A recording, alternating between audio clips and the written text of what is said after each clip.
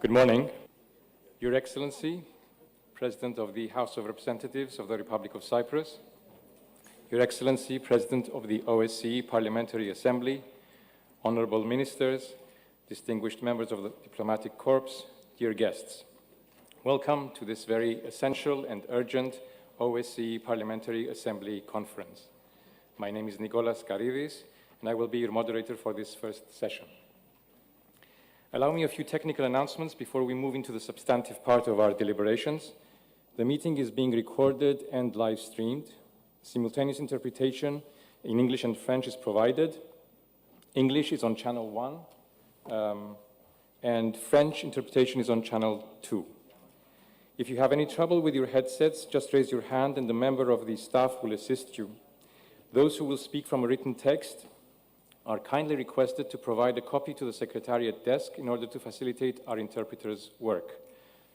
Your Excellencies, dear guests, this conference is hosted by the Cyprus House of Representatives as a sign of its institutional commitment to exerting every effort to combat corruption. It is a conference that will hear and debate how democratic institutions have had to grapple with one of the most pressing issues of our time. Corruption has, unfortunately, become a twisted institution in itself. It sits within our democratic institutions, eroding them, feeding off them, and generating public mistrust. There is a lot to cover today.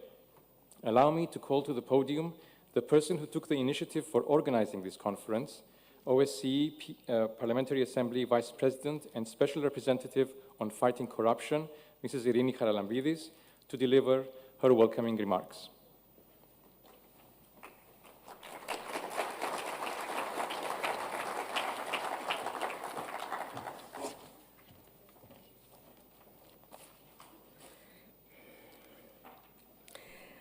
Your Excellencies, Honorable Ministers, distinguished members of the Diplomatic Corps, distinguished speakers, dear colleagues, dear guests.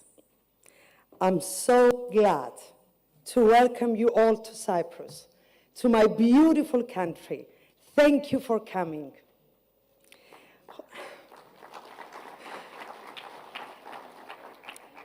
Hopefully, the next 2 days will be quite productive when it comes to sharing knowledge and learning about good practices in preventing and fighting corruption. We have been planning that as OSCEPA for a long time, and unfortunately, due to the outbreak of COVID-19, we had to postpone this conference for 2 years. Within the framework of my first and now the second mandate as OSCEPA Special Representative on combating corruption, I keep repeating that political will is the key tool against corruption. There are too many politicians in this room who have the power to make a change, to promote the idea and ensure implementation of adequate legislation. We need to constantly reinforce our relations with international stakeholders in the field of combating corruption and share their knowledge. This conference serves precisely the purpose of sending a strong message of our determination as parliamentarians to be better informed, more ambitious regarding our anti-corruption agenda, and more effective in order to meet our citizens' expectations. Many thanks to our guest speakers for making the time and effort, since some of them had to fly from the USA in order to share their knowledge and experience with us and answer to our questions and concerns. Our guest speakers are top experts representing the most important international organizations dealing with combating corruption on a daily basis. Their presence here today has been the result of intensive contacts and consultations, Since my appointment as Special Representative of the OSCEPA, I tried hard to reinforce communication channels between the OSCEPA and competent international organizations, NGOs, experts, and investigative journalists.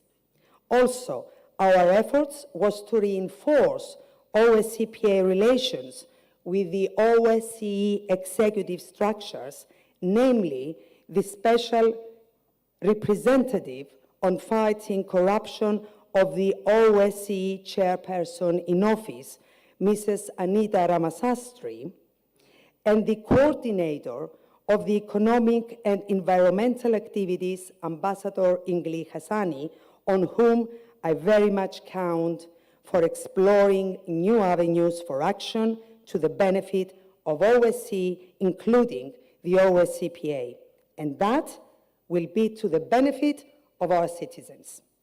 I sincerely hope that combating corruption will remain a top priority on the agenda of every rotating OSCE chairmanship, and I wish to express my great appreciation to the current Polish OSCE chairmanship for their support to this conference.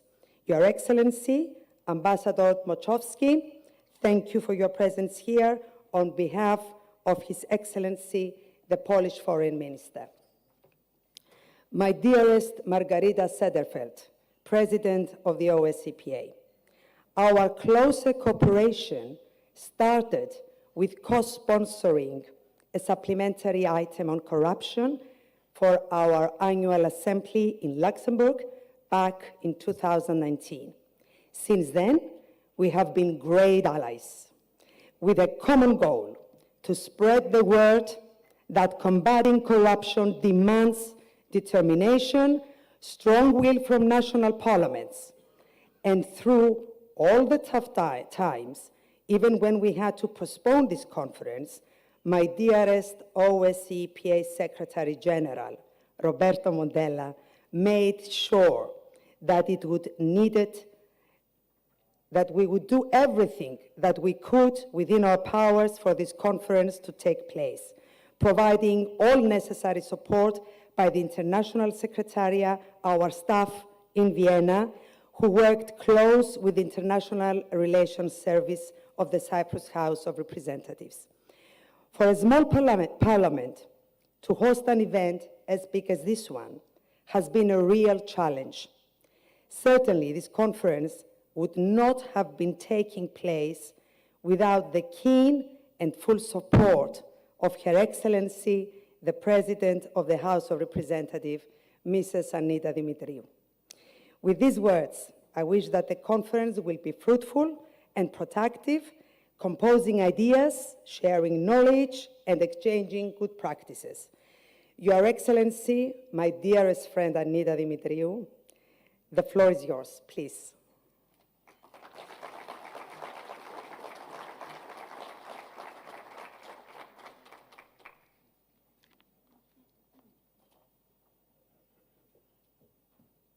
Thank you. Congratulations. Thank you, dearest.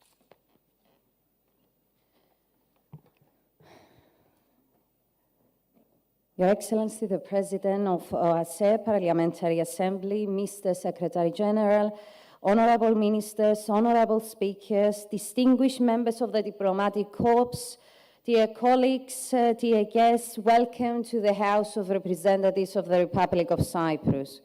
It is really an honor and a great pleasure for the Cyprus House of Representatives to host an international conference on such an important theme, gathering so many parliamentarians from OSCE, participating states and partners for cooperation. I wish to particularly thank Cypriot officials from independent state institutions, representatives of international organizations leading anti-corruption efforts, as well as NGOs, investigative journalists, with expertise in the field of their practice, of their presence here today, and for their significant contribution to our debates. First and foremost, my warm thanks to the soul of the conference, To the OSCEPA Vice President and Special Representatives on Fighting Corruption, my dear colleague Irini Charalambidis, for your initiative to bring this conference to Cyprus and her active involvement in every step for the process. Mr. Charalambidis, you are the soul of this conference and you know that. Dear participants, corruption ranks among high of the main concerns of citizens, particularly youth, leading to their disillusionment, disaffection, and abstention from political activity and public life. As parliamentarians, we have the duty to gain back our credibility and reliability in the eyes of our citizens. As legislators and guarantors of their rights and interests, we must ensure effective oversight to strengthen democratic institutions and to promote good governance, transparency, and accountability. Corruption can have devastating effects in our societies and social cohesion. It distorts markets and competition, corrodes the rule of law, undermines government legitimacy, breeds cynicism among citizens, and nourishes populism. What is more, corruption can have a geopolitical impact when used as a tool by foreign powers to buy influence and to advance their foreign policy agendas. International organizations play a crucial role in global efforts to combat corruption. The United Nations is monitoring the implementation of the only universal legal instrument against corruption and has included reducing corruption and bribery among its 17 SDGs. The World Bank made anti-corruption efforts part of its programming. The Council of Europe Group of States Against Corruption is providing member states with detailed recommendations how to improve control of corruption. The OSCE is including anti-corruption in its field missions program. The leading NGO Transparency International is conducting analysis and advocacy worldwide, while the international media report instances of corruption not without risk on a daily basis. The fact that no country is immune to corruption is a painful truth, but certainly not an excuse. Corruption is not an unchangeable reality, but rather a task at hand. It is precisely this message we must communicate to our citizens through our debates and exchanges, benefiting from the experience and best practices of one another. The 3 sessions of the conference aim at highlighting the key policies and the different roles of main actors in efforts to combat corruption, including national parliaments, independent state institutions, international organizations, non-governmental organizations, and of course the media. As for the challenges, efforts must be collective to the multifaceted nature and complexity of this phenomenon. Greater inclusiveness, transparency, and accountability must be our primary incentive and our ultimate goal along this difficult path. I will not shy away from recognizing my own country's weakness or shortfalls because this is a recipe for failure. As traumatizing such experience may be for eternal politicians and public confidence, they make us stronger and more determined to find solutions. In the past 18 months, the House has adopted a code of conduct for Member of Parliament, legislation on the protection of whistleblowers, it was Mrs. Charalambidis' initiative, legislation on lobbying and legislation for an independent authority against corruption, which has been granted all the necessary powers to successfully carry out its important duties. And thank you, the President of the Committee, of the Law Committee. He's here today with us, and they are doing an excellent work, trying to catch up the deadlines and implementing into force all the law reforms. An authority with its own budget, a unique procedure for the appointment of its members that eliminates undue influence and extensive investigative powers to examine and assess information about possible acts of corruption.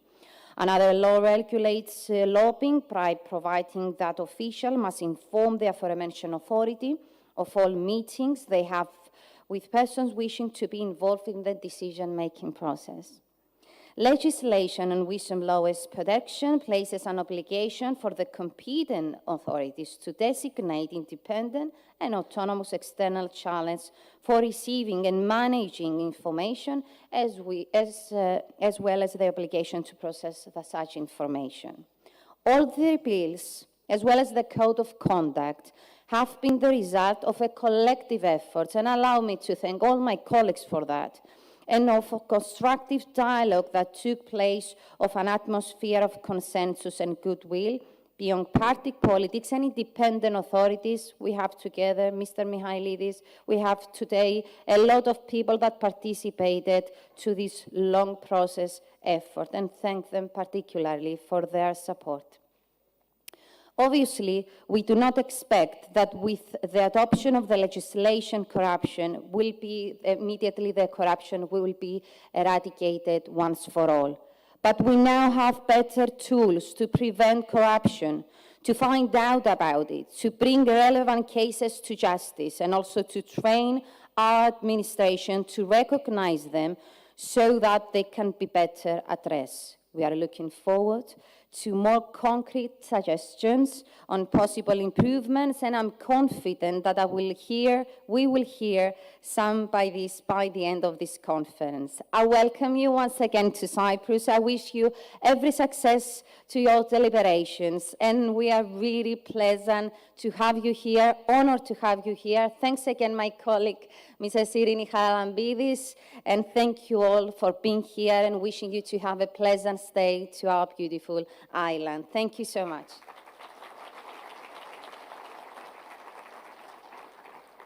Thank you, Madam President. National parliaments, through their legislative work, oversight, and representation functions, have a central role to play in fighting corruption. International parliamentary organizations offer a platform for continuous dialogue, re-evaluation, exchange of best practices, positive pressure, as well as peer support between parliamentarians. Preventing corruption and promoting transparency, good governance, and accountability constitute top priorities for the OSCE Parliamentary Assembly. May I now invite to the podium Her Excellency, the President of the OSCE PA, Mrs. Margarita Setterfeld, for her opening address.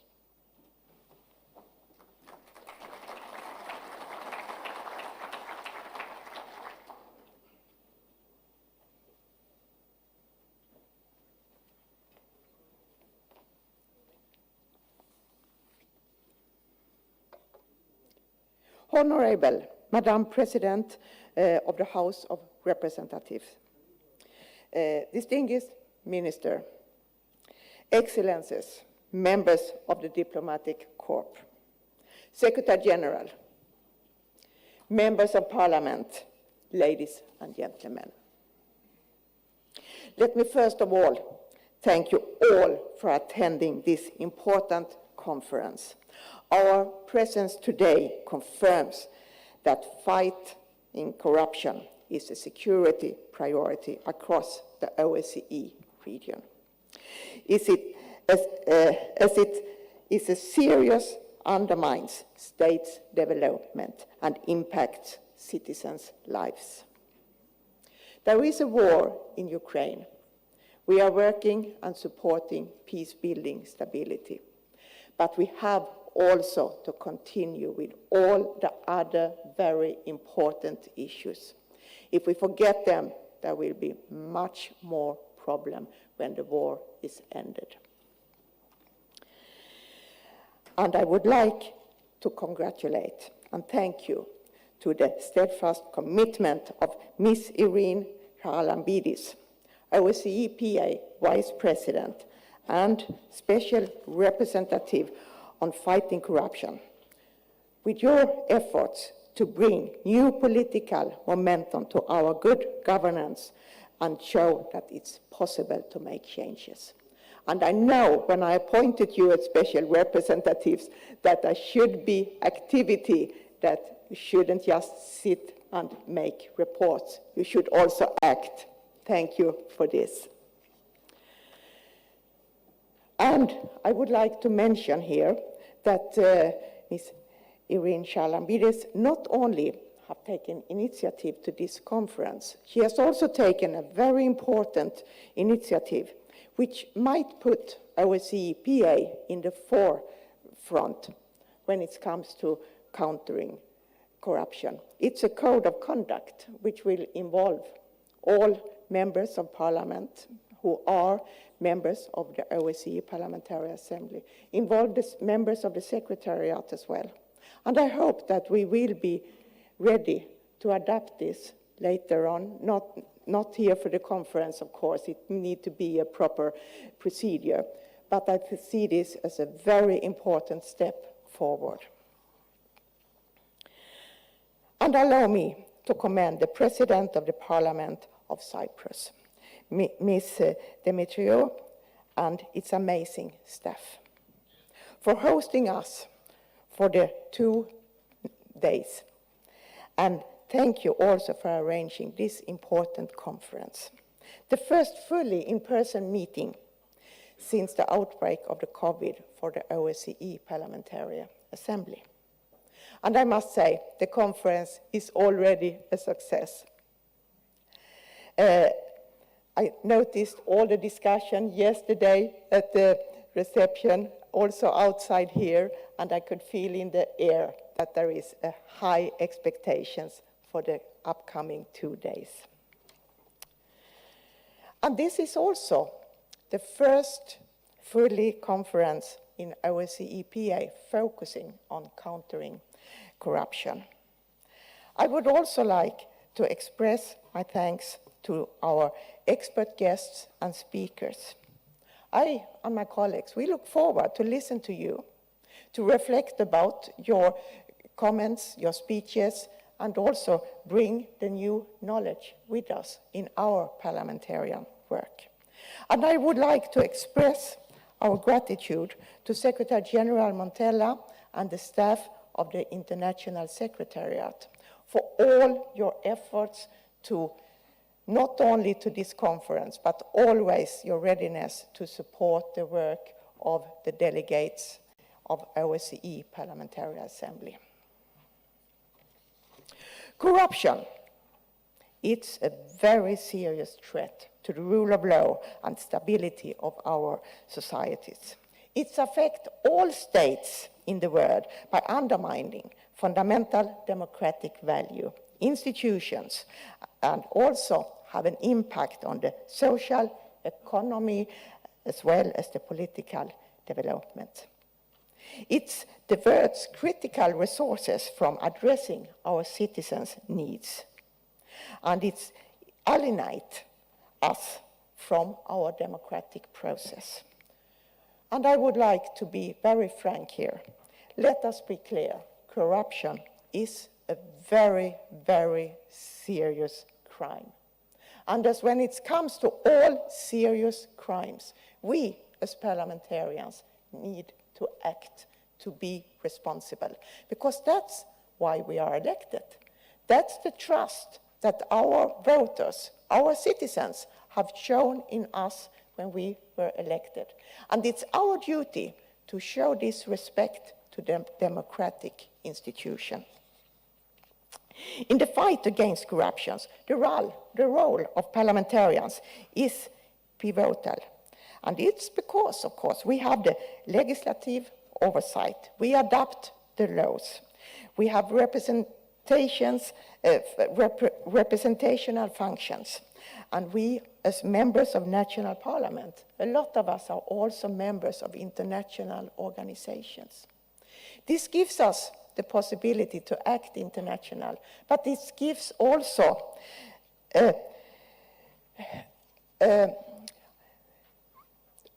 it gives us the responsibility to make the laws, to also to scrutinize the government and to follow up that the laws are implemented, and to develop the legislations, to make a sign to our government that now it's time to come for a new proposal because there is new threats. The corruption have found new ways. But I would also like to say that organization like OSCEPA, it's a fantastic organization. It facilitates the dynamic interaction of parliamentarians.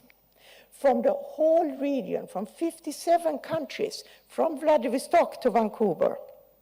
And by this, it means that we have a fantastic way and opportunity to have impact on international level and bring, not only give others, also to bring with us home the experience from others' success. And notably, the OSCEPA 2019, the resolution, the role of national parliamentarians in preventing and combating corruptions, provides a solid policy framework for parliamentarians on matters of corruption. It calls on parliaments to intensify efforts to develop anti-corruption legislations, including criminalizing all possible forms of corruption and adhering to strict transparency, accountability stance. And I say this just as Madam President have said before, transparency is a strong factor for accountability, as well as free media, a vibrant civil society, and the transparency. And I would go back to our everyday duties as parliamentarians. When we are not attending the conference, when we are not on the international arena, when we are back home in our national parliaments, because it's there we adopt the legislation. And it's there we should focus our work. But I would also like to say that we shouldn't be shy of this. We should speak out and say that we need the legislation, that we have also statistics that we could count on, that there are organizations in the civil society that have very important statistics, resources, and also knowledge that we can take part of, just as we will do here for 2 days. And there is also very important question that we have to ask ourselves. And I think this is the start. What is corruption? What is the root for corruption? Why is there corruption? What can we do?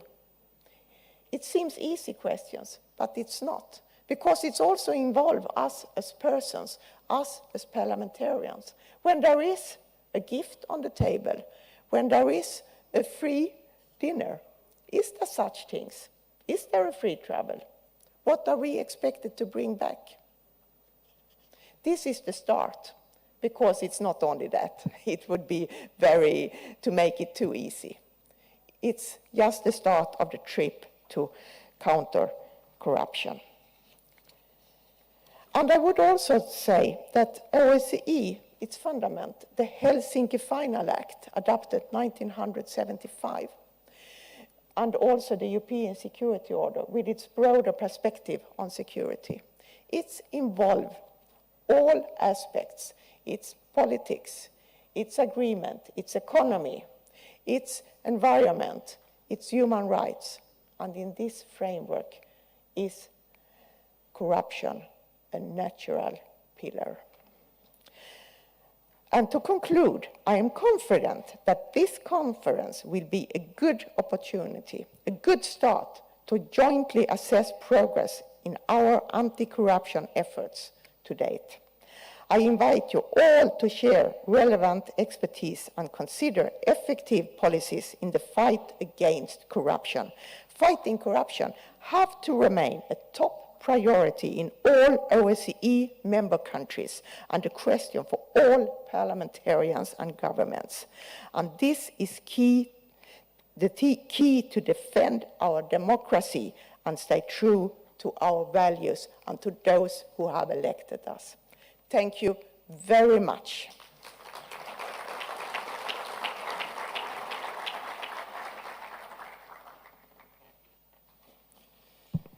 Thank you, Mrs. Sederfeld, for your passion and for posing the critical questions. Elected governments are a central part in this democratic process and thereby a key actor in fostering transparency and accountability. I would thus like to invite to the podium His Excellency, the Minister of Foreign Affairs of the Republic of Cyprus, Mr. Ioannis Kassoulidis, for his opening remarks.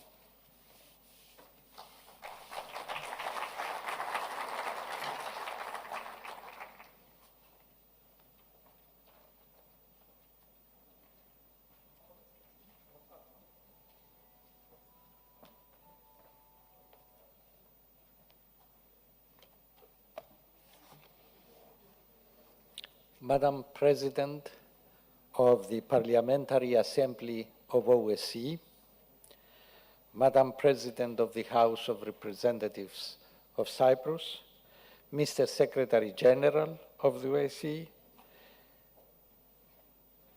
honorable members of national parliaments here present, Your Excellencies, dear guests, ladies and gentlemen. Allow me at the outset to thank and congratulate the OSCE Parliamentary Assembly for organizing and hosting this significant conference in Cyprus. As we recognize the efforts and work of the OSCE Parliamentary Assembly is investing in boosting transparency, accountability, and support of democratic institutions in the fight against corruption, your presence signifies the increasing importance we all attach on this subject matter. The seismic events unfolding before us will have long-lasting effects on the broader region and beyond, and are certainly testing the resilience of multilateralism. Cyprus has been a long-standing advocate of the intrinsic value of multilateralism. We therefore firmly believe that the deepening of such efforts and the promotion of initiatives such as today's one are more necessary than ever. The paramount importance of multilateral cooperation has always been recognized by OSCE, and we must redouble our efforts in ensuring that our commitment to it never waves. Corruption poses a substantial threat to the foundation of a transparent, accountable, and multilateral system, and to the very foundations of our democratic states. It undermines the rule of law, weakens the legitimacy of institutions, and erodes the confidence of our citizens towards the political world. The contemporary crisis regarding the lack of trust of our citizens to our own institutions is deeply connected to the spread of corruption. Therefore, anti-corruption efforts should form an integral part of a comprehensive approach to these burning issues of our times, which have the potential to undermine the effectiveness of multilateral cooperation. It is our shared responsibility to combat corruption and encourage and control and scrutinize governments and parliaments to collaborate and create synergies on this effort.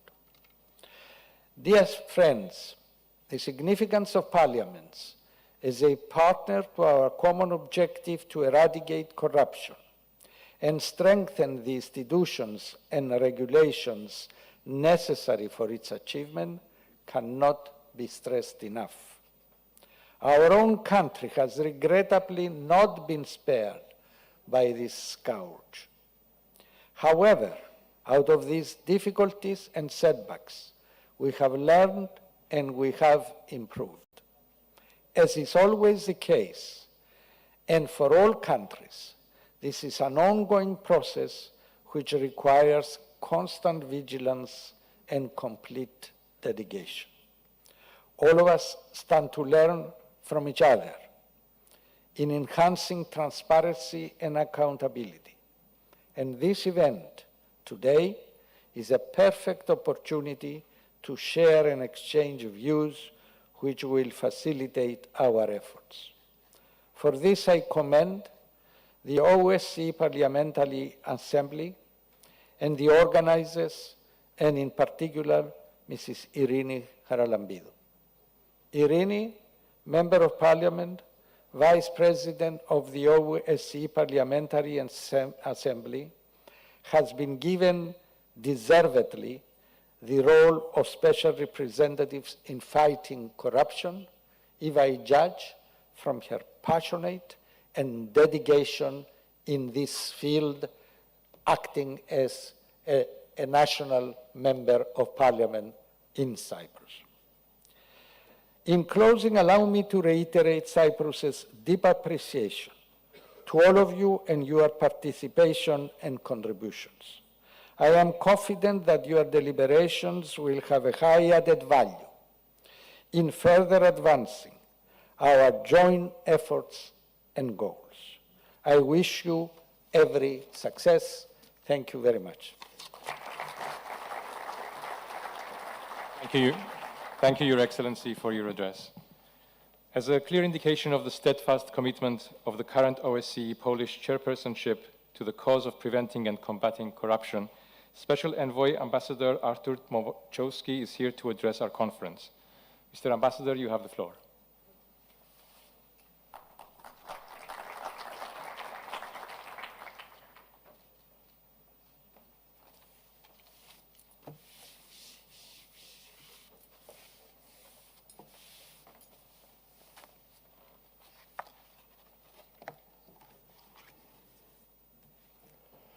Madam President, Excellencies, distinguished members of the OSCE Parliamentary Assembly, ladies and gentlemen, on behalf of the OSCE Chairman in Office, Minister of Foreign Affairs of Poland, Professor Zbigniew Rau, let me express my gratitude for organizing this important event.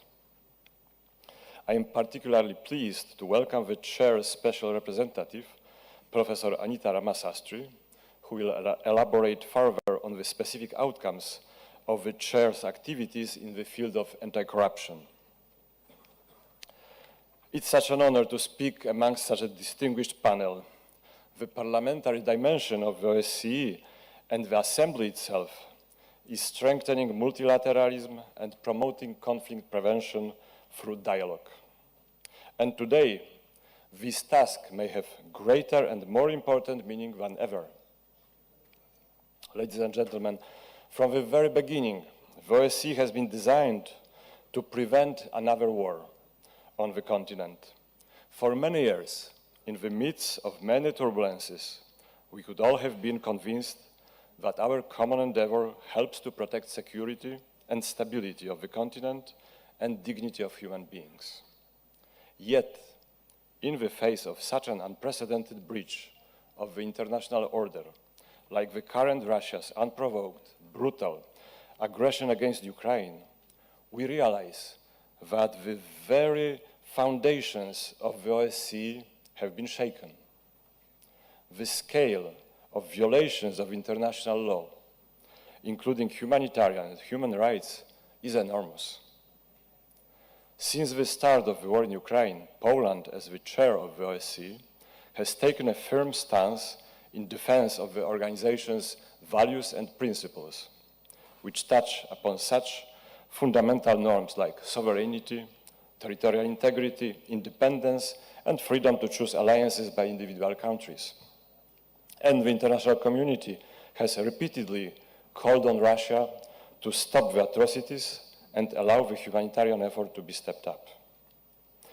In the longer perspective, we also aspire to keep the focus of the organization in areas that over the years we have collectively developed as OSCE's unique experience and expertise in all its three dimensions. The strength of the OSCE lies in its comprehensive approach to the concept of security, which takes into account political and military, economic and environmental aspects, as well as human rights. Only then, when developed properly, can we achieve solid foundations of stability and sustainable economic and political growth.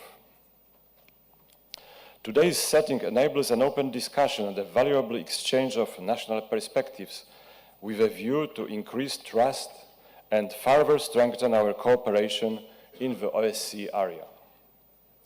Especially in the current situation, we cannot forget what this organization has achieved so far.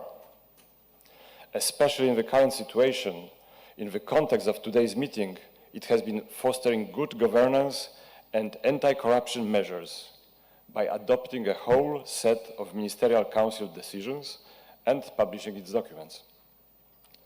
The Polish OSCE chairmanship regards the fight against corruption as a cornerstone of a modern democratic society.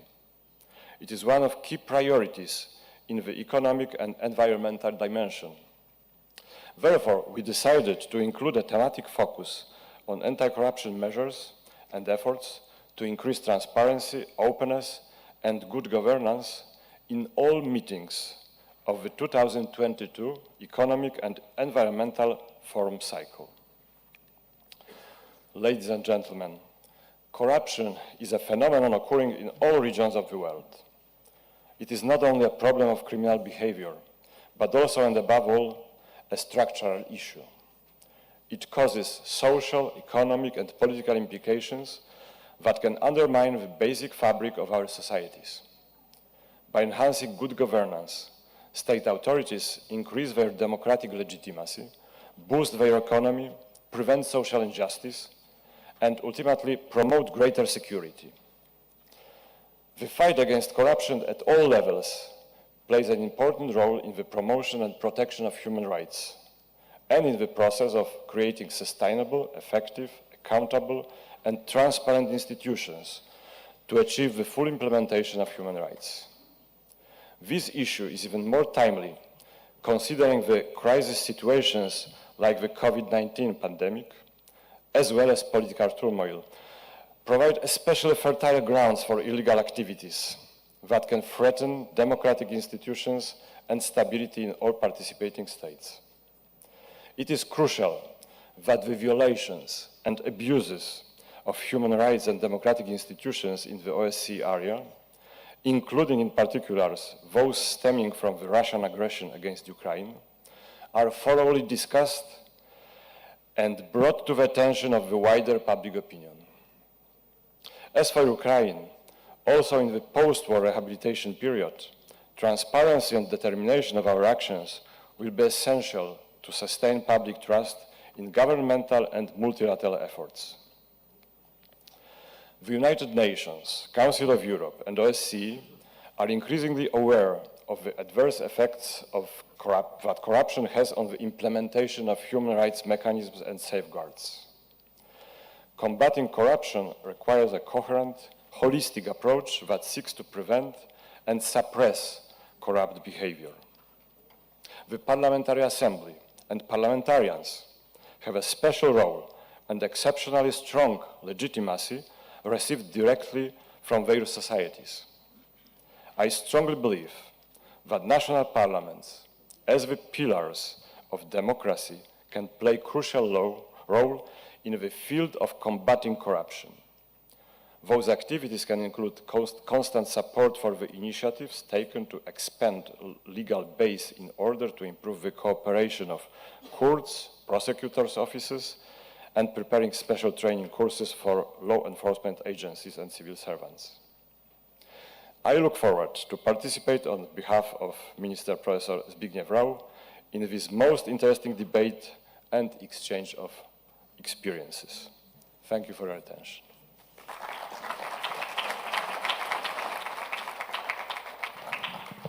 Thank you, Ambassador, for setting the context.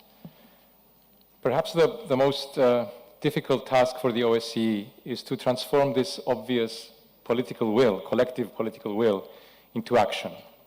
I would like to call the Secretary General of the OSCE Parliamentary Assembly, Mr. Roberto Montella, for his insight.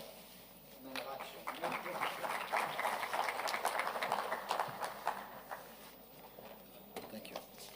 Thank you. Good morning, President Dimitriou, Minister Kassoulidis, Thank you very much for this conference. I'm honored and pleased to be here in Cyprus. It's my first time. I'm very pleased. This is the first meeting that we have after 2 years of pandemic, the first time that we meet in person. So you're also giving a big gift to the Parliamentary Assembly, the possibility of our members before our annual session to actually meet in person. I wish to express my sincere gratitude to you, Madam President, for hosting us here. Also to Eleni and Mikhailis and an iconic figure in our Parliamentary Assembly, Marina, who have been working for this conference. Thank you very much for the work you've put into this conference.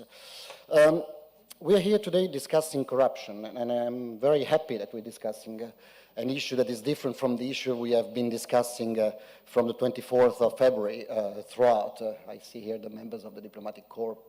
You know what I'm talking about. We've been, all our efforts, all our energy has been focused only on discussing the situation on the war in Ukraine. But it's good that we are actually focusing on other issues, which probably have also an impact on what is happening now in Ukraine. And if we are doing this, if we are actually here focusing on discussing on corruption, I think we owe it to one person. And this person has been mentioned by many of you, but I think I cannot refrain by expressing gratitude to Irene Karalambidis. Irene, thank you very much. Some here have mentioned your passion, and we all know about your passion. We've seen you speaking in our meetings when you passionately talk about the fight against corruption, also when you passionately defend the national interest of Cyprus in your back and forth with colleagues from the Turkish delegation. So we know about passion. I will not talk about the obvious.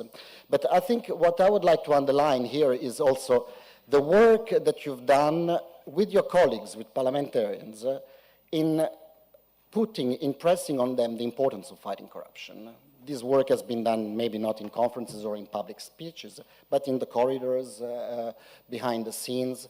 And it has made a huge impact because you see here we have 60 members from 29 countries, colleagues of yours from the Parliamentary Assembly.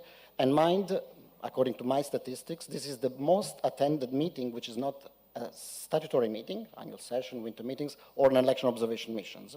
So, of course, it's because after 2 years of COVID, there is an appetite for members of parliament also to engage and also do some activities, but it's also due to your credit, Irene, on trying to really impress on your colleagues the importance. And this is a work that you've done behind the scenes and for which I thank you. But I also like to thank you for another aspect, and this helps me also lead into thanking our colleagues from the international community. And it's been the capacity to find the niche for parliamentarians in this fight against corruption. We are not the leading organization. We have here colleagues from the OECD, from the OSCE, from ODIHR, Greco, World Bank, Transparency International. I'm sure I've forgotten someone and I apologize already. But your capacity to create a network with those who are the experts in the fight of corruption and trying to say, well, we don't have the monopoly on this fight, but we have to put together all the assets that exist in the international community to fight corruption. This has been extremely clever, and I know this is also thanks to the advice that you get from Marco and my colleagues in Vienna and Ania, and also thank them for the support that they've given to this conference. But I think this is where us, the Parliamentary Assembly, can add value. Being aware of who we are, or what are our capabilities, and work with members of the international community who have the expertise, and combine these two together. So I think this is a great contribution that we've done, and for this I thank you very much. So, of course, I have already mentioned our colleagues on the international community. I will not come into too much details on the fight against corruption. I'm not an expert. I'm here to learn from you, and you have already heard from all our guest speakers what is the consequences of corruption, and I'm sure some of you would want to have now a coffee break. But it's been said, corruption is a threat to the very foundations of our societies, and on this I cannot agree more. And also, it also erodes the very principles of the OSCE. The OSCE has been founded and protects democratic institutions, genuine and transparent elections, the respect of human rights, media freedom, respect of national minority rights, and the rule of law. So corruption erodes all of these principles that are very dear to us. And who are the victims at the end of the day, besides our societies? Normally are the citizens. The citizens, what I like to call the end users of the OSCE work, are the victims of corrupt societies. And Parliamentarians are those who are the closest to the citizens. You represent, in the OSCE, we like to say we represent 1 billion citizens of the OSCE, of the world. You know, the OSCE stretches from Vancouver to Vladivostok still. So we have still, and I hope it will continue like that, but that's another issue. But we have 1 billion citizens in the OSCE family, and the parliamentarians are their representatives. So as the citizens are the victim of corruptions, it's very important that parliamentarians engage, as Madam President mentioned, bring back the lessons in their national legislation and try to change legislations and try to bring the national legislations very stringent in order to fight the corruptions that erodes the foundations of the societies. So we owe it to our citizens, and I think on that note, I will leave you to enjoy a nice coffee break, but I'm sure the moderator will tell us what is the marching order after this. And I thank you all for this overwhelming participation. Thank you very much. Thank you. Thank you, Mr. Montella, for your very distinct perspective. Thank you. This marks the end of the opening session in which all of our speakers have given us their own unique perspective and have set both the tone and the context for the 3 sessions that will follow. If I could kindly ask speakers and members of Parliament to proceed just outside the conference center to the left for a group photo. You may follow the host Parliament staff. This first session, the next session will begin at 11 o'clock sharp and will be moderated by the coordinator of the OSCE Economic and Environmental Activities, Ambassador Igli Hassani. Oh, sorry, yes, of course. We'll make it 11:10 to give ourselves a 10-minute break. Thank you.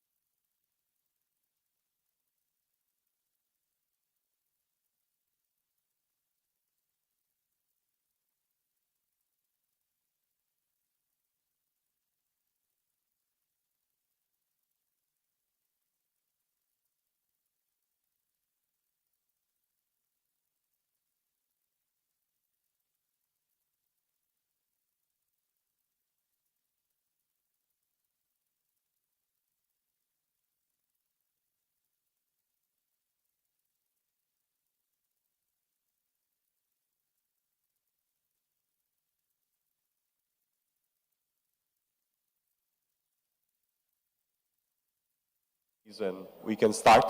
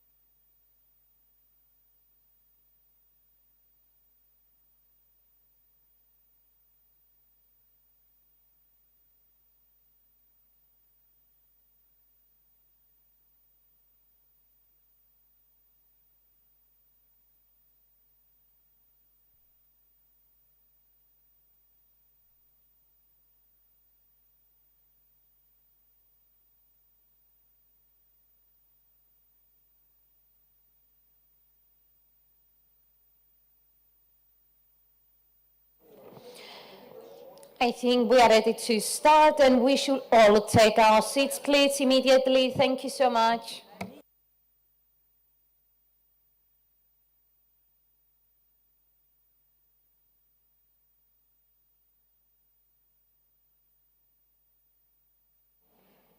Dear colleagues, welcome back.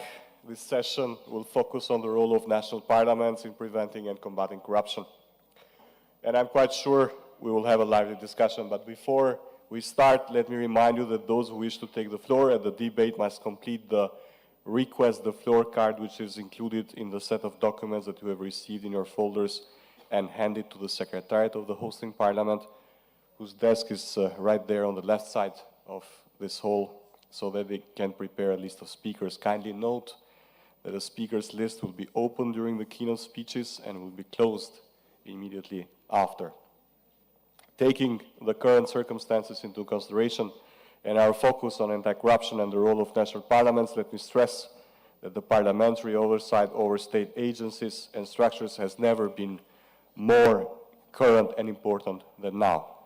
For this, let me thank in particular Ms. Irini Haralambidis for her dedication, her vision. We were talking and discussing the organization of this event exactly 3 years ago, back in the summer of 2019. I'm so happy to be here. And I would like to thank also the OSCE Parliamentary Assembly, Madam President, thank you so much, and absolutely the House of Representatives of the Republic of Cyprus, Ms. Dimitriou, thank you for hosting us here. Corruption flourishes and jeopardizes democracy where the institutions are weak. We will not stop to repeat that corruption represents one of the greatest challenges to security. It undermines the rule of law, reduces state income, and also creates problems on provision for public services. As a result, citizens might turn away from the state, retreat from political processes, migrate, or even stand up against what they perceive to be the corrupt leadership. Corruption also represents a major hindrance to sustainable economic development by reducing investments and impeding economic growth and trade. Our mission in the OSCE is to enhance security and stability. Therefore, my office, the Office of the Coordinator for Economic and Environmental Activities, works on promoting international cooperation on economic issues, strengthening good governance, and assisting our participating states in combating corruption, money laundering, and the financing of terrorism. We work to tackle many aspects of weak governance, including corruption and money laundering, promoting full respect of the rule of law, increase transparency, and develop effective legislation as the foundation of a functioning state. We do this by working closely with government institutions and relevant national structures, as well as regional and international organizations, teaming up with the business community and civil society, and by leveraging our field presences in the Southeastern Europe, Eastern Europe, and Central Asia. Today, we're lucky enough to host key experts with different experiences and backgrounds who will provide some concrete examples of best practices in the fight against corruption and which role should national parliaments play in the process. And allow me to give the floor to Ms. Anita Ramasastri, the Special Representative of the Chairperson in Office of the OSCE on combating corruption. Ms. Ramasastri, we're eager to hear about the significant work carried out by the OSCE in this field.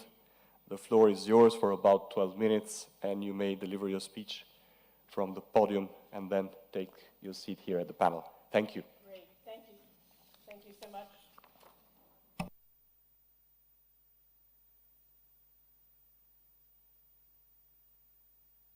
As you can tell, I'm out of practice, so forgive me. Good morning to you all. It is really a pleasure and an honor to be here. And I will take the liberty, although we are focused on national parliaments as well, to speak to you today about the importance now of the Parliamentary Assembly as well. So I'll speak about both. And thank you so much, Ambassador Hassani, for your moderation this morning. Madam President, President and Vice Presidents of the OSCE Parliamentary Assembly, Excellencies, distinguished delegates, good morning. It's my great honor to speak to you today at this important and timely discussion at the OSCE Parliamentary Assembly Conference. I give my sincere thanks to the Special Representative from the Parliamentary Assembly on Combating Corruption, Irene Karamlidis, for this invitation. She really is a force to be reckoned with. I am the Special Representative of the Polish Chairperson in Office on Combating Corruption. In this role, I try to serve as an additional champion, not only of the chair's priorities, but also of the excellent work of the OSCE institutions in promoting good governance, public integrity, and preventing corruption in all OSCE participating states. Now, today I won't review all of the many OSCE ministerial declarations or Parliamentary Assembly resolutions on preventing corruption and promoting transparency and good governance. There's so many, and I think many of you know them well. I think we can all agree, and we've heard that this morning, that we can find many shared commitments over the years. So we're all actually beginning, we don't need, or we shouldn't need a reminder. I will, of course, note that there's a very clear resolution on the role of national parliaments in preventing and combating corruption from the OSCE that was adopted by the Parliamentary Assembly in 2019 in Luxembourg, and that's the most recent commitment.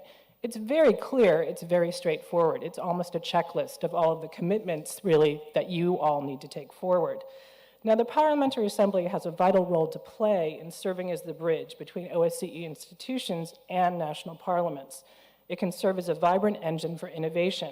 Now, I was pleased to learn as I took on my role that the creation of the coordinator of the Economic and Environmental Coordinator position came out of the deliberations of the Parliamentary Assembly. So again, big ideas can come from this body.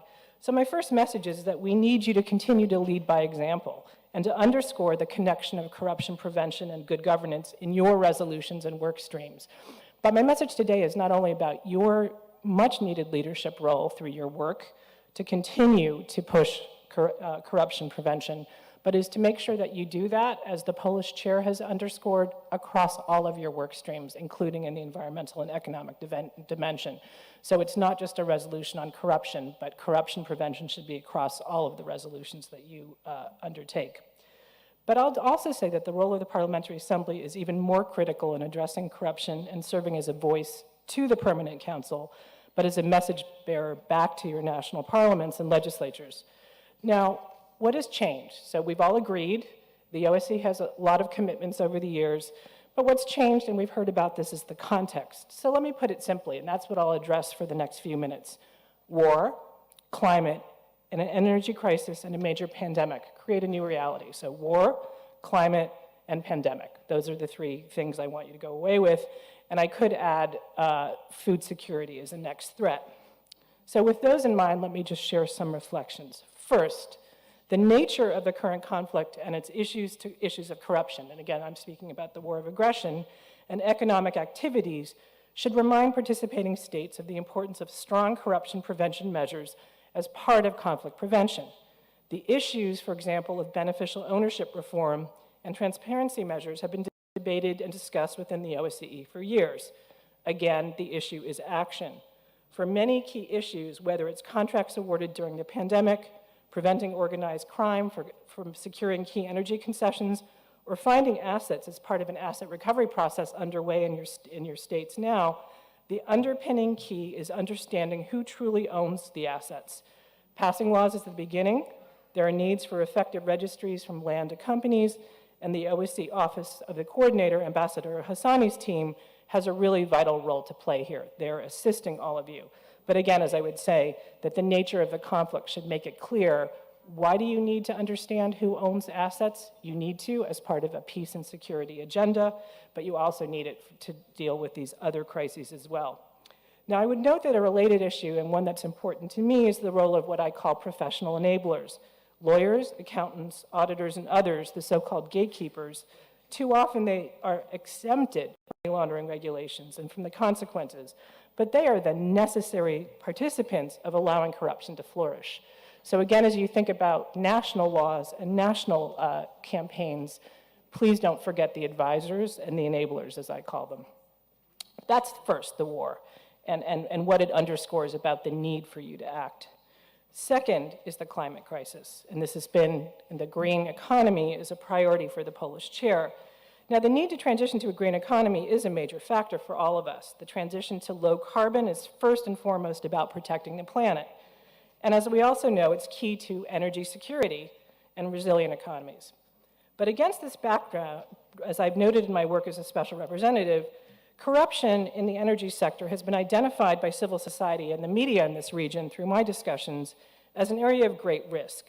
Wind and solar contracts are awarded to companies with owners who may be engaged in organized crime or fraud, and those who don't have any expertise but are benefiting from fraud and collusion. And I could go on about conflicts of interest in our own national parliaments. So corruption is one of the biggest threats to effective climate action and an obstacle to global transition from fossil fuels to renewable energy. After decades of benefiting from the lucrative oil and gas business, fossil fuel companies and governments of producer countries are now hampering efforts to move away from fossil fuels. At the same time, an accelerated rate of energy transition provides a moment for those working in the natural resource governance space to pivot, and that means all of us. Civil society advocates, donors, researchers, government officials need to understand how the expertise, lessons, and tools from dealing with corruption in the extractive sector can be applied to wind and solar energy and other sustainable resources. So I think we all need to turn our attention to the corruption, which is already there, but is only growing in the renewable and clean energy sector. And we need to do it not only because it will help make the transition efficient and effective, but because you now are confronting energy security. As with mining, oil and gas licenses, the awards of renewable energy projects require clear legal procedures to ensure a process that is objective and transparent, deters nepotism and favoritism, and promotes the selection of capable and qualified companies. In large-scale infrastructure projects, the awards of subsidies may result in political influence being exerted in the licensing project. And as I keep saying, beneficial ownership disclosures becoming part of licensing requirements in this sector could be a real important development to limit the influence of political exposed persons. And in some countries, we already have independent regulatory agencies and investment funds to deal with the green transition. Now, I just came along with Ambassador Hassani from the Environmental and Economic Forum preparatory meeting in Łódź, Poland. Here we discussed important issues of the need for the transition to a clean and green economy. But again, my message there and my message today was that it cannot be green or clean if the underlying deals are dirty. Now, the third thing I want to just address, so I've mentioned war, I've mentioned energy, and now I'll mention the pandemic. At the end of 2021, with the grim state of affairs, we had more than 262 million cases of COVID-19, 5.2 million deaths, and of course now in 2022, that's grown. And we had a challenge with medicine and vaccine distribution. Now, many talk about vaccine equity, national vaccine campaigns that have faltered, and many other issues as the big challenge for why we maybe didn't do as well as we could. But corruption is usually overlooked in these discussions, despite its role in enabling the pandemic to drag on. Now, corruption has co-opted resources and has really weakened health systems as well as damaged public trust. And so some of the types of corruption that have been identified through the pandemic include growing black markets for falsified COVID-19 vaccination and vaccine cards, widespread corruption in procurement and contracting, especially during that states of emergency, data manipulation and lack of transparency in clinical trials relating to new medicines and COVID-19 vaccines, theft and embezzlement from all of our national treasuries of COVID-19 funds and medical equipment, data manipulation related to COVID-19 health data, grand corruption and state capture, which together with slow investigation processes have created a culture of impunity, and then petty corruption, including bribes and profiteering related to healthcare services. So, and again, I'm pleased that we're going to hear from someone from Greco, but at the European level, right, the Council of Europe's Group of States Against Corruption adopted guidelines on how to prevent corruption in the context of the health emergency caused by the pandemic. The guidelines underline that the COVID-19 outbreak increased corruption risks with the health sector being specifically exposed, in particular because of surges in the immediate need for medical supplies and the simplification of procurement rules, overcrowded medical facilities, and overburdened medical staff. While acknowledging that corrupt practices may differently affect the public or the private sectors, including but not limited to the procurement system, the guidelines identify bribery in medical services, corruption in new product research and development, and COVID-19 specific fraud related to the marketing of counterfeit products as kind of typologies of corruption. And Greco stresses that transparency in the public sector is the key means of preventing corruption. So what does that mean for the OSCE and the Parliamentary Assembly? Well, it's that in order for us to tackle corruption and good practice in the delivery of healthcare, and to focus on implementation of key recommendations from our partners, such as Greco and other institutions, we just need to take those commitments and basically dovetail them with the commitments that you've already made. And you'll see that some are specific to the pandemic. So the Parliamentary Assembly and your parliaments have a role to say, what are the new and specific things we need to do in our policymaking related to the healthcare sector or related to the green energy sector? But my main message as I conclude is that if you look further, most of the things that you need to do are about core conflict of interest and lobbying reforms, core transparency measures around things like beneficial ownership, and then basically core procurement reform. So the recipe, while the challenges are big and different, always ends up being the same. And you're going to hear on the second panel today, again, from experts that will speak about those issues. So this is about legislative reform, but good practices, which can be implemented across the board, but are key in healthcare and energy sectors in particular. So in a recent report from the Parliamentary Assembly Committee on Economic Affairs, Science, and Technology, it itself, or you, I should say, your members have acknowledged that particularly in times of crisis, fighting corruption should remain a top priority across the OSCE region, as it represents a major security threat that reverberates across international borders, directly impacting states' developmental opportunities and citizens' lives. And therefore, you've stated that coordinated responses at national and international levels are needed to prevent and combat the globalized system of corruption.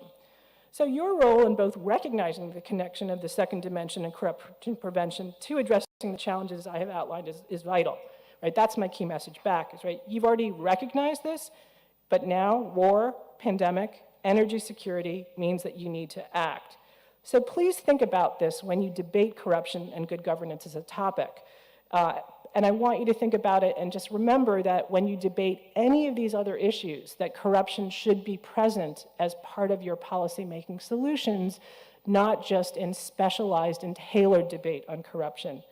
But more importantly, please continue to work with OSCE, so the Office of the Coordinator of Economic and Environmental Activities, with ODIHR and other partner institutions to bring these agendas home nationally.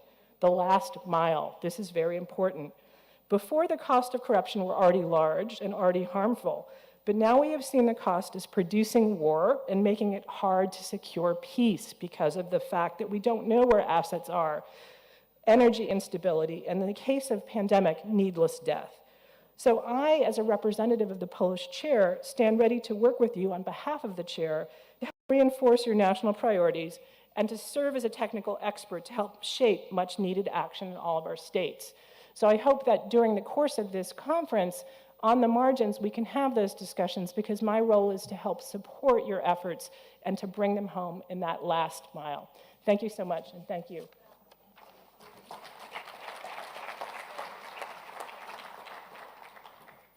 Thank you so much, Ms. Ramasastri, for the abundance of information that you have injected in the debate, as well as for your determination to carry forward the anti-corruption agenda. As has been already stressed, international organizations are significant structural pillars of the fight against corruption. In this regard, we are very glad to be able to benefit from the experience of the Council of Europe's Group of States Against Corruption, best known by the acronym GRECO. The executive director, Ms. Hani Juncker, has been and her organization has been a leader in setting standards internationally on fighting corruption. Its methodology as an anti-corruption monitoring body and its expertise in the field is world renewed. We're very much awaiting your input to our discussion. Unfortunately, we have to stick to the 12 minutes rule, but thank you for being with us, and please, the floor is yours. Thank you very much, Ambassador. Good morning, everybody, Excellencies, colleagues. Thank you very much for the invitation to join you in this important event. A special thank you to Irene Karambalabidis for her relentless commitment, and thank you to our hosts, the House of Representatives of Cyprus, for their kind welcome. As we have heard, corruption is a serious threat to the rule of law and human rights, and perhaps no issue does more to undermine the trust of the public in our institutions, and to alienate citizens from democratic processes. Corruption should be fought wherever it happens, whoever it implicates, and of course national parliaments have a key role to play in that. I will speak about three main things this morning: a few words about what GRECO is, then some of the components that can help prevent public sector corruption and where parliaments can provide support, and then what parliaments can do to fight and prevent corruption in their own houses, if you like. Briefly, by way of background, GRECO is a body set up to monitor member states' compliance with the Council of Europe's anti-corruption standards, which include several conventions, criminal law and civil law conventions on corruption. GRECO is open to all countries. We have 48 member states, the member states of the Council of Europe, plus the US and Kazakhstan. The OSCE ODIHR is an observer with GRECO, and so are the UNODC, the OECD, and the EU. And GRECO's monitoring is based on on-site visits organized by thematic round, and we do baseline evaluations, and then after that we do a compliance process where we assess how and whether the member states have actually complied with the original recommendations. We are currently in the 5th thematic round, which deals with corruption in central governments, so persons with top executive functions and law enforcement agencies. But a number of our member states are also still subject to the compliance procedure in the 4th round, which deals with parliamentarians, judges, and prosecutors. Greco has gained a lot of experience on how best to fight and prevent corruption across our member states and covering the very diverse groups that I just mentioned. Each group has, of course, its own specificities, and our recommendations reflect that. But the building blocks in fighting corruption tend to be quite universal. So I'd like to mention just a few of them, starting with judicial independence, which is absolutely crucial and must exist without any qualification. And in parallel with that, specialized anti-corruption bodies, which exist in a large number of member states, should have the independence necessary for their function and their ability to fulfill their mandates. Secondly, transparency and access to information are key. I know you will have a separate panel on that later on, but I want to say that making available information, as we heard already, it's the first step towards transparency, and it's also the first steps towards reducing the risk of impunity. Also, the prevention and management of conflicts of interest is necessary to ensure that institutions serve public and not private interests. This is one of the main purposes of declarations of assets and interests and of codes of conduct, and especially codes of conduct is something where Greco has issued a lot of recommendations to member states. Even the best rules will remain on paper if they are not accompanied by effective supervision and enforcement mechanisms, and breaches of the rules should come with consequences, and the consequences should be proportionate to the seriousness of the breach. I also want to mention whistleblowing, which can be very, very important in revealing mismanagement in the public and private sectors and cases of inappropriate lobbying. And the channels for whistleblowing should be effective and they should be known.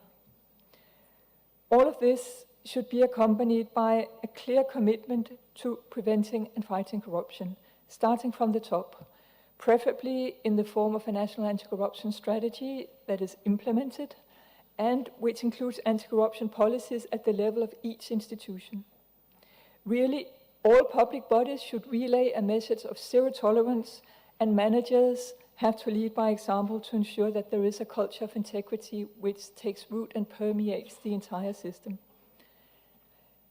This is also the case when it comes to national parliaments and their own integrity frameworks. So far I've spoken about public sector corruption as such, but the legislature, which you represent, will be seen as a model by others, and its approach will be key to earning and maintaining public trust in the rule of law and in institutions.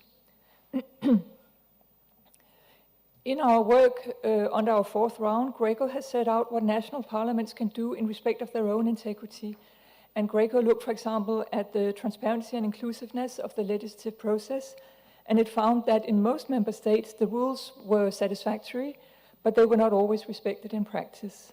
Some of the problematic practices observed by Greco were, for instance, the lack of or late publication of amendments to legal text and deadlines that did not enable a meaningful discussion and public participation. Codes of ethics for members of parliament exist in most member states, which is very good, but lobbying remains a very thorny issue. Greco has invited states to establish detailed rules on how parliamentarians engage in contact with lobbyists and other third parties that seek to influence the legislative activities. Of course, everyone has the right to participate in public affairs, and lobbying is fundamentally a legitimate activity. It can make a real contribution to well-informed public decision-making. What it's about is transparency. The public should be able to gain access to information about who is influencing political decision-making and in what ways. The purpose of declarations of assets and interests, including in respect of close family, is to spot possible conflicts of interest and manage them before they materialize. Transferring assets to close family members to shield them from scrutiny is not unheard of as a practice, but Greco found that only a minority of member states actually request declarations from MPs as close family. And also ad hoc conflicts of interest that arise in the connection with specific debates and processes should be declared as well. And also, since no rules can capture the variety and complexity of real life, giving MPs access to an integrity advisor for confidential discussion of their ethical dilemmas can be a very good step. The body in charge of supervising respect for all these rules should be as independent as possible and should be empowered to investigate possible breaches of the Code of Conduct or other integrity rules. And this has often been the most difficult part in practice, actually, what to do when there is actual misconduct. You are all involved in the work of the OSCE Parliamentary Assembly. I can just say that Greco was called on to provide guidance to PACE, the Parliamentary Assembly of the Council of Europe, back in 2017. This was following accusations of misconduct and corrupt behavior by some members of that assembly. Greco issued a list of recommendations, and since then, PACE has taken a number of specific steps to improve the ethical framework for its members, and that includes a code of conduct, which we heard about earlier from President Cederholm. Just a few final comments before I close.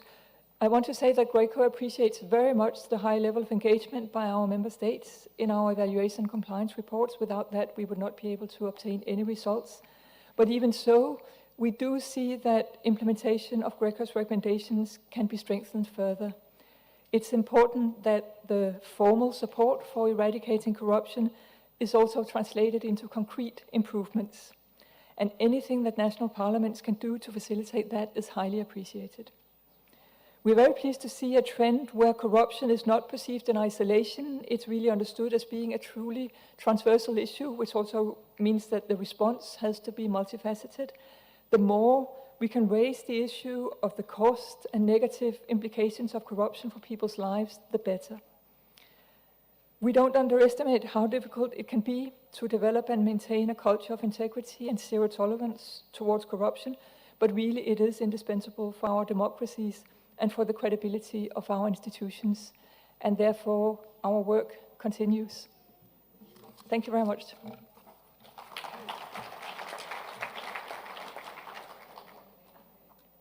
Thank you, Ms. Junche, for such a substantive contribution to our discussion and for sharing your suggestions on how national parliaments can set the right conditions for preventing and fighting corruption and for overcoming well-known obstacles towards developing a culture of integrity. Now, may I give the screen to Ms. Brigitte Strobelshaw, who is the Chief of the Corruption and Economic Crime Branch of the United Nations Office on Drugs and Crime. Ms. Strobelshaw, the UNCAC, the United Convention Against Corruption, is the only legally binding universal anti-corruption instrument, which is undoubtedly a significant achievement. Through country visits and review of implementation of relevant commitments, the UN Office on Drugs and Crime is trying to further broaden and strengthen the anti-corruption agenda. We're very eager to hear your presentation, and you have the screen for 12 minutes. Thank you. Thank you very much. Good morning and greetings to everybody from Vienna. Excellencies, distinguished panelists, it's a pleasure for UNODC to participate in this international conference. And my words of gratitude first and foremost are for the organizers and hosts, the House of Representatives of the Republic of Cyprus and the Parliamentary Assembly of the OSCE, also for facilitating my last-minute change virtual participation due to me not being able to travel due to COVID. I'm grateful for the opportunity to contribute to this important and topical session on the role of national parliaments in preventing and addressing corruption. Corruption plagues every society and is at the heart of many of the world's most pressing issues. We heard from previous speakers, it erodes public trust in government, undermines the rule of law, and gives rise to political and economic grievances that can fuel violence and instability. Hence, preventing and fighting corruption is a key enabler to achieving the 2030 Agenda for Sustainable Development. UNODC is the guardian of the UN Convention Against Corruption and the secretariat to its Conference of the States Parties. The Convention is the only legally binding universal anti-corruption instrument. It sets universally agreed standards for corruption prevention, criminalization, law enforcement, international cooperation, and asset recovery. Since its entry into force on 14 December 2005, the parties to the Convention have grown to 189, a clear testament to the world's prioritization of the fight against corruption. Its implementation is supported through a global peer review process, the Implementation Review Mechanism, which is built on the pre-existing models of the Council of Europe's GRECO, which we just heard from Hanne Juncker, the Executive Secretary, and the OECD's Working Group on Bribery. The information collected through the country reviews on the measures taken to implement the Convention continues to shed light on good practices developed as well as difficulties and challenges. This allows for the exchange of knowledge and experience so that states parties can learn from one another or provide assistance necessary to fill implementation gaps. Under the current second cycle of the review mechanism, which is looking at the chapters on asset recovery and prevention, for instance, 16% of all needs and gaps identified through the reviews were related to legislative gaps. This demonstrates that more still needs to be done to bring national legislation in line with international obligations. National parliaments and legislative bodies have a central role to play here by promoting adherence to the Convention, enacting legislative measures necessary to fulfill the implementation, and to follow up on the recommendations stemming from the country reviews. This role was also recognized by the General Assembly. In June 2021, the General Assembly held its first ever special session against corruption. Member states adopted by consensus a high-level political declaration which recognized, among other issues, the vital role of national parliaments and legislative bodies in adopting and monitoring the policies and practices intended to contribute to the implementation of the Convention. It also emphasized the need to promote the role of parliaments and other legislative bodies in the management of public finances and to ensure their capacity to exercise effective budget oversight. The need to strengthen relations between national legislators, supreme audit institutions, and other oversight bodies was further highlighted. The emphasis placed by the General Assembly on this topic is not coincidental. Last year's annual parliamentary hearing, jointly organized by the Interparliamentary Union and the United Nations in February 2021, was entitled Fighting Corruption to Restore Trust in Government and Improve Development Prospects. The hearing provided a timely opportunity for members of parliaments to make contributions to the political declaration, which was then later adopted by the General Assembly in June. Earlier on in 2019, the Conference of the States Parties to the Convention had reiterated the importance of the role that national parliaments and other legislative bodies play in the fight against corruption by adopting a resolution entitled Promoting Good Practices in relation to the role of national parliaments and other legislative bodies in preventing and combating corruption in all its forms. Interesting, this is the same year, as we just heard from Ms. Ramasastri, the OSCE adopted its key resolution on the role of parliaments. As a follow-up to that resolution, the role of parliaments in the fight against corruption was considered by the Working Group on the Prevention of Corruption, a subsidiary body of the Conference of the States Parties in June of 2021. In preparation for that meeting, UNODC generated a report on experiences, good practices, and challenges in promoting the role of national parliaments to prevent and combat corruption. The report's based on information provided by 39 states parties, including several OSCE participating states, in response to a questionnaire. While the full report is available online, I would like to highlight some key findings. States parties stressed the core legislative and oversight functions of parliaments and legislative bodies, such as the adoption of legislation to criminalize acts of corruption or facilitate the recovery of stolen assets, and the oversight of government's management of public finances. In addition to these core functions, states parties also reported on other important initiatives driven by their national parliaments to promote integrity of elected public officials.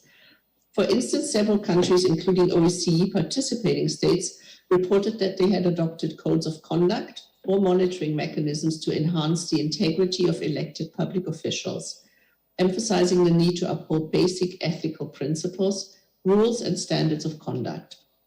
States parties also noted that codes of conduct for members of parliament provided for the prevention of conflicts of interest, for the prohibition of corruption, and the acceptance of gifts. Some states parties reported on open parliaments and similar initiatives designed to promote transparency and civil society participation in decision-making processes. For example, one method identified to increase transparency was the broadcasting of parliamentary activities through designated television channels or other streaming services. In some instances, these channels aired civic programs to inform and educate civil society about political life. The importance of engaging in interparliamentary dialogue and cooperation was another key area underlined by national parliaments of many states parties. Platforms provided by interparliamentary assemblies and organizations, such as this very conference, were considered key to the exchange of good practices and information. UNODC continues to support national parliaments in the performance of their core legislative and oversight functions. This is done both through existing partnerships, such as the partnership with the Interparliamentary Union or the Global Organization of Parliamentarians Against Corruption, as well as through engagement with other international, regional, and national parliamentary assemblies and organizations in support of their efforts to prevent and combat corruption. UNODC also recognizes the importance of engaging young parliamentarians and strengthen anti-corruption education to promote the effective implementation of the Convention. Under our new Anti-Corruption Education Initiative, the Global Resource for Anti-Corruption Education and Youth Empowerment, or GRACE initiative, we are developing activities to increase awareness of and commitment to acting with integrity among parliamentarians, with a keen focus on young parliamentarians. Against this background, this conference is another key step towards greater contributions by parliamentary assemblies to the fight against corruption and greater interparliamentary cooperation. You can continue to count on the support of UNODC, and I wish you a successful conference and thank you for your attention.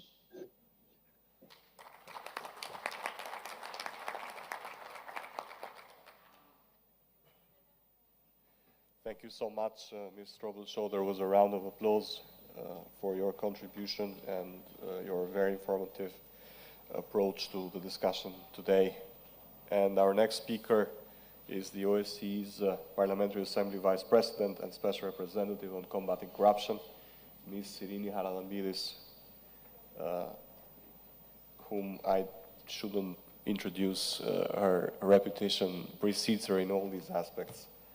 Ms. Haralambidis, you have the famous 12 minutes. Thank you. Thank you. First of all, I would like to thank all previous speakers, Mrs. Anita Ramasastri, Mrs. Junger, and Mrs.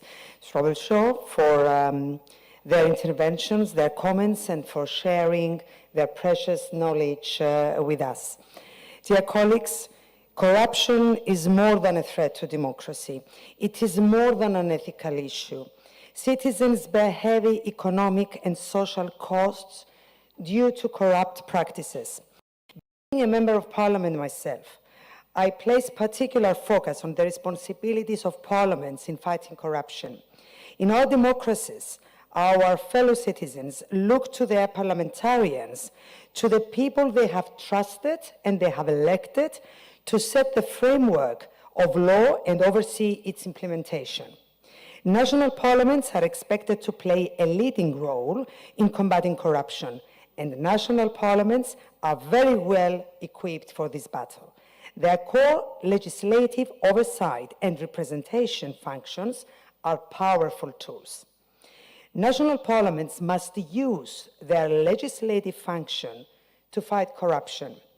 Enactment of more robust legislation to exclude conflicts of interest lie in the hands of parliaments.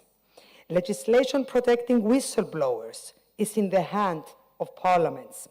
I submitted a relevant legislative proposal in 2016, which was enacted into law this year. I am glad to say that it was adopted unanimously.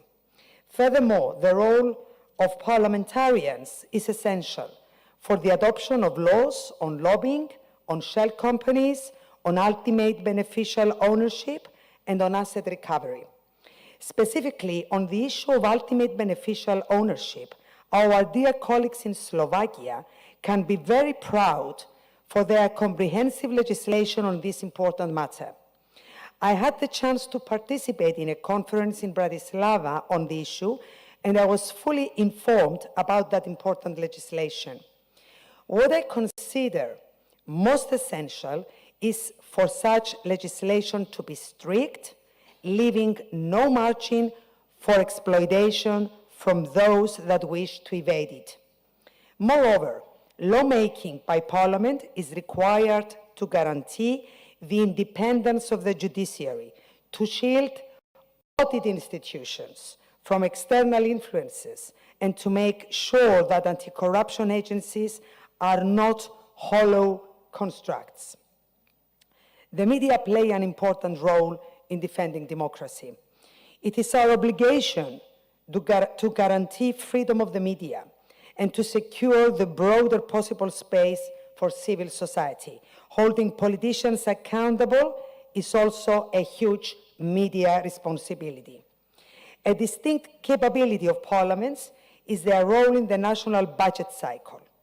Although their involvement in drafting budget legislation and in its implementation and audit varies to a significant extent across the OSCE area, one way or another, national parliaments can have ultimate control over public finances.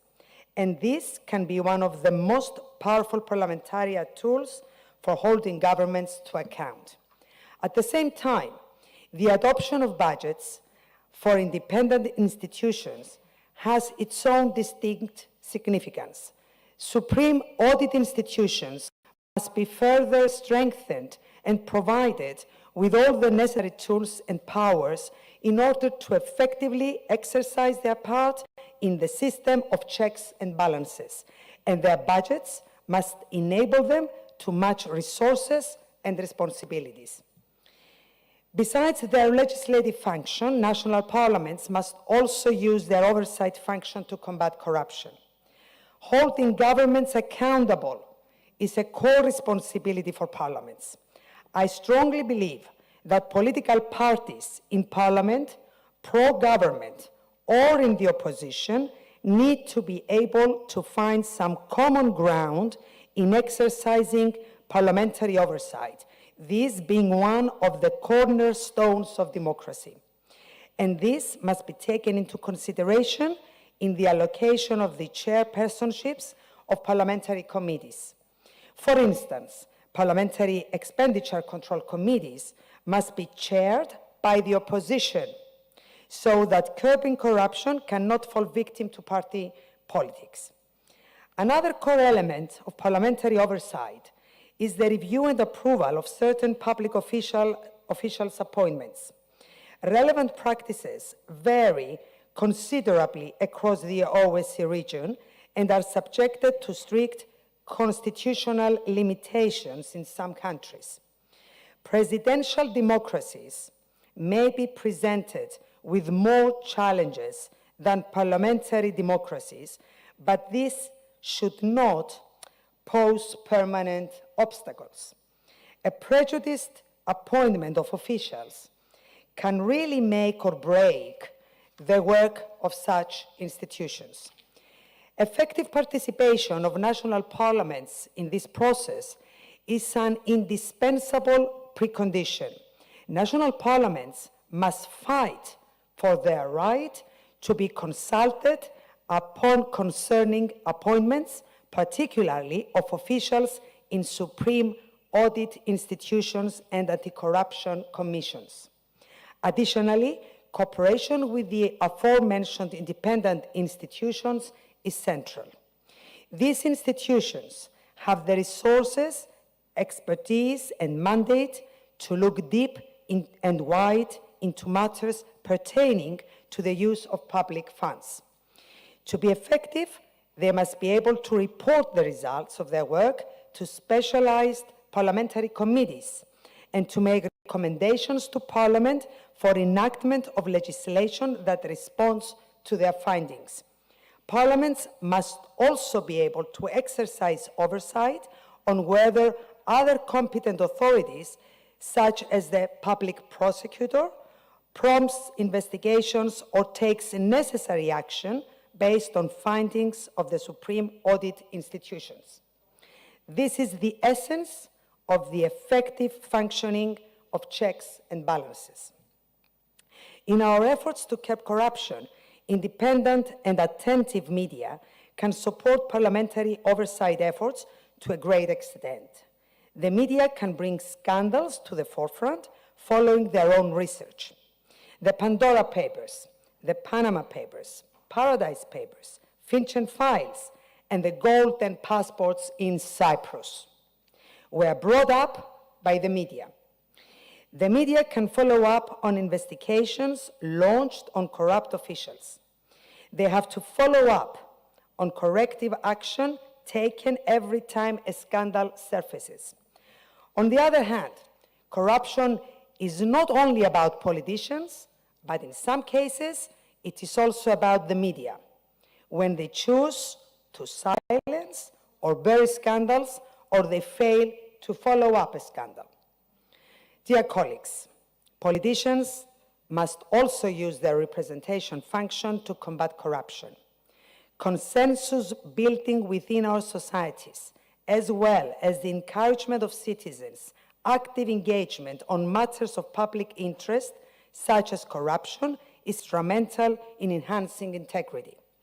Strengthening the participation of civil society empowers citizens to reject corrupt practices and to expose corrupt politicians and officials. Parliaments can help to channel the interests and concerns of civil society into parliamentary debates. Furthermore, broad coalitions between Parliament and a vibrant civil society can be helpful in curbing corruption. They might be effective by creating synergies through pooling resources and increasing the flow of information. What members of Parliament know best is how to mobilize citizens. We can amplify the voices of our citizens and our civil society using our established outreach channels, and we can create the necessary awareness and determination to fight corruption. Dear colleagues, in order for national parliaments to be able to exercise their role in preventing corruption, they need also to self-regulate effectively and credibly. And I think Mrs. Juncker will agree to that. If parliaments themselves are dominated by corrupt individuals, they risk their legitimacy as representatives of the people. We have had our own negative experience in this regard, the Cyprus Parliament, as exposed by the Al Jazeera News Network. It is important that national parliaments put their own houses in order first. Even within the most robust and coherent legislative framework, very little can be achieved by legislators if they do not first confront the specter of corruption within their own ranks.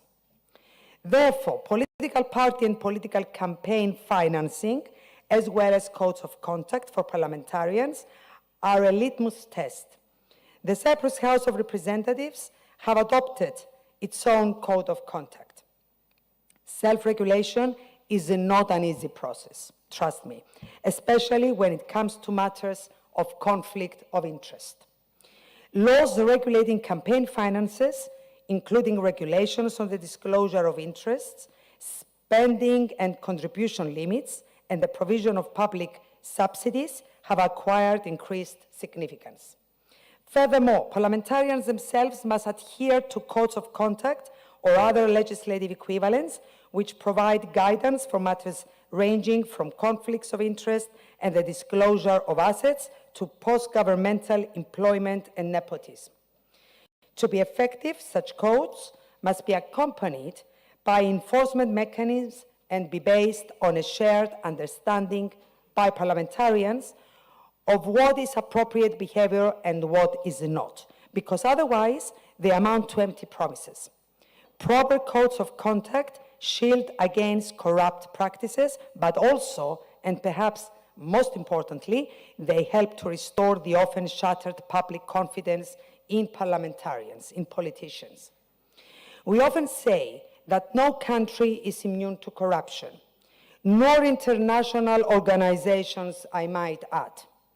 In this regard, as the Special Representative on Fighting Corruption, I have prepared a supplementary item on a code of conduct for the upcoming OSCE Parliamentary Assembly annual session in Birmingham, which has already been sent to delegations.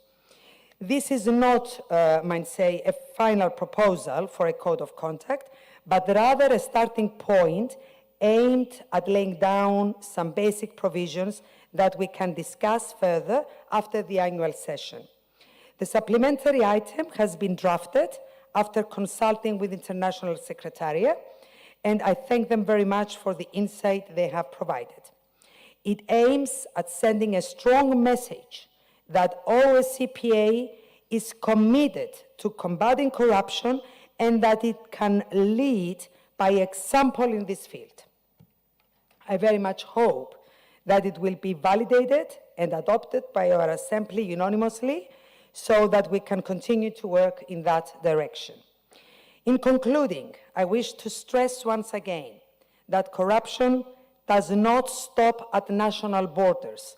Links across borders are common. Parliamentary cooperation at a regional or global level, like the one promoted by our Assembly, can be a very valuable tool to this end. It allows the strengthening of advocacy efforts and the sharing of experiences and best practices. Strong peer review must also peer support emerge from interparliamentary cooperation. I very much believe in the strength of the OSCPA in this field. I know for a fact that by maintaining continuity in our anti-corruption priorities, a strong focus, a committed leadership, we can significantly benefit members of national parliaments. Good practices need not only to be discussed. The OSCPA must be able to develop its own sets of recommended rules for its members, which incorporate good practices that we can utilize. Thank you all very much.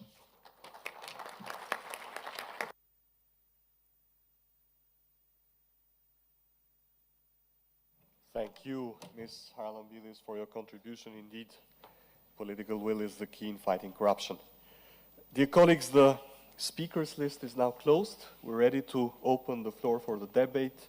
The Secretariat has informed me about quite significant number of requests for the floor. We have 11 registered requests. I will have to set the speaking time to 3 minutes per participant, so we will be able to manage our time. And may I ask you all to respect the time limit. When you're given the floor, I am told, please open the cover of the microphone and press the button. I know you know these things. The first speaker on my list is Mr. Slava Radunovic from Montenegro, followed by Mr. Sargis Kandanyan of Armenia. Mr. Radunovic, please, yes. Thank you. First of all, I would like to underline the importance of this conference, as well as to express my gratitude to our host, Cypriot House of Representatives, for this extraordinary organization. Without a doubt, corruption is a form of crime, but a very specific one. Only recently, it has ceased to be a domestic issue of a state or society and has been transformed to the phenomena seeking for international attention. It has far-reaching negative consequences for the economy and leads to severe consequences in terms of the economic growth and development, being at the same time a symbol of the weakness of economic, social and political institutions. In a society with favorable conditions for corruption, the Parliament's exposure to it is even higher. Therefore, the parliaments must demonstrate their increased readiness to fight this phenomena by using the instruments of their disposal. One of the main roles of the Parliament is to promote zero tolerance for corruption, whereby a strong Parliament is the foundation for addressing this issue. It is very important that we, as parliamentarians, learn from each other and exchange experience in the field of fighting corruption, and in this sense, we must admit that political will is certainly the necessary basis for taking any action in combating corruption. Political will must not be merely declarative. Political will exists in the societies and in the parliaments, where it is constantly demonstrated through activities that prove its existence. When it comes to the instruments available to parliaments for fighting corruption, Here we should underscore their legislative function, the control mechanism, strong cooperation with civil society, and surely cooperation at the interparliamentary level. Therefore, the anti-corruption struggle of the Parliament through its legislative function consists in passing better laws as in legislative activity that contributes to the greatest possible contribution to improving the public administration environment and transparency and accountability of the government sector from the aspect of fighting all forms of corruption. The Parliament of Montenegro has ratified the following conventions: the Civil Law Convention on Corruption and the Criminal Law Convention on Corruption, and in 2008 it adopted the resolution on the fight against corruption and organized crime. Also in 2014, the Parliament of Montenegro passed the law on prevention of corruption, which came into force on January 1st, 2016. In accordance with this law, the Agency for the Prevention of Corruption was established, which unfortunately, although with a very promising name, does more harm than good in fighting against corrupt politicians. Namely, it serves as a register of reported property and does not deal with undeclared property at all, which is a major issue. Thus, a politician who, for example, has forgotten to report his wife's extraordinary income of 200 euros is often the subject of media attention, while on the other side, the agency does not deal with the one who hides tens of millions acquired through corruption. If they did, it would be very easily eradicated with corruption if it would be if law alone are enough for fight effectively. So I would conclude that it is very important that we not just do anything to pass the law, but also we must do everything for a good implementation. Thank you. Thank you. I will continue with Mr. Kandanyan of Armenia, to be followed by Mr. Theodoros Karaoglu. Thank you. I would also like to thank the House of Representatives of Cyprus for organizing this conference and our speakers for their remarks. As Ms. Lambides mentioned in her opening remark, this is a platform to share good practices. And I would like to talk about Armenia's story of combating corruption during the past few years. After the 2018 Velvet Revolution in Armenia, the fight against corruption has been one of the key priorities of the new government within the democratic and security reforms agenda of the country. The parliaments elected after snap parliamentary elections in 2018 and 2021, of course, have played an important role creating the institutional framework and necessary legislation for the policies to combat corruption. The success of our policies is expressed in the most recent Corruption Perception Index report published by Transparency International. The report notes Armenia is a success story of the Corruption Perception Index in the last 5 years, improving 14 points since 2017. Mass protests in 2018 forced out an entrenched political elite in favor of reform-minded government. Armenia has since expanded civil liberties, paving the way for more sustainable civic engagement and accountability. End of citation. I would like to elaborate on what has made this assessment possible on the institutional and policy-making level. First, the National Security Strategy of Armenia, adopted in 2020, clearly identifies corruption as a national security threat. Second, the Armenian government adopted the anti-corruption strategy of Armenia in 2019. It has 3 general directions: prevention of corruption, counteraction of corruption, and raising public awareness. As a significant step in direction of prevention of corruption, the Commission to Prevent Corruption was created in 2019. This is an independent body, the commissioners of which are elected by the parliament, but the candidates for commissioners undergo a very competitive competition procedure. Quite a wide range of public officials and their relatives submit a detailed annual declaration about their income and property, and from this year also about their expenses. Also, political parties submit their declarations. The Commission, to prevent corruption, also checks the integrity of the candidates for judges and justices. Within the scope of counteraction of corruption, new institutions were created. The Anti-Corruption Committee was established. This is an investigative body, the head of the investigators of which are selected through competition, who also undergo integrity check procedure. The Anti-Corruption Court was created, and soon we will have judges specialized in corruption-related cases. A new anti-corruption division in the prosecutor's office was created, the prosecutors of which and their candidates undergo in their integrity check and are selected through competition. Hence, Armenia has already created a full chain of institutions that examine and fight against corruption, from investigation to court rulings. And this gives us confidence that with these institutional capacities and the political will, we will become more successful in combating corruption in upcoming years. Thank you. Thank you so much. I will continue with Mr. Theodoros Karaoglu of Greece, to be followed by Mr. Mitev of Bulgaria. Thank you, Mr. President. Honorable colleagues, dear participants, ladies and gentlemen, the proceedings of OSCE Parliamentary Assembly in Cyprus are taking place under crucial circumstances. The Russian invasion in Ukraine forms day-to-day new data with regard to geopolitical matters. The destabilization of balances, the changes of allies, the reclassification in global level cause a series of reactions which may put in danger acquis of decades. We have an obligation to be present at this call of responsibility. We must not give space and time to the forces of arbitrary acts and of revisionism to enforce their own agenda. In the light of those considerations, national parliamentaries are the guards of the democracy. They are the expression of free will of the citizens, the fort against any attempt of totalitarianism.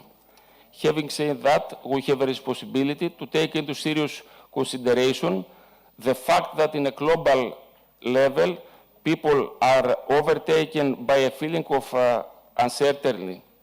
This is a sad side of the reality, which highlights the need to reinforce democracy. In order to achieve this kind of reinforcement, we have to combat corruption. Corruption is a direct threat to every country's rule of law, human rights, democracy itself. It is an international pathogen that exists everywhere and takes action against administration, healthy competition in economy, commitment to merit, the society we live in. It should be our main priority to face every act that puts in danger the stability of all democratic institutions, ethical principles of our society. Honorable colleagues, we need to take action before mankind loses its trust to law and transparency. Reinforcing democracy means combating corruption. To achieve that, we need patience and persistence. We know that when citizens lose their trust to the rule of law, populism is taking action, and through populism arise forces that try to take control of all decision-making power. In the last 3 years in Greece, we are determined to combat corruption. For this reason, we have taken coordinated actions, and we use every institutional structure to isolate situations like this. The report of the Transparency International, published just last January, shows the results. My country, Greece, during 2021, climbed into its best position in the last decade. It is in the 58th place among 180 countries.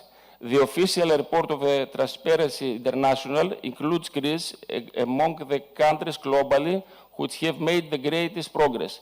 It is reported that we have managed to seize the benefits of the reforms against corruption.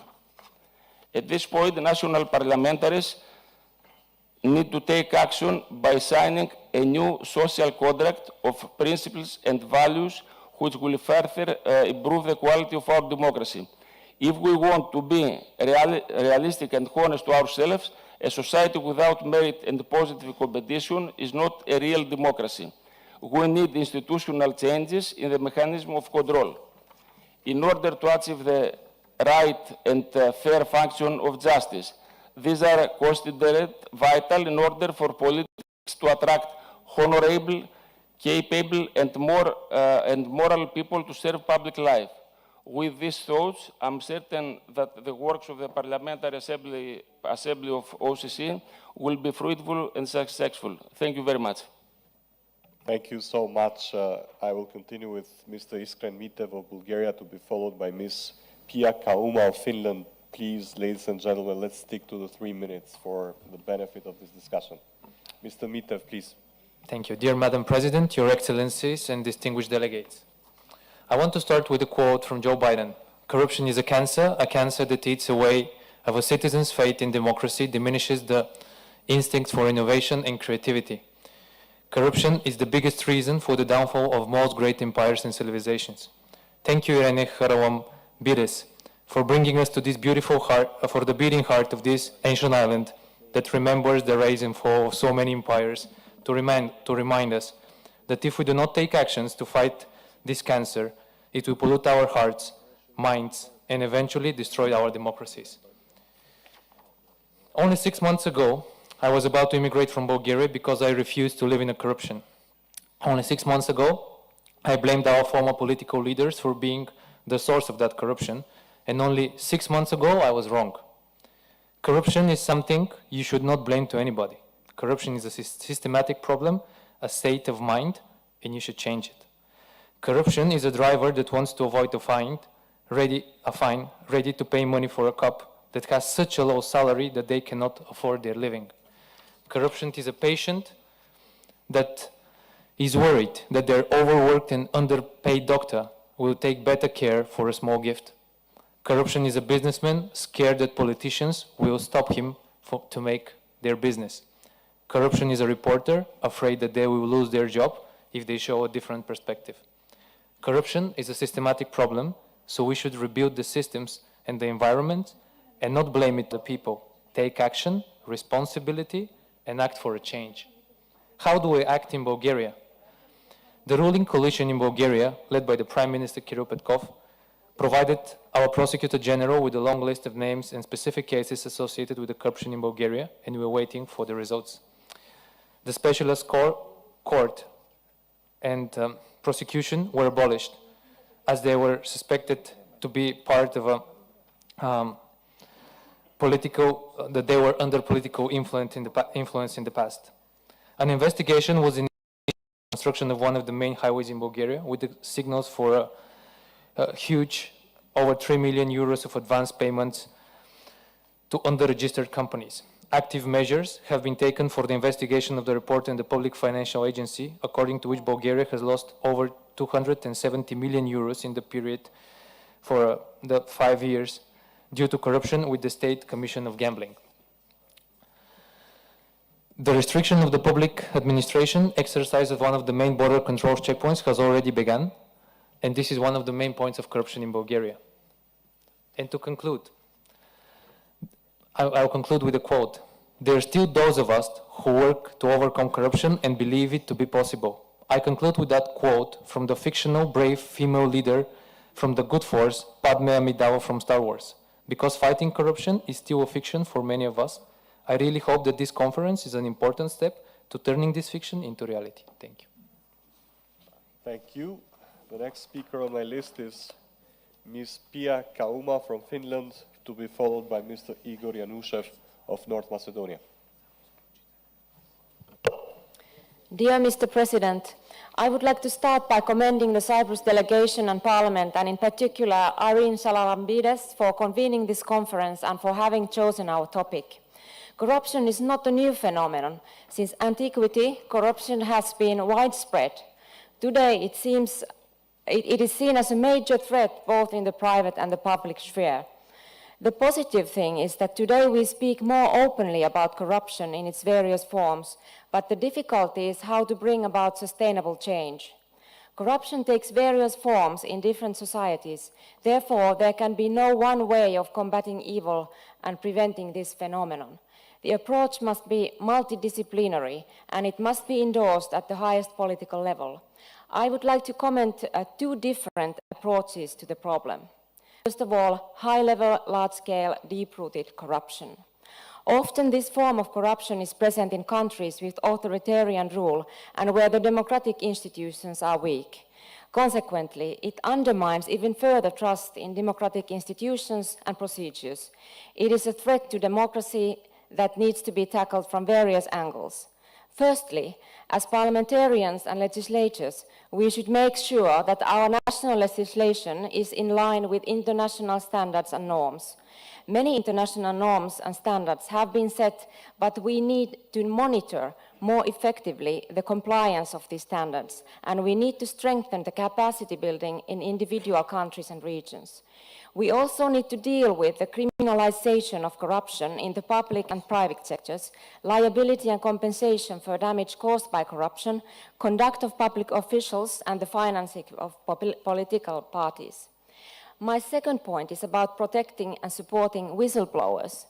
In many countries where corruption is widespread, we have seen large popular movements of protest. Groups and courageous individuals have revealed corruptive practices and identified individuals. Many of these whistleblowers have been imprisoned or forced to leave their countries. Some have been even murdered. These are individuals who need our support and protection, but it also requires that we maintain and defend the freedom of the media and the safety of journalists. Dear colleagues, then I would like to say a few words about the more light or more subtle version of corruptive behavior, because corruption can also be more subtle. Positions of trust which are deserved for friends and like-minded people. Small sums of money or gifts of different kinds changing hands in exchange for small or large-scale services provided by public authorities. This is the type of corruption that increases inequality in society. We need to understand that it is important to tackle all signs of corruption, however negligible they may seem. Maintaining a social welfare system with services to all citizens in the field of health and social welfare and education is a costly enterprise.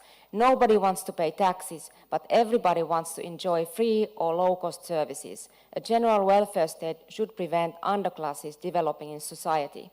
A welfare system can be maintained only with a well-functioning and transparent tax system, and only bearing in mind that the compensation level, like salaries of public servants, is at the level that is high enough for them so that they don't have to resort to corruption in order for them to pay for rent, food, and other necessities. Dear colleagues, the OSCE has traditionally many tools in its toolbox. One of them is the confidence-building measures. I believe that combating corruption is in fact an important confidence-building measure in both the short and long-term perspective. Thank you. Thank you so much. I'll pass the floor to Mr. Igor Yanushev of North Macedonia, to be followed by Mr. Omar Terbak of Algeria. Mr. Yanushev, please. Thank you, dear colleagues, ladies and gentlemen. Please allow me at the beginning to thank our colleagues from the Cyprus delegation for the successful organization of the conference, which I believe will contribute to raising awareness of the need and urgency for an effective fight against corruption at all levels, including in national parliaments. Corruption hampers democratic processes, slows down development, weakens the rule of the law, and undermines stability, thus affecting all layers of the society. On the other hand, lack of transparency and widespread perception of corruption in public offices reduce citizens' trust in democratic institutions and processes. The OSCE, with its intergovernmental and interparliamentary dimension, is ideally positioned to support the participant states in preventing and fighting corruption. Dear colleagues, national parliaments have a vital role to play in preventing corruption by enacting and effective legislation and exercising parliamentary oversight and control over the government and other holders of public offices. The fight against corruption, above all, involves building a comprehensive anti-corruption legal and institutional framework harmonized with international standards. And more importantly, it is a full implementation in the system. The Macedonian Parliament has adopted key laws in this area, and the latest Greco report assessed that the current criminalization of the corruption offenses largely meet the requirements of the Criminal Law Convention on Corruption of the Council of Europe. Nevertheless, in this period of couple of years, the Macedonian Parliament adopted few laws that is helping us or need to helping us in the fight in the corruption, and having in mind that Macedonia is one of the most corrupted countries in the Europe. We have the law of preventing of corruption and conflict of interest that was adopted in January 2019. We also have the State Commission for the Prevention of the Corruption. At the Parliament, we adopted the National Strategy for Prevention of Corruption and Conflict of Interest for the period of 2001-2005. We also adopted the law of protection of the whistleblowers. With one sentence, we have all of the necessary regulation. And if we are looking at these facts that I already presented, it seems that the Parliament is fulfilling the role of the preventing and combating or fighting the corruption. But according to the Corruption Perception Index of Transparency International, Macedonia is currently ranked as 87th out of 818 countries with the 39 index points, and the previous year we was ranked at 111th place. Just for comparison, in 2014 we was at 64th place. With these numbers, just show that Macedonia it is one of the most corrupted country in Europe, unfortunately.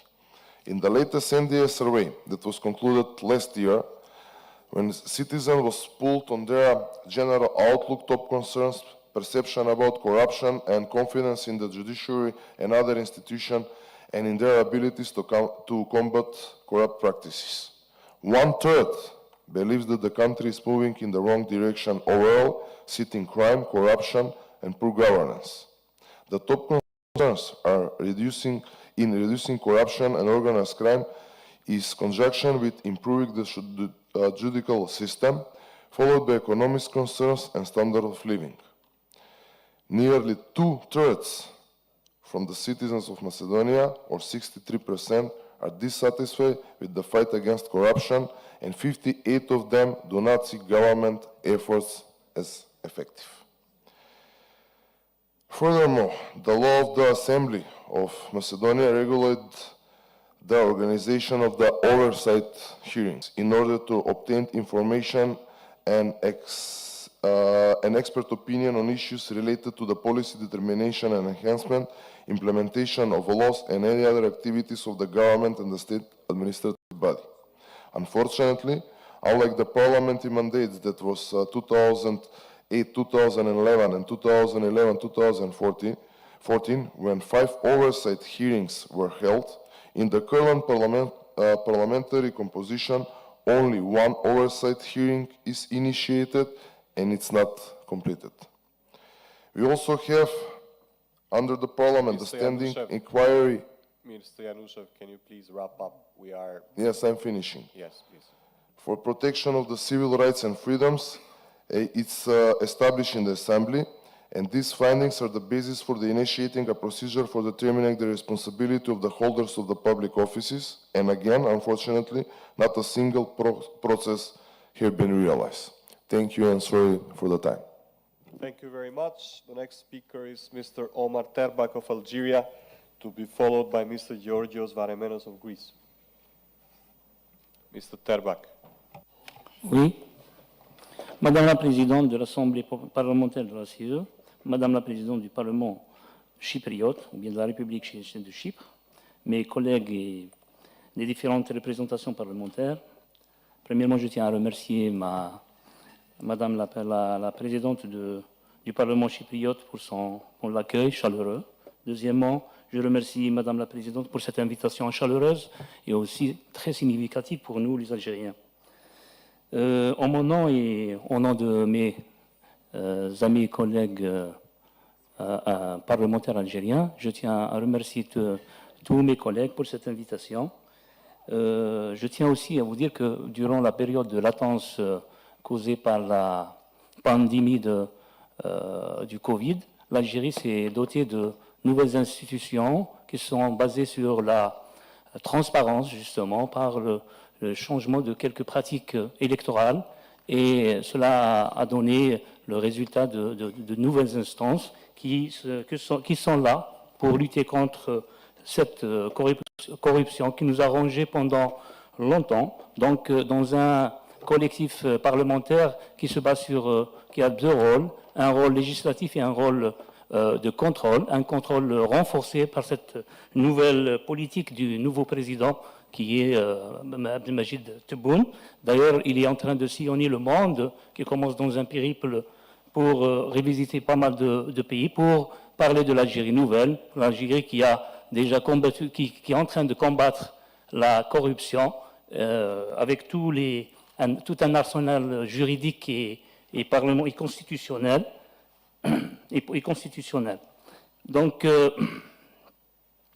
la politique algérienne actuelle se base, ou bien sort d'un rôle, ou bien le régime algérien sort du rôle de créateur de richesse pour un rôle de régulateur qui permet à toute la population de s'inscrire dans cet élan, dans cette nouvelle élan et dans cette nouvelle politique qui se base sur la transparence.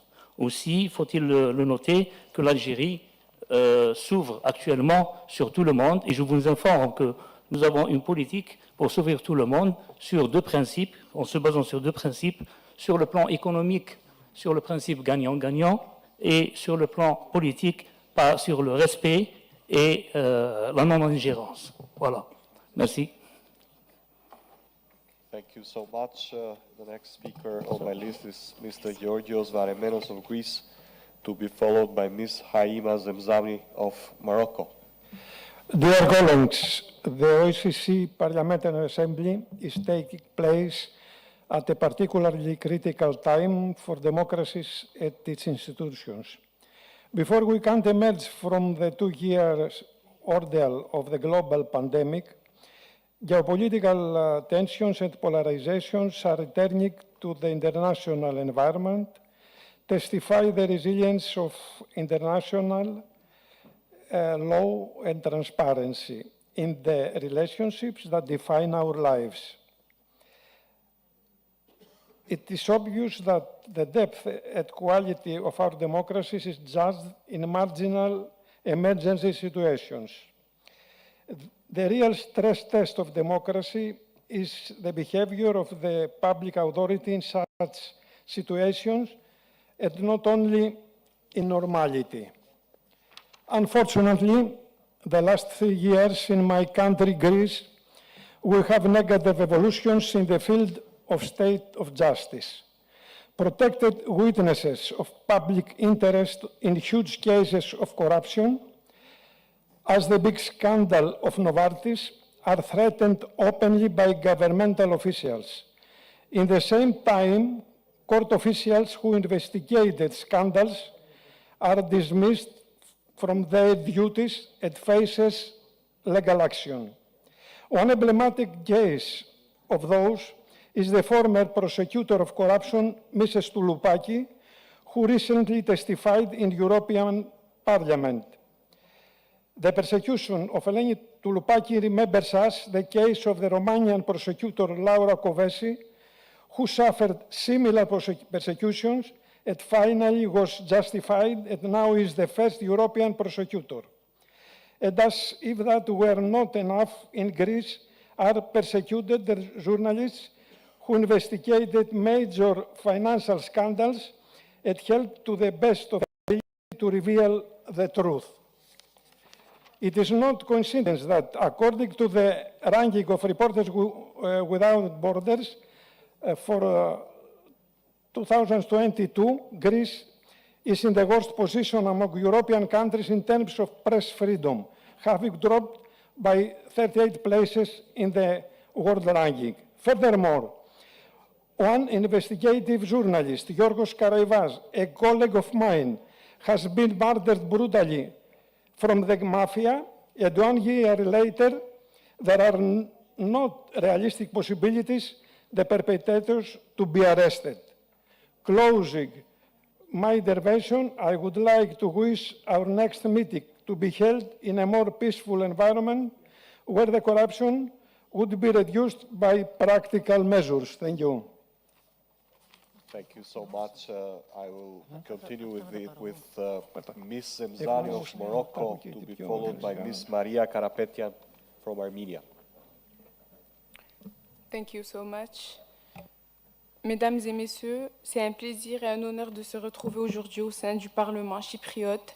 Et je voudrais tout d'abord adresser mes sincères remerciements au Parlement de la République de Chypre pour son hospitalité et la parfaite organisation de cette conférence.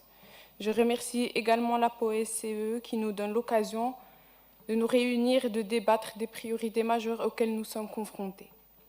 Mesdames et messieurs, en effet, la corruption provoque un effet dévastateur qui peut se manifester sur l'ensemble des composantes de la société, et notamment par la baisse de la qualité des produits et augmentation des prix, la baisse de la qualité des services publics, la baisse des investissements étrangers et fuite des capitaux, des infrastructures hors normes et dangereuses, un système de santé non efficace et un système d'éducation déficient.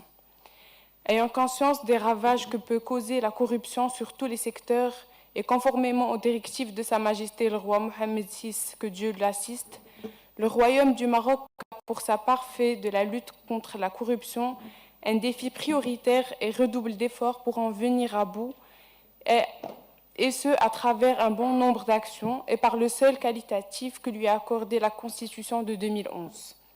Le Royaume du Maroc a développé son arsenal juridique et institutionnel et s'est mis en conformité avec les standards internationaux, notamment en 2007 avec la Convention des Nations Unies contre la corruption. Une stratégie nationale de lutte contre la corruption, première de ce genre au Maroc, a été mise en place, ainsi qu'une commission nationale anticorruption chargée d'assurer sa mise en œuvre. Ces stratégies reposent sur 5 piliers importants, à savoir la gouvernance, la prévention, la répression, la communication, sensibilisation et la formation-éducation. Celle-ci s'étale sur 10 ans et vise à l'horizon 2025 à inverser la tendance de manière irréversible et visible, à renforcer la confiance des citoyens, ainsi qu'à améliorer l'intégrité des affaires et des positionnements du Maroc à l'international. Afin d'atteindre ces objectifs, la stratégie est traduite selon un plan d'action clair et bien défini, basé sur 10 programmes objectivés, incluant 236 projets. Devenue institution constitutionnelle, l'instance nationale de la probité et de la prévention de la lutte contre la corruption, quant à elle, vise à instaurer une culture de l'intégrité au Maroc pour faire avancer le chantier de la lutte contre la corruption. Cette autorité administrative a pour objectif également d'attirer les investissements étrangers, encourager les initiatives privées et promouvoir l'égalité d'accès aux services publics. Conformément à la nouvelle législation, celle-ci viendra renforcer l'action pluridimensionnelle menée par le gouvernement et le pouvoir judiciaire en ce domaine. Le rôle du Parlement est central pour promouvoir une bonne gouvernance inclusive et transparente de l'action publique, notamment par la définition du cadre légal qui régit toutes les questions d'intégrité. Les parlementaires, en tant que représentants du peuple, constituent le lien indéfectible entre l'électorat et l'exécutif. À ce titre, ont une responsabilité majeure pour exprimer les préoccupations des citoyens qu'ils représentent. Il est donc important que les lois adoptées par le Parlement de ce point de vue prévoient des mécanismes et des garde-fous pour l'exécution efficace du budget et la gestion rationnelle des deniers publics. Ainsi, mesdames et messieurs, la lutte contre ce fléau doit être érigée en priorité car il s'agit du plus grand obstacle au développement économique et social. Malgré que ce soit un défi difficile, il n'en est pas moins impossible et ensemble, nous parviendrons à y faire face. Je vous remercie de votre attention. Thank you. And I thank you too. I will continue with Ms. Karapetian of Armenia, to be followed by Mr. Paul Massaro of the United States of America. Ms. Karapetian, please. Thank you, Ambassador Hassani, for the word. Dear colleagues, I join the expressions of gratitude to the House of Representatives of Cyprus and personally Irene Charalambides for hosting us here. Thank you very much.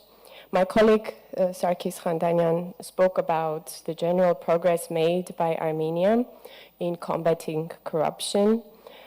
Transparency International says Armenia is a champion in terms of progress in recent years.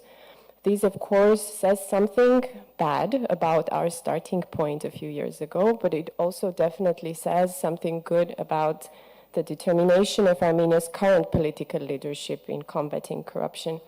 I would like to single out one particular legislative change that we have made in spring 2020. 2 years ago, my parliament adopted a law on the civil forfeiture of illegal assets. And currently, there are about 300 studies, cases under study, under investigation. And out of these 300, about a dozen have entered the court. Cumulatively, these dozen cases amount to 125 million euros worth of potentially illegal assets. This, of course, is impressive for the Armenian public, but the important point in the implementation, in the adoption and implementation of this legislation is not so much the mechanism itself as much as the opportunity it gives to the sides that to the party that is accused of illegal assets to actually negotiate with the state and return these illegal assets on a voluntary basis, hence also acquiring a chance to keep up to 25% of the amount that is being contested in court. In general, this legislation is not a criminal legislation, but a civil proceeding which contributes to this process speeding up, because it is not a conviction, a sentence that people face, but a civil proceeding. The political component of our discussion, Irana talked about political will as being the most important component in combating corruption. I share this position, and I think we all should aim towards making sure that, in fact, there is less and less of political will needed in combating corruption, and more there are institutional capabilities and mechanisms that can take the place of our individual political wills and make more permanent changes on our way to combating corruption. Thank you very much. I thank you too. The next speaker on my list is Mr. Paul Massaro of the United States, to be followed by the last speaker on my list, Mr. Shane Cazels of Ireland. But Mr. Massaro, please, the floor is yours. Thank you very much, Mr. President.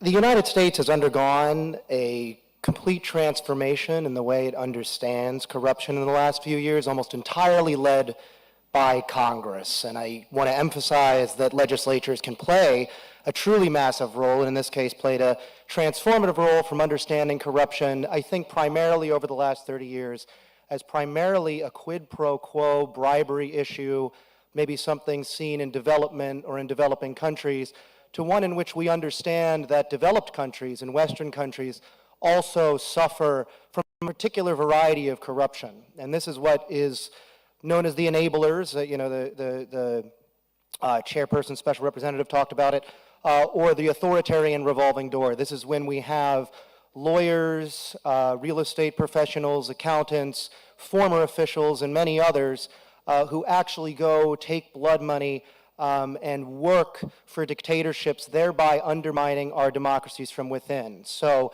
we have come to view corruption as a national security threat, a weakness that is an opening for foreign dictatorships to exert influence, deleterious influence, in our societies. And I think that, when I look at Russia's brutal and unprovoked invasion of Ukraine, I see a failure of deterrence that has in large part been the result of elite capture.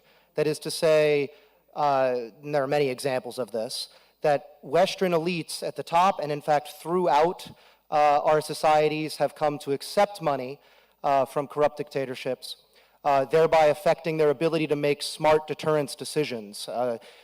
High-profile examples include many former heads of government in Europe, like former Chancellor Gerhard Schroeder, or German Chancellor Gerhard Schroeder, or former Prime Minister of France, François Fillon, but the list goes on. There are former members of Congress that work for Chinese state companies, state-influenced companies, and so on and so forth. So the problem is really across the entire OSCE region.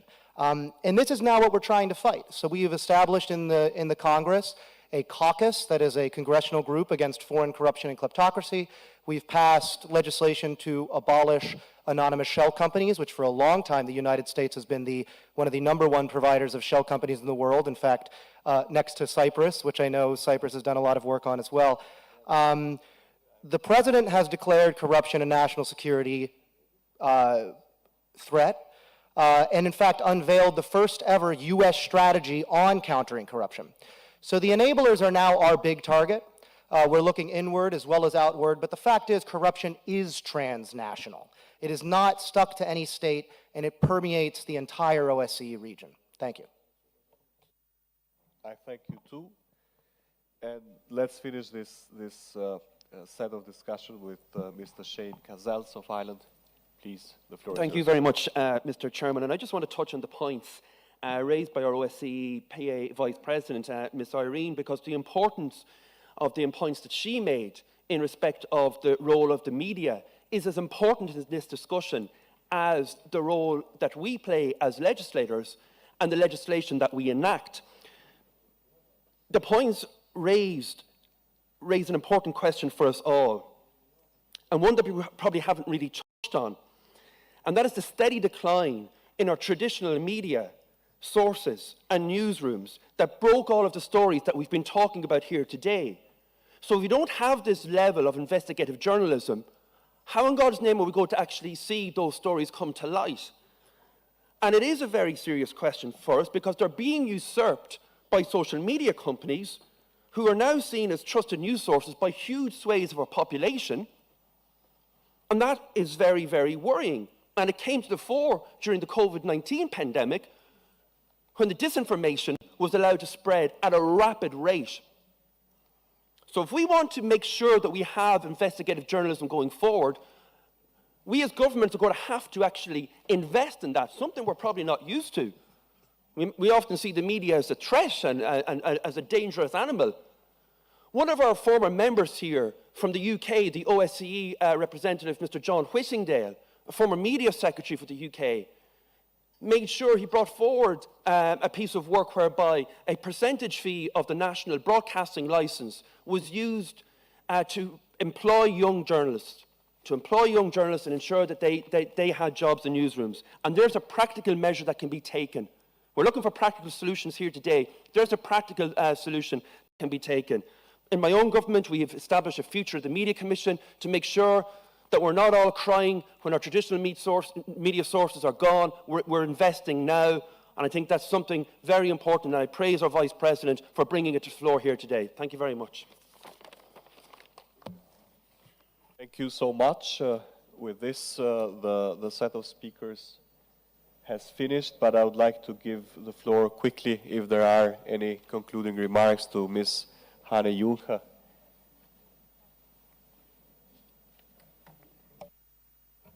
Thanks very much. I'm getting the hang of this. No, I want to say that I'm very encouraged and impressed with the very substantial comments that you have shared with us, and also to hear about the national experiences, whether they have been favorable or whether there are still challenges. We're very often asked in Greco, when we speak with our member states, what can we do to reduce corruption? And the obvious answer from our side is, of course, well, you can implement Greco's recommendations, and if they do, that will definitely help at the institutional and constitutional and legal level. But I think what is also key and very difficult is to develop a sense of ownership around integrity in public affairs.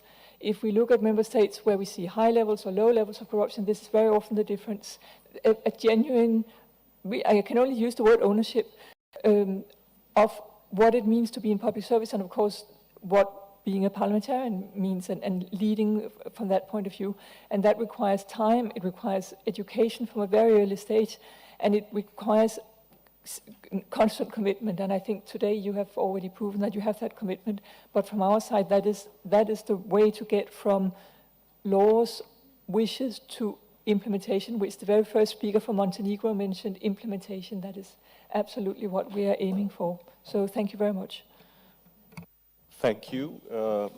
We don't have any more online Ms. Strobel-Shaw, but I will continue with Ms. Ramasastri. Thank you. I just, again, listened intently and want to thank you for, again, the depth and breadth of your comments. And actually, it's just a request back to the different delegations that have already made presentations. If you have those in writing, please share them. Again, they were very rich in terms of the comparative experience, so we can take that forward in terms of good practice. Thank you. And I would like to thank you all for a very interactive debate. We may now proceed to Restaurant Pentadactylos just outside this hall for lunch.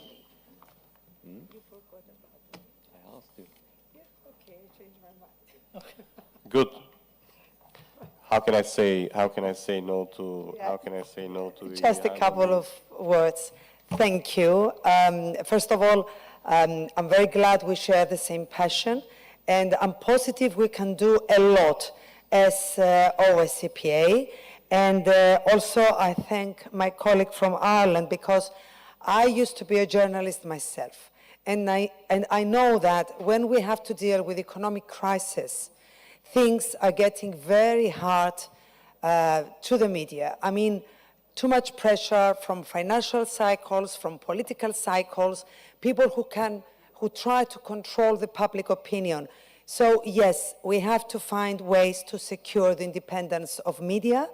And tomorrow we are going to discuss it extensively, this matter. Thank you so much, all of you. Thank you. The next session will begin sharp at 14:30. Thank you so much for your engagement. Major organizations from the World Bank, from ODIHR within the OSCE family, and from the leading NGO and a key partner that's cooperated with the OSCE, Transparency International.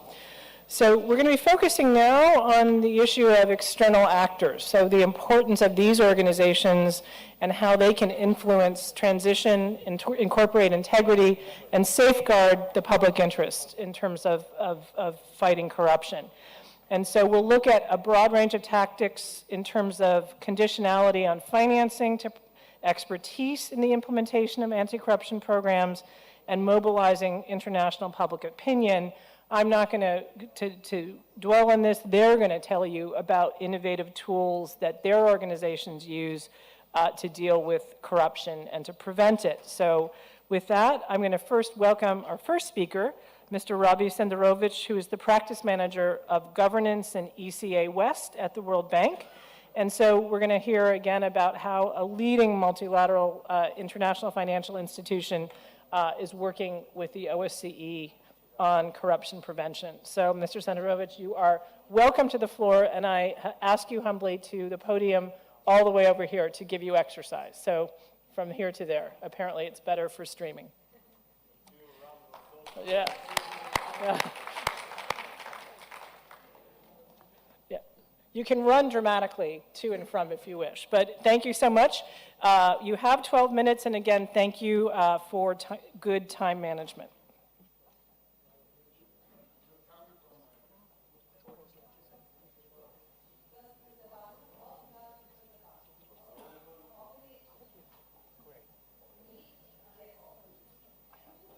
Openness is very important, for the discussion we have today. And thank you for the round of applause, because you are giving me a credit. You applaud me before knowing what I was going to say. And for somebody working in a bank, that's very important. To get access to credit is very important. So thank you. Look, very challenging session for us. This is right after lunch. So most of your blood is going to your digestive system now. And you are not going to pay a lot of attention for a while. So let's see if we can do it. So it's going to be a challenging session, also challenging because of the topic we are discussing, which is how to reduce chances for corruption in the countries where we work. What's the level of energy in the room at this point? Let me check with you. Hi, do you feel energized? Raise your hand. Yeah, like 20%, okay? The others, okay. let's do another test. Raise your hand if you are listening to me now. 50%. We are getting there. We are getting there. Very good. So, very much thank you for your attention. Thank you, the organizers, the President of the Parliament, the Vice President of the network. Very happy to be here in Cyprus. Look, let me start with a very short story, which is, you know NASA, right? This space agency in the US. They need to recruit an astronaut to go for a very special and dangerous mission outside our planet. So they are, as we do in our organization, you have 3 candidates, you interview the 3 candidates, and then in a transparent way, you select the astronaut.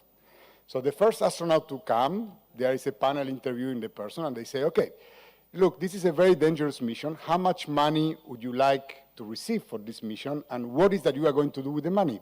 So the person says, well, for this, truly, I need $1 million, and I will leave the money to my family, my kids, because maybe I don't come back. Fine. Second person comes and says, look, I think this is very dangerous. I need $2 million. They say, why $2 million? Well, $1 million is for my family. I may not come back. $1 million is for my country, because my country has given me everything. Fine. The third person comes and they say, so how much money do you want and what are you going to do with the money? He says, I want $3 million. He says, the first million is for my family because I may not come back. The second million is for you, so you can select me. And they say, and the third million is for the first candidate to travel. So basically, what we see is that when you have corruption, there is a system in equilibrium. It's a system that works, that provides lots of benefits for many that compete in the system, but more or less everyone gets something out of that. It's a low-level equilibrium. Most of society don't participate or benefit from this, but the equilibrium is there. And this has, many speakers have said that today, an impact on trust, on public institutions, on democracy, and that is very dangerous for our society. So this has been discussed today. Let's move to basically 4 points I wanted to share with you. This session is about policies that can be implemented, designed and implemented for this. So 4 main points. The first one is that corruption is not the problem. Corruption is a symptom of a number of problems that exist in society.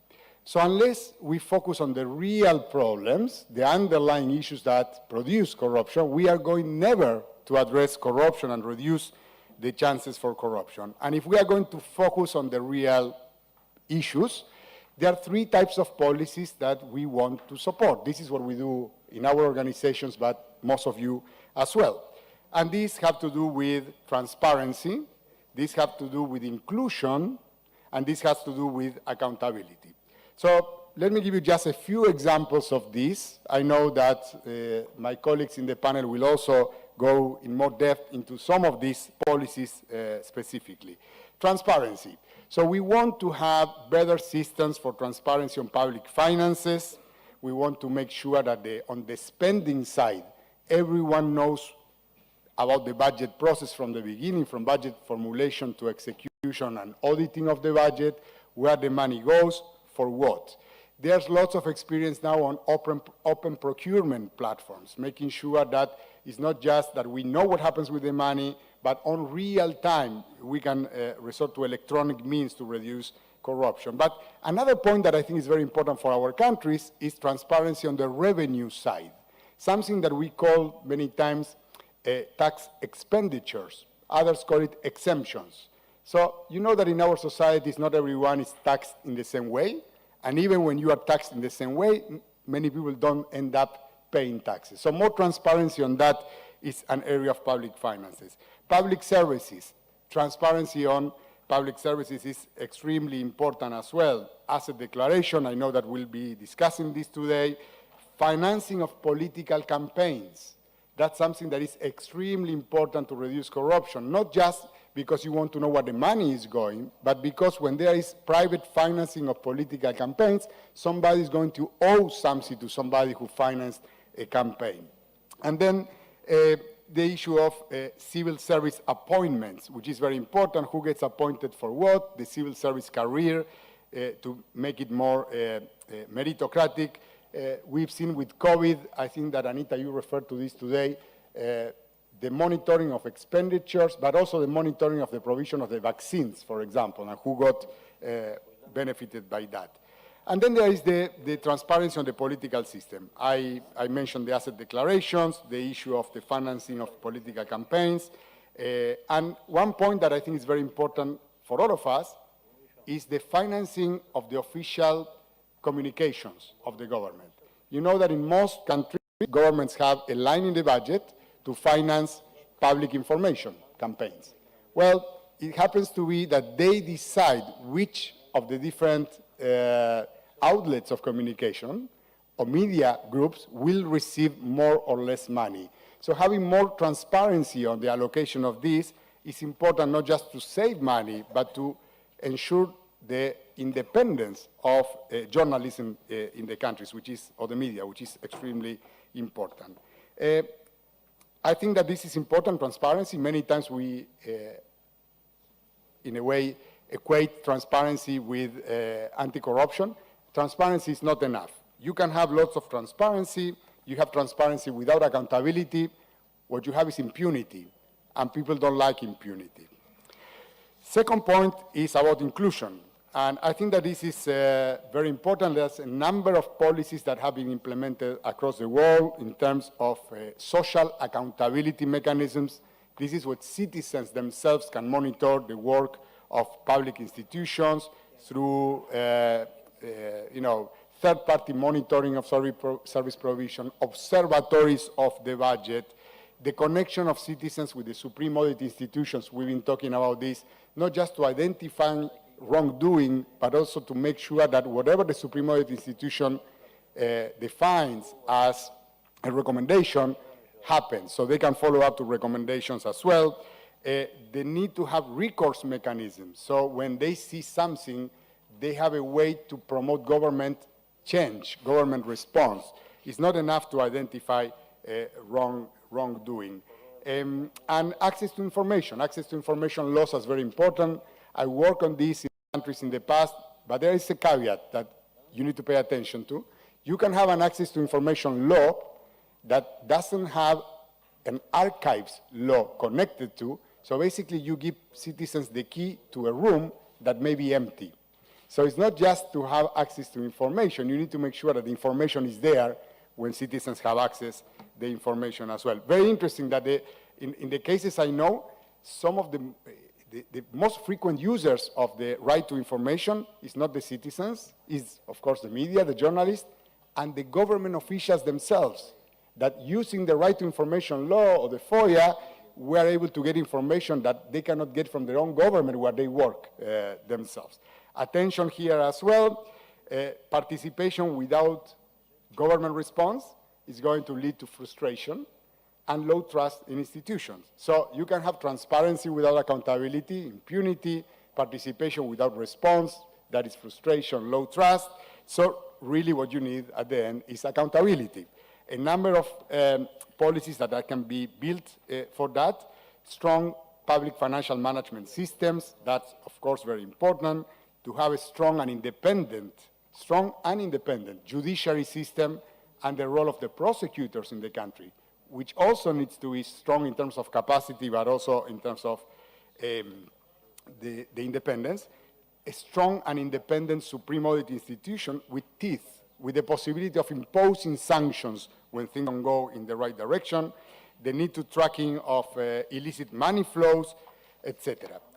Let me go to the last couple of points. One is the use of technology. It can be transformational. We've seen how much, especially among the young generation, the use of technology can actually change elections. It can change the future of a country, but the bad guys learn very quickly how to use technology as well. So one has to be paying attention to that part. I think that somebody coming from the US this morning was referring to the interference in elections. also through technology, right? So technology can work both ways. And this leads me to the next point, which is that we discussed a number of technical solutions in the morning, now the afternoon as well. I think that most of these solutions make sense. Do you agree that most of these solutions make sense? Do you agree? Yes. So why are they not implemented? You know? It's almost like saying, I know that I need to lose weight, I know to do more exercise and eat better, and I don't do it. Do I like to be fat? What is it, you know? So it's not implemented.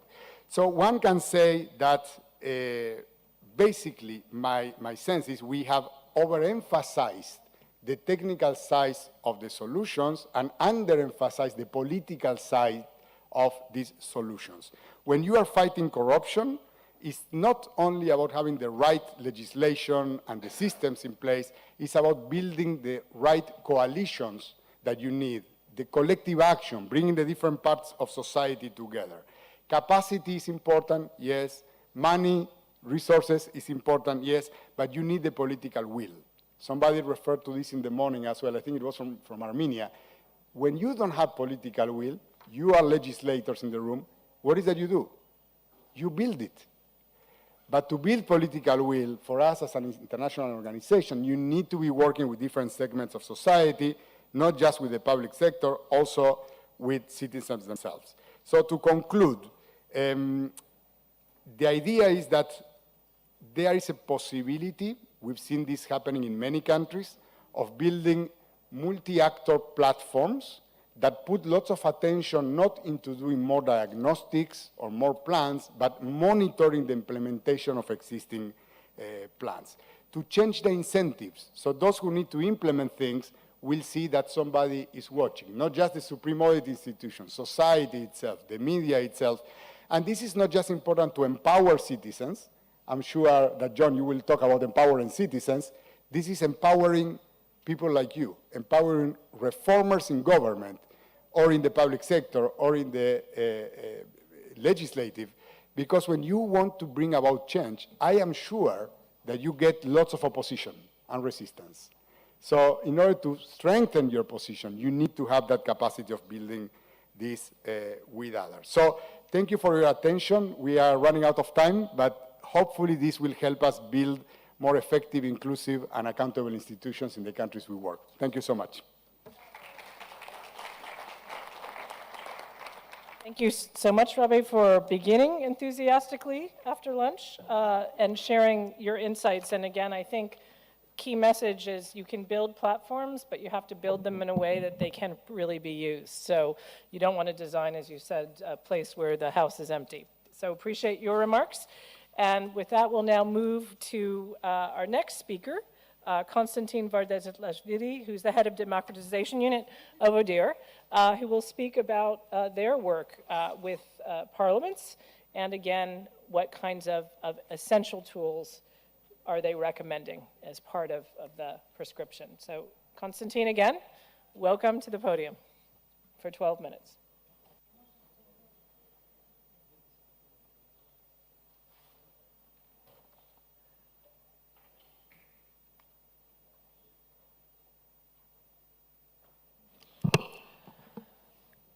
Thank you very much.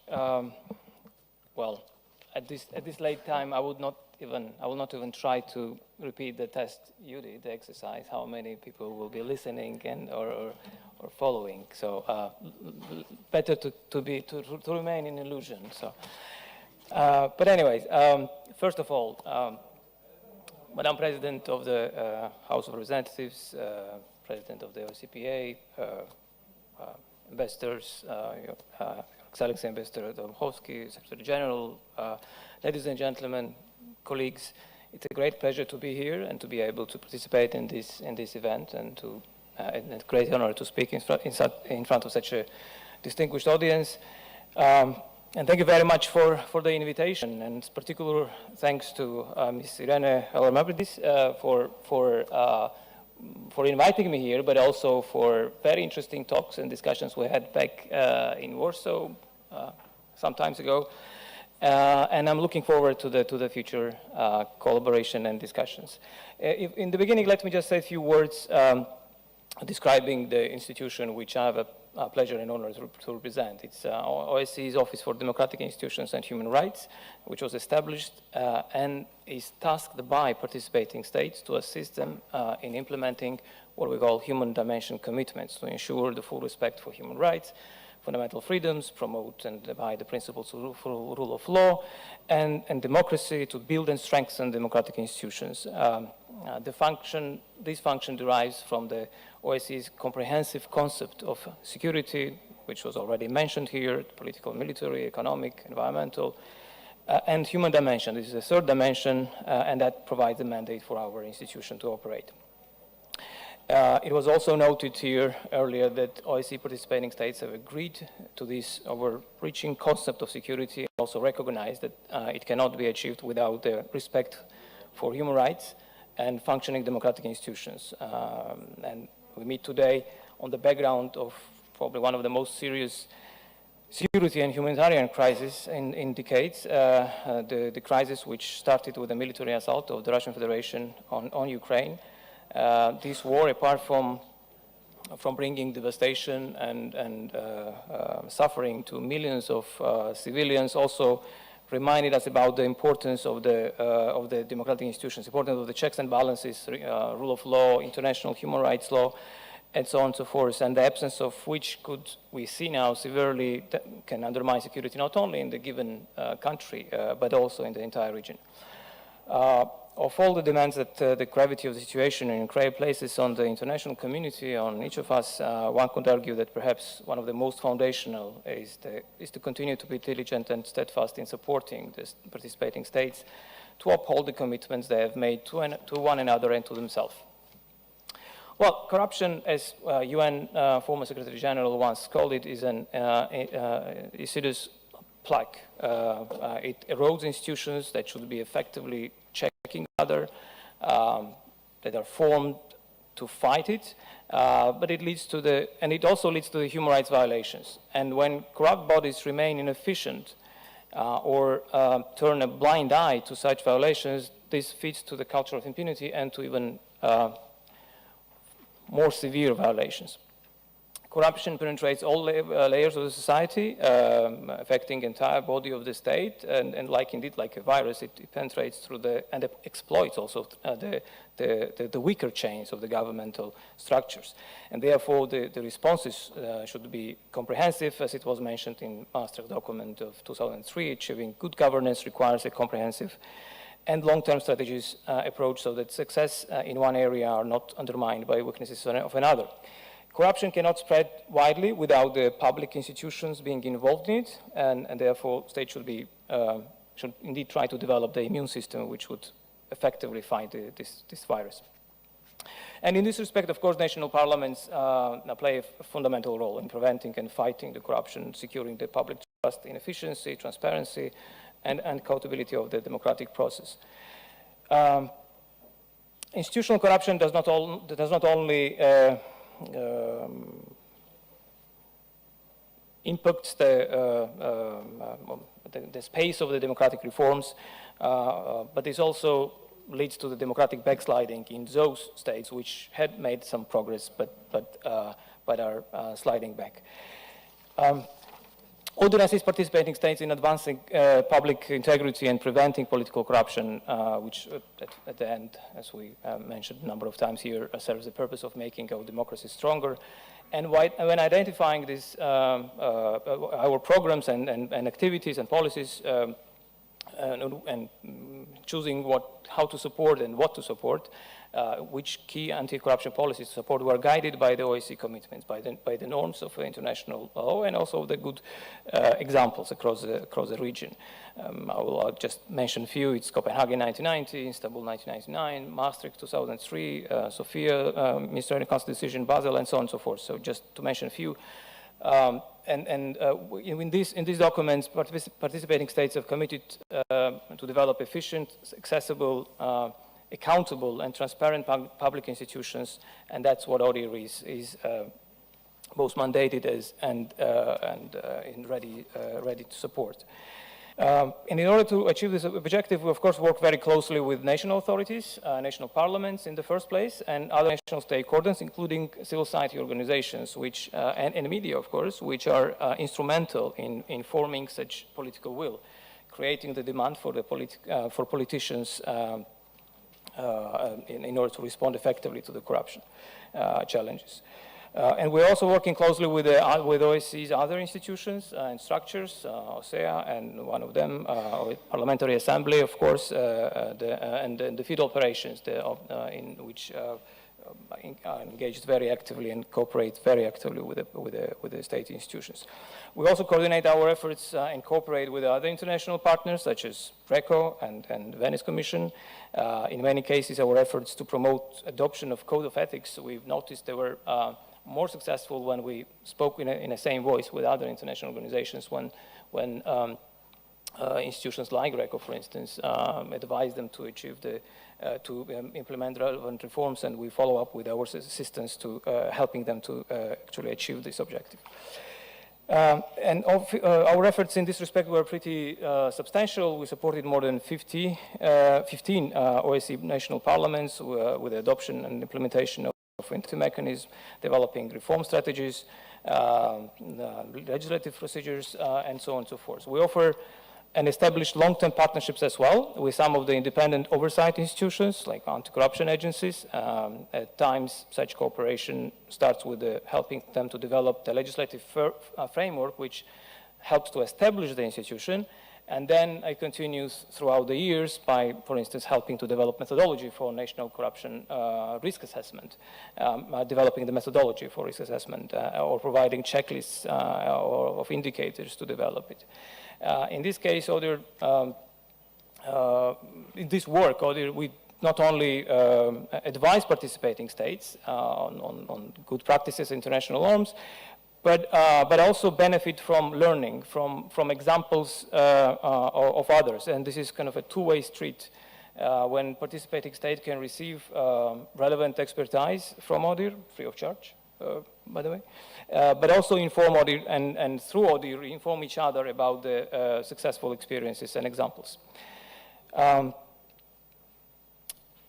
In 2012, actually, ODIHR published first in its kind background study on professional and ethical standards for parliamentarians, analyzing how to build and reform systems that set professional and integrity standards for members of the parliament.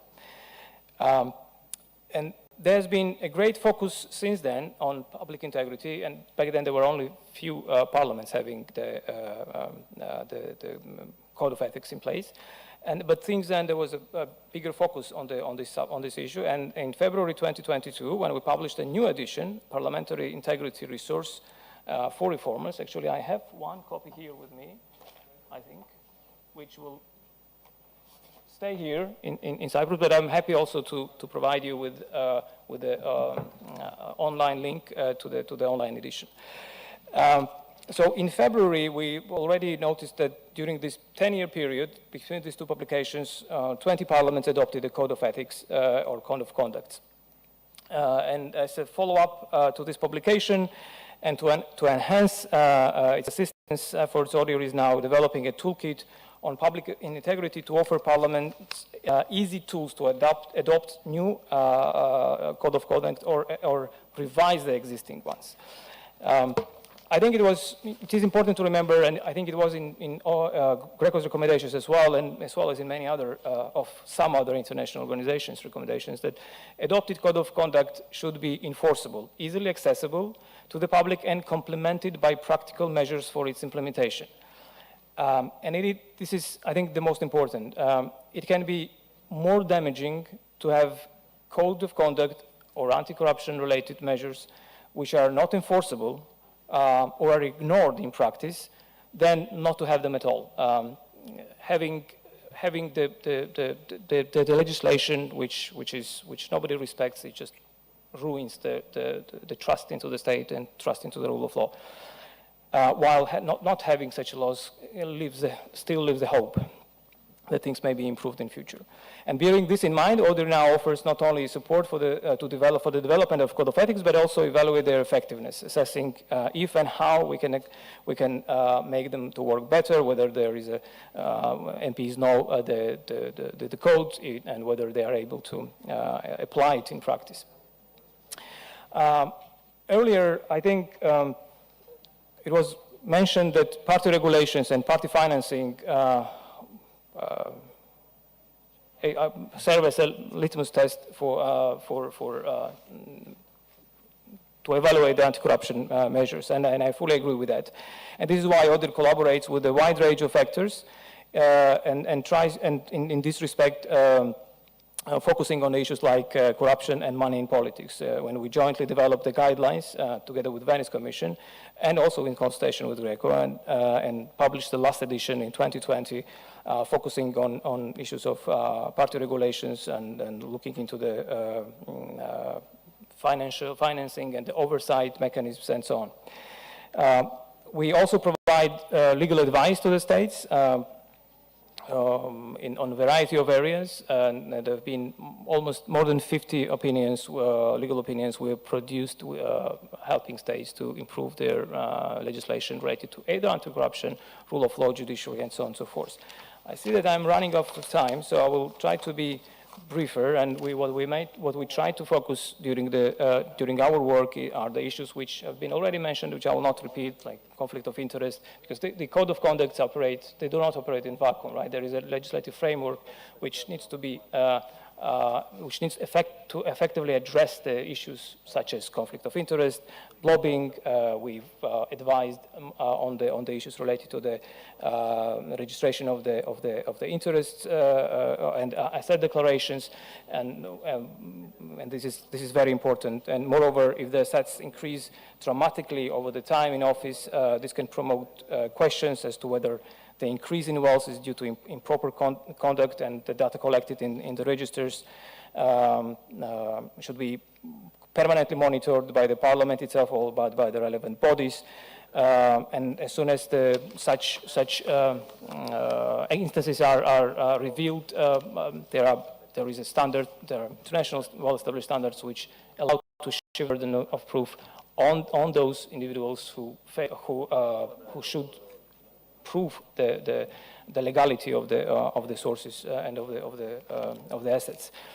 In this respect is, of course, the work of the case law. There is quite a substantive case law of the international courts, including the European Court of Human Rights, which provides for certain standards in the process of the confiscation of property, which is linked to the serious criminal offenses such as corruption or money laundering, as well as providing the lawful, establishing the requirement to provide the lawful origin of the property, and so on and so forth. So again, not to take too much of the time, I will conclude by saying that in order for those institutions to operate, there is also the need for existence of the independent judicial institutions, prosecutorial offices, which were referred here during the previous speeches. And in that respect, ODIHR also supports the work of such institutions. And I want to mention just one example of the work, and it's the monitoring process of the appointment of judges and members of the independent judicial bodies or prosecutorial bodies, evaluating, assessing the credibility of the transparency of the process, also making sure that there is all the international standards are applied in practice. And with that, I conclude. Thank you very much.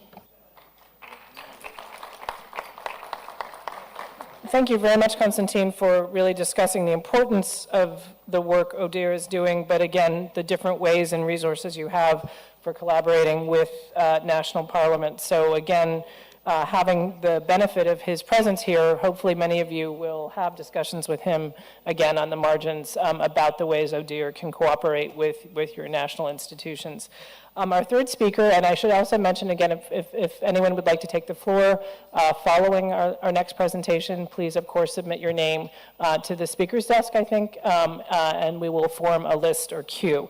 Our third speaker, I'm very excited to welcome, John Veruschi, who is here from Transparency International from the Secretariat in Berlin, will provide us a perspective from civil society, looking at the way in which public can serve that watchdog function of looking at the ways in which parliaments are or are not keeping up with their commitments to prevent corruption.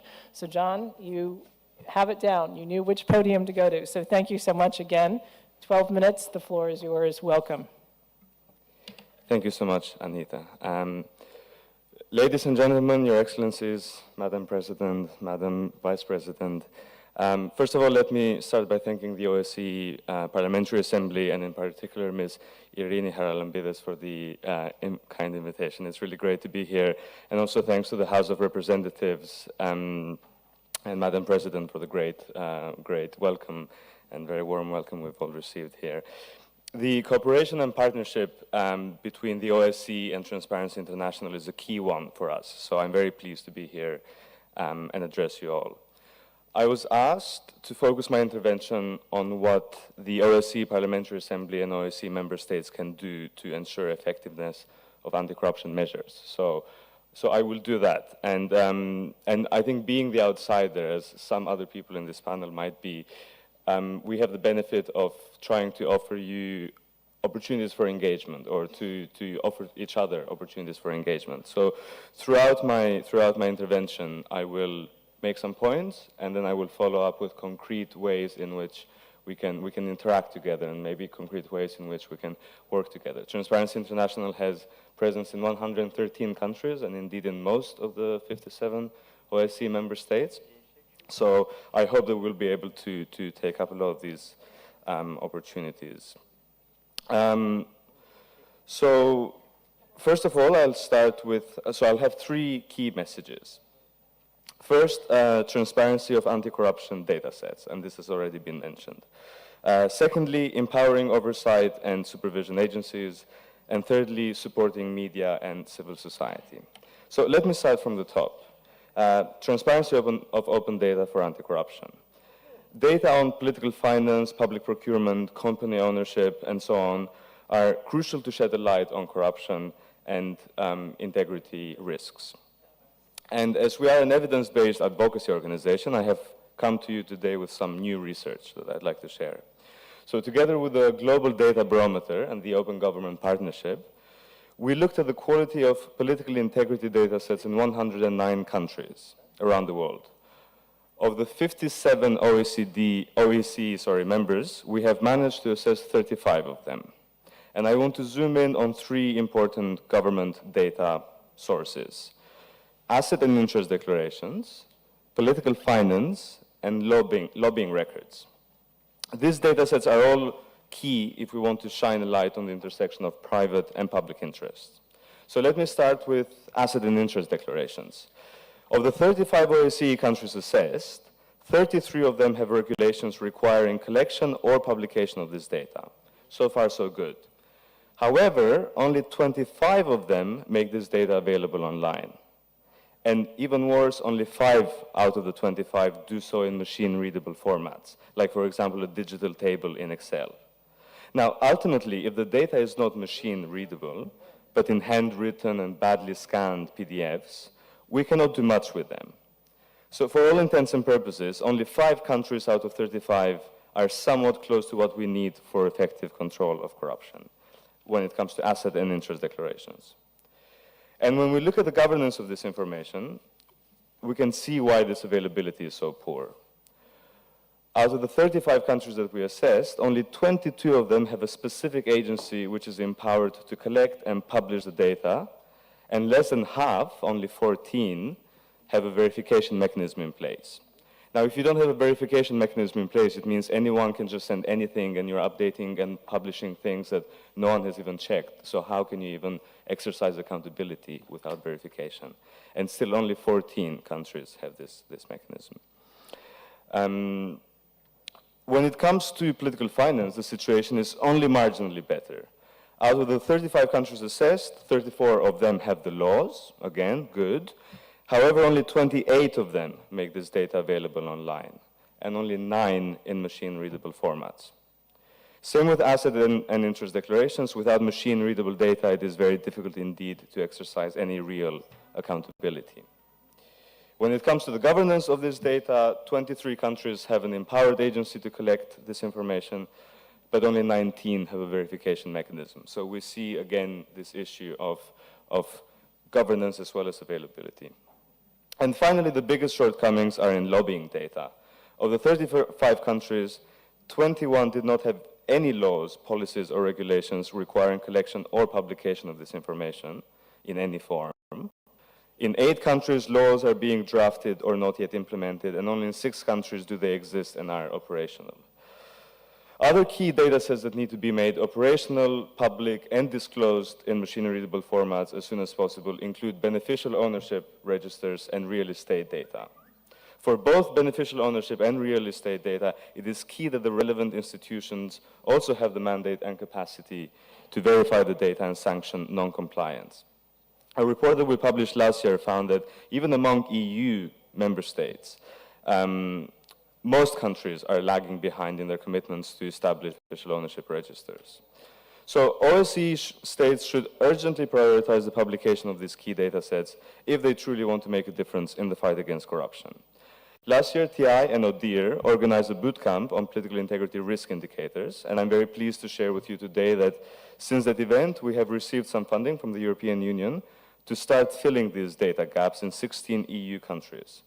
We are now looking to expand this into the Western Balkans region, but we would very much welcome expanding this work further in the OSCE states, and would be delighted to work together with colleagues here and beyond to make data open by default a reality across the region. So let's discuss again on the margins, let's discuss and see how we can make open data for anti-corruption a reality in your countries as well. My second message is on empowering oversight and supervision agencies. And since this is the OSCE Parliamentary Assembly and most colleagues in this room are members of Parliament, I should take the opportunity to emphasize the importance of parliamentary oversight. Parliamentary scrutiny and inquiries provide a key opportunity, particularly for opposition MPs, to hold governments to account. The financial oversight and budget approval is another great opportunity for parliaments to ask tough questions and search for inconsistencies. At Transparency International, we have developed a methodology to assess parliamentary oversight and support MPs to improve the process based on international best practice. This assessment methodology will be rolled out in 24 countries around the world, including at the moment 2 OSCE member states, but is set to expand even further. And we would love to work with the Parliamentary Assembly and with individual MPs on rolling this methodology out across OSCE region member states. Beyond parliamentary oversight, independent supervision agencies are also key to ensure effective control of corruption. And we're lucky to hear from some of them today. But I would also like to talk a little bit about the international level. So international institutions also need to have their own integrity mechanisms. This also applies to this very body, the Parliamentary Assembly of the OSCE. As past lessons from the sister institution, the Parliamentary Assembly of the Council of Europe, have shown, integrity mechanisms are key to ensuring good conduct. The OSCE Parliamentary Assembly, with the anti-corruption leadership of Ms. Haralambidis, and other colleagues should prioritize setting up such a mechanism to ensure that all activities of the Assembly itself are shielded from undue influence. These mechanisms should cover all aspects of the work, from election monitoring to drafting of voting resolutions, standard setting activities, and so on. And I know that Ms. Haralambidis is working on codes of conduct, and really congratulate that effort, which would be a great start to pave the way for the establishment of a functioning integrity mechanism. The OSCE Parliamentary Assembly and the OSCE more broadly can also act as a united bloc in supporting the establishment of an effective international anti-corruption enforcement framework. Whether this looks like an international court or a coordinating body between national authorities or any other innovative form, the OSCE with its diverse membership and legal expertise should be at the forefront of such discussions. Other challenges that require international cooperation and coordination include dealing with the role of cryptocurrencies, the regulation of political ads online, as well as the more traditional topic of mutual legal assistance between states in transnational corruption cases. And I think the OSCE Parliamentary Assembly is really very well placed to deal with these issues.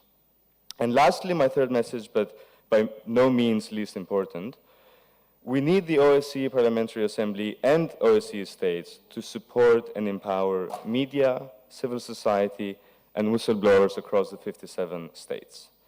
As politicians, you can lend legitimacy to activists and the media. They, or rather we, are a key part of what makes pluralistic societies. The first thing that you can do as politicians is to promote a culture of inclusion and openness towards actors in the media and civic space. Give our colleagues at the national level the same space that you give us at the international level, and work together with them like you work together with us. However, culture change needs to be matched with legislation, with legal protections. The issue of strategic lawsuits against public participation, otherwise known as SLAPs, has received increasingly more attention in recent years. And there are some good examples in the US and in Canada where provincial and state level legislation has been passed to ensure that public interest stories and campaigns are not shut down through legal intimidation.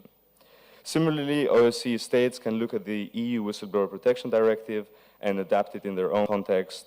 I know that here in Cyprus, for example, you have spearheaded such efforts at the national context. The OSCE Parliamentary Assembly and other institutions can support member states with technical assistance, for example, here. We as Transparency International, our chapters, would also be more than happy to work with you to get the best legislation on whistleblower protection possible. Other measures can include passing a specific resolution by the OSCE Parliamentary Assembly on shrinking civic space and press freedom that would send the right message across the OSCE region.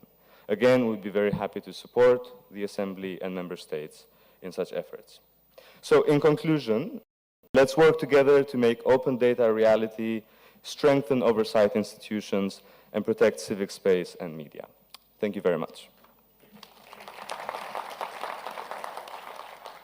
Thank you so much, John. And it was interesting that you mentioned, of course, open data for anti-corruption, but as you're saying, I think it's effective open data, right? Not just any data.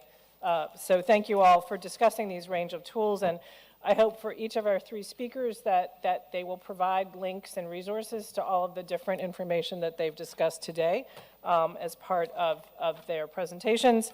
And Robbie mentioned that during the question and answer, if there's more questions or interest in the role of the World Bank and technical cooperation, he's happy to answer questions. So the floor is now open for interventions. So again, I have the speakers list here. Is it still open? So if there are additional individuals who want to take the floor, please do provide your name. We'll begin now, and of course, 3 minutes for everybody, please. We first have Khalid Hatime from Morocco, followed by Radu Mihail from Romania. So Khalid, please, the floor is yours. Thank you. Excellences, Mesdames et Messieurs, c'est avec un grand plaisir que nous prenons part à cette conférence et qu'il me soit permis, en mon nom propre et en celui des membres de la délégation marocaine ici présente, d'adresser mes remerciements aux autorités chypriotes pour l'organisation de cette rencontre et pour leur chaleureux accueil. Excellences, Mesdames et Messieurs, phénomène global touchant tous les pays, la corruption est une entrave au bon fonctionnement des institutions démocratiques et au développement économique et social.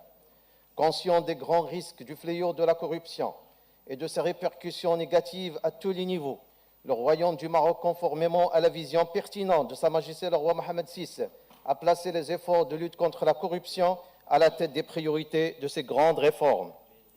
À ce titre, le Parlement marocain a adopté un ensemble de lois ambitieuses visant à renforcer les valeurs d'intégrité et de transparence, notamment la loi relative à la protection des témoins de la corruption, la loi relative au droit d'accès à l'information, la loi instituant une déclaration obligatoire de patrimoine de certains élus, des conseils locaux et de certaines catégories de fonctionnaires, et la loi relative à la liberté de la presse. Excellences, Mesdames et Messieurs, ayant ratifié en 2007 la Convention des Nations Unies contre la corruption, le Maroc participe activement à toutes les sessions de la conférence des États partis à la Convention, a également organisé la 4e session qui fut marquée par l'adoption de la déclaration de Marrakech pour la lutte contre la corruption.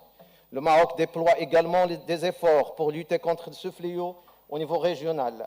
Elle a ratifié la Convention arabe pour la lutte contre la corruption et prend une part active aux activités du réseau arabe pour la réforme et l'intégrité de la lutte contre la corruption. De même, la Constitution marocaine de 2011 consacre tout un titre à la bonne gouvernance, où plusieurs principes de droits fondamentaux ont ainsi été constitutionnalisés, à savoir le droit d'accès à l'information, le droit de pétition, ainsi que la liberté de la presse. Le Maroc a procédé à la numérisation des services fournis par l'administration, au lancement d'un portail dédié à la réception des plaintes des citoyens et d'une ligne téléphonique dédiée à la réception des dénonciations d'actes de corruption, ainsi qu'à l'organisation de formations sur la déontologie de lutte contre la corruption au profit des fonctionnaires. Excellences, Mesdames et Messieurs, je voudrais conclure mon intervention en soulignant l'importance que revêt la corruption internationale en faveur de la prévention et de la lutte contre la corruption.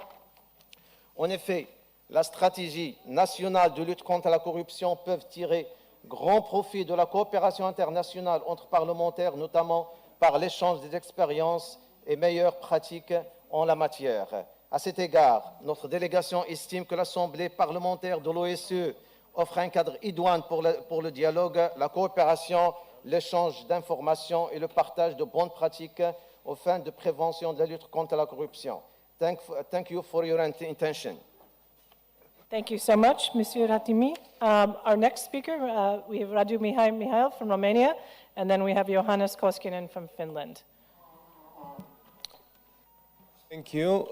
Ladies and gentlemen, first of all, many thanks to Irene and to all our generous hosts from the Cyprus Parliament for this excellent initiative and organization of this event on such an essential topic for all our societies. When we discussed with our President, Margareta Sederfeld, about the opportunity to relaunch the activity of the Special Representative for Digital Agenda of the OSCEPA, one element we envisaged investigating has been the impact of digitalization on fighting corruption.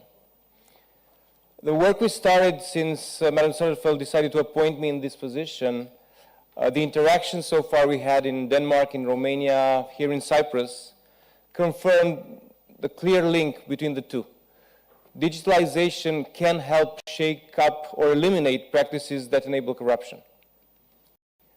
One rationale behind this negative correlation is that digitalization helps corruption prevention.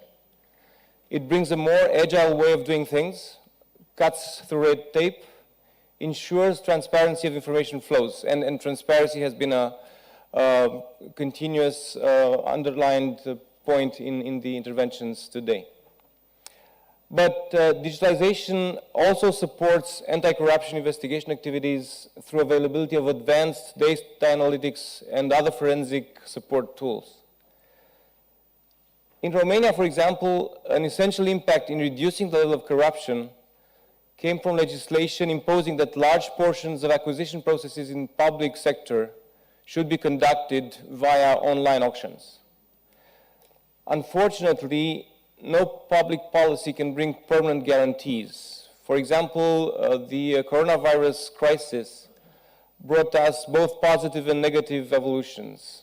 The restrictions brought by the pandemic imposed a much larger degree of digital interaction with the administration at local and central level, so that citizens and enterprises have been subjected to less instances when public officials could have exerted pressure and could have suggested the bribery is needed. But on the other hand, as the crisis imposed quick changes of legislation, some politicians and public officials exploited this pretext to introduce and use exceptions to standard acquisition practices, increasing substantially the misbehavior probability, especially in the context of public procurement of medical resources. In conclusion, the point I would raise as essential is that we need to ensure that the benefits of accelerated digitalization are supported by solid, difficultly reversible public policies meant to reinvent governments and public administration's behavior. The smarter use of new technologies can propel the fight against corruption to a new level of efficiency. Thank you very much. Thank you so much, and thank you to the first two speakers, not only for their substantive comments, but for keeping to the time. I will now go to Johannes from Finland, and then we have, after that, Hadil Snopti from North Macedonia. Thank you, Madam Chair. Prevention and combating of corruption require extensive cooperation between various parties. The well-functioning democracy, rule of law, independent judiciary, free media are, of course, cornerstones to this work. Finland has no separate anti-corruption agency, but several different authorities and other bodies are jointly responsible for the work against corruption.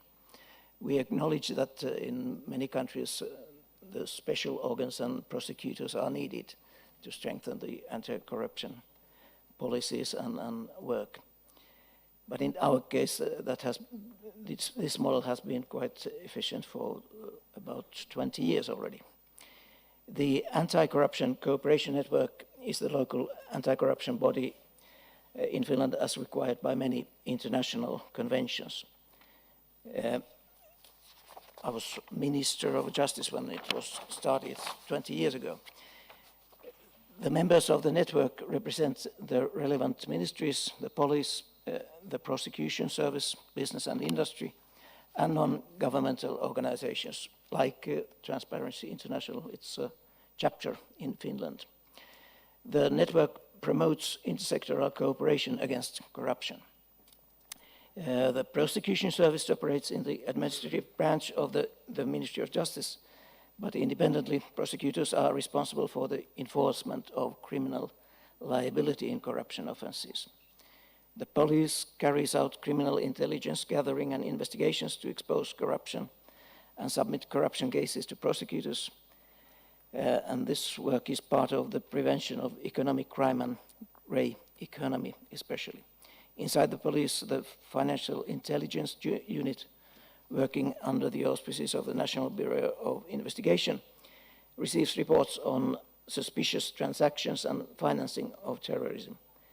By analyzing these reports, it's possible to expose cash flows and transactions that may have connections to corruption and also money laundering.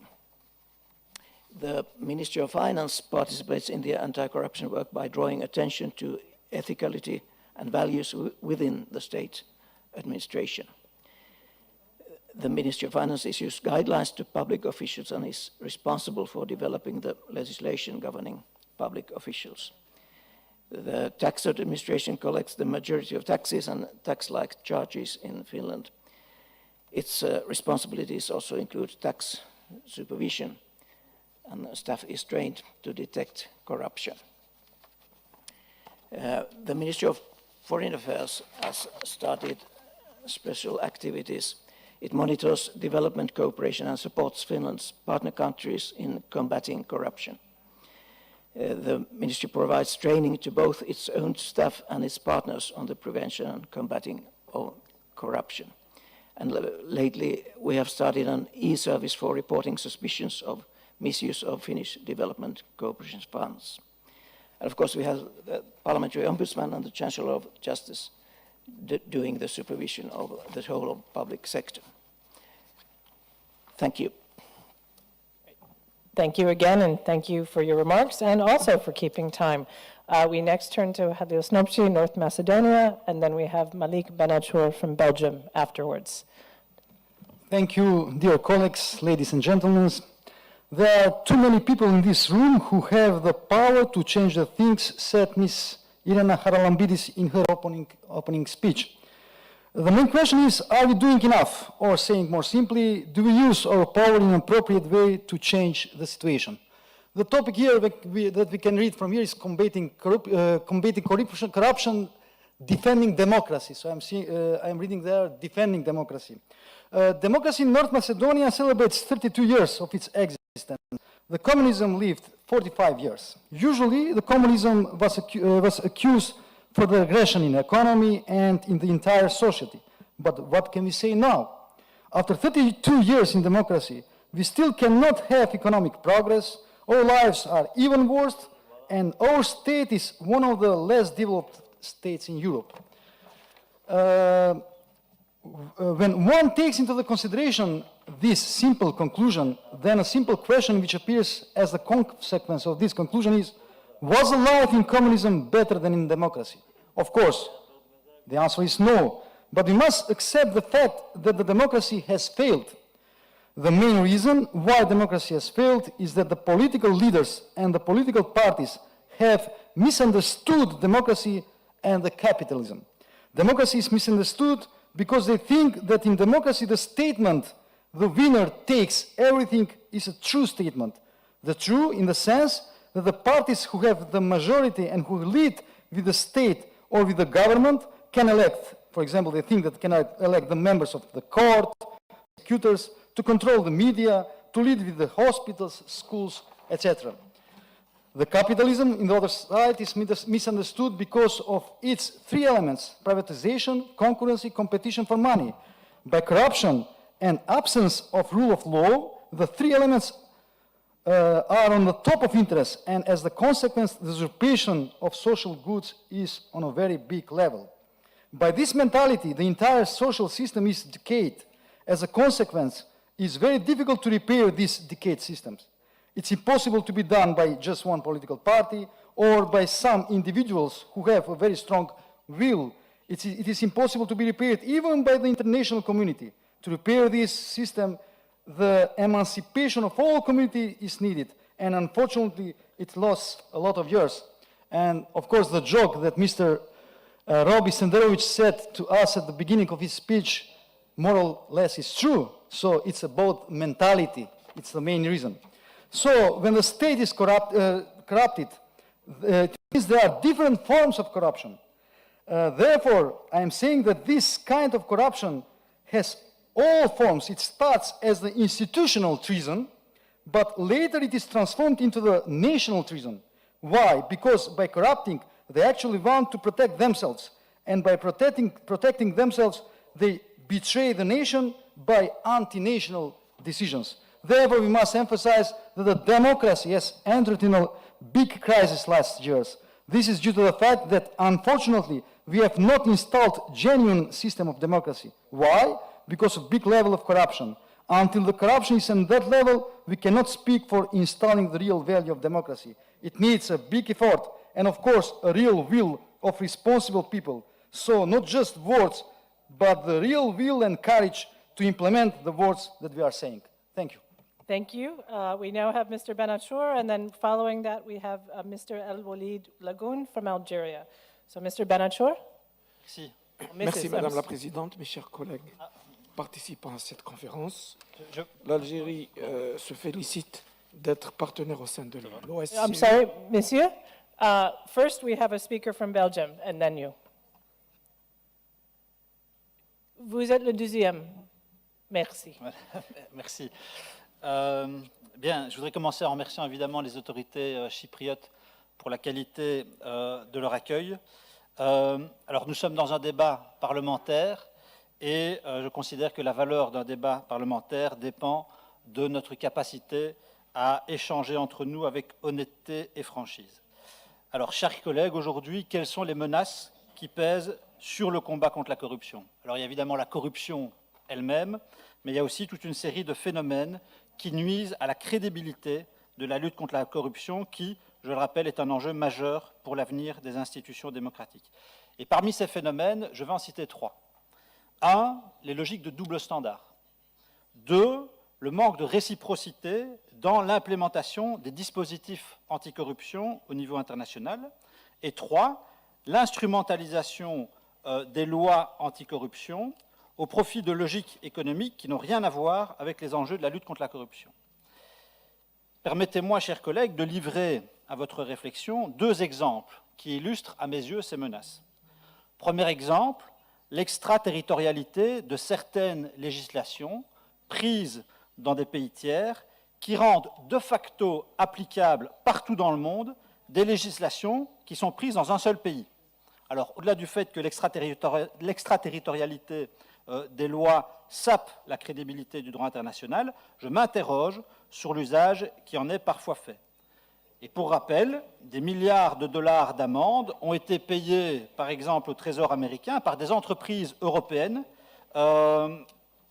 avec pour résultat le fait de favoriser des entreprises américaines concurrentes sur le marché international. Il y a donc là une instrumentalisation de dispositifs de lutte contre la corruption au profit de logiques économiques contraires à la libre concurrence. Il y a une littérature très intéressante sur le sujet de l'extraterritorialité et un rapport qui a été remis, je pense, en 2019 au Premier ministre français à l'époque. Deuxième exemple que je voudrais soumettre à votre réflexion, chers collègues, nous sommes ici à Chypre, à quelques dizaines de kilomètres d'un pays, le Liban, qui a fait de la corruption un système. Ce système a provoqué la ruine de tout le pays et a jeté la majorité de la population dans la pauvreté en provoquant la pire crise économique au monde depuis 1850, et c'est la Banque mondiale qui le dit. Eh bien, les architectes de ce système de corruption sont toujours en place aujourd'hui, malgré la révolte du peuple libanais, malgré l'explosion du port de Beyrouth, malgré tout.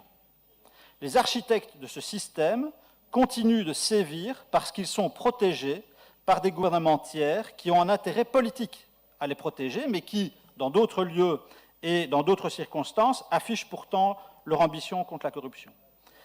Chers collègues, la lutte contre la corruption, comme la démocratie d'ailleurs, ne peut survivre à des logiques de double standard qui ruinent sa crédibilité. La lutte contre la corruption, elle a besoin de lois, elle a besoin de règles, elle a besoin de sanctions, elle a aussi besoin de cohérence, de constance et de crédibilité. Je vous remercie. Thank you very much.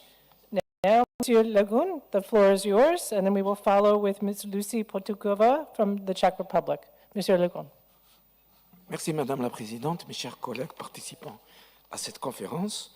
Je disais que l'Algérie se félicitait d'être partenaire de l'OSCE, qu'elle suit les travaux avec un intérêt toujours plus croissant, considérant que cette organisation constitue un cadre pertinent de concertation et de coopération en la matière, étant entendu qu'il ne peut pas y avoir de politique publique nationale stricte sans une coopération internationale face à la mondialisation du phénomène de la corruption qui appelle une riposte internationale.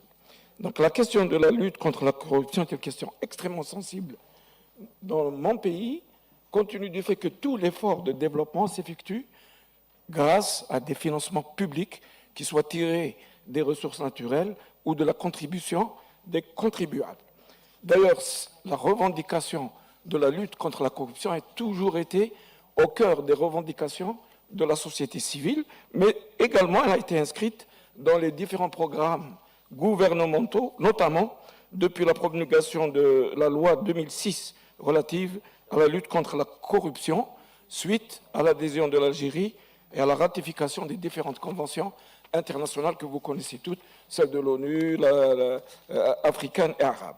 Mais c'est surtout à partir de l'année 2019 qu'un vaste programme de lutte contre la corruption a été engagé et inauguré par la révision de la Constitution, dont l'axe principal de la révision a été celui relatif à la lutte contre la corruption, que ce soit dans le projet lui-même ou dans les débats publics autour du projet.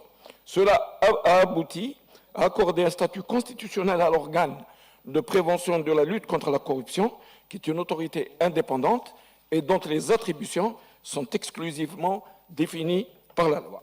Donc, en application de la Constitution, un vaste programme de révision des textes législatifs et réglementaires a été effectué, d'ailleurs sur la base de la définition que donne Transparency International relative à la corruption, c'est-à-dire le monopole moins la transparence égale corruption, et donc c'est dans cet esprit de démonopolisation et d'accorder plus de transparence que tout ce programme est mis en œuvre. Bien sûr, je ne vais pas citer tout ce qui a été entrepris, mais il est quand même tout à fait intéressant de voir quelques volets. D'abord un volet politique, parce qu'il y a du politique dans la corruption et qu'il est vain de vouloir isoler le volet politique du volet économique de la corruption, comme cela vient d'être relevé de manière assez pertinente.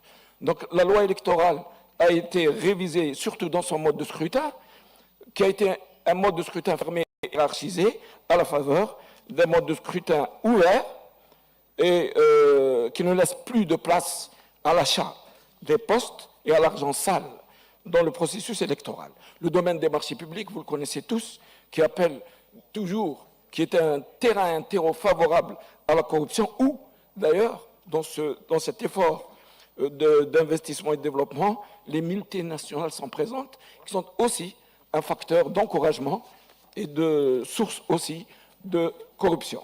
La loi relative à l'investissement, bien évidemment, et qui limite l'ensemble des pouvoirs de l'administration, qui accorde maintenant et dorénavant des délais pour répondre aux demandes des investisseurs, les déclarations de patrimoine, enfin, toute la panoplie de mesures qui sont liées à la lutte contre la corruption.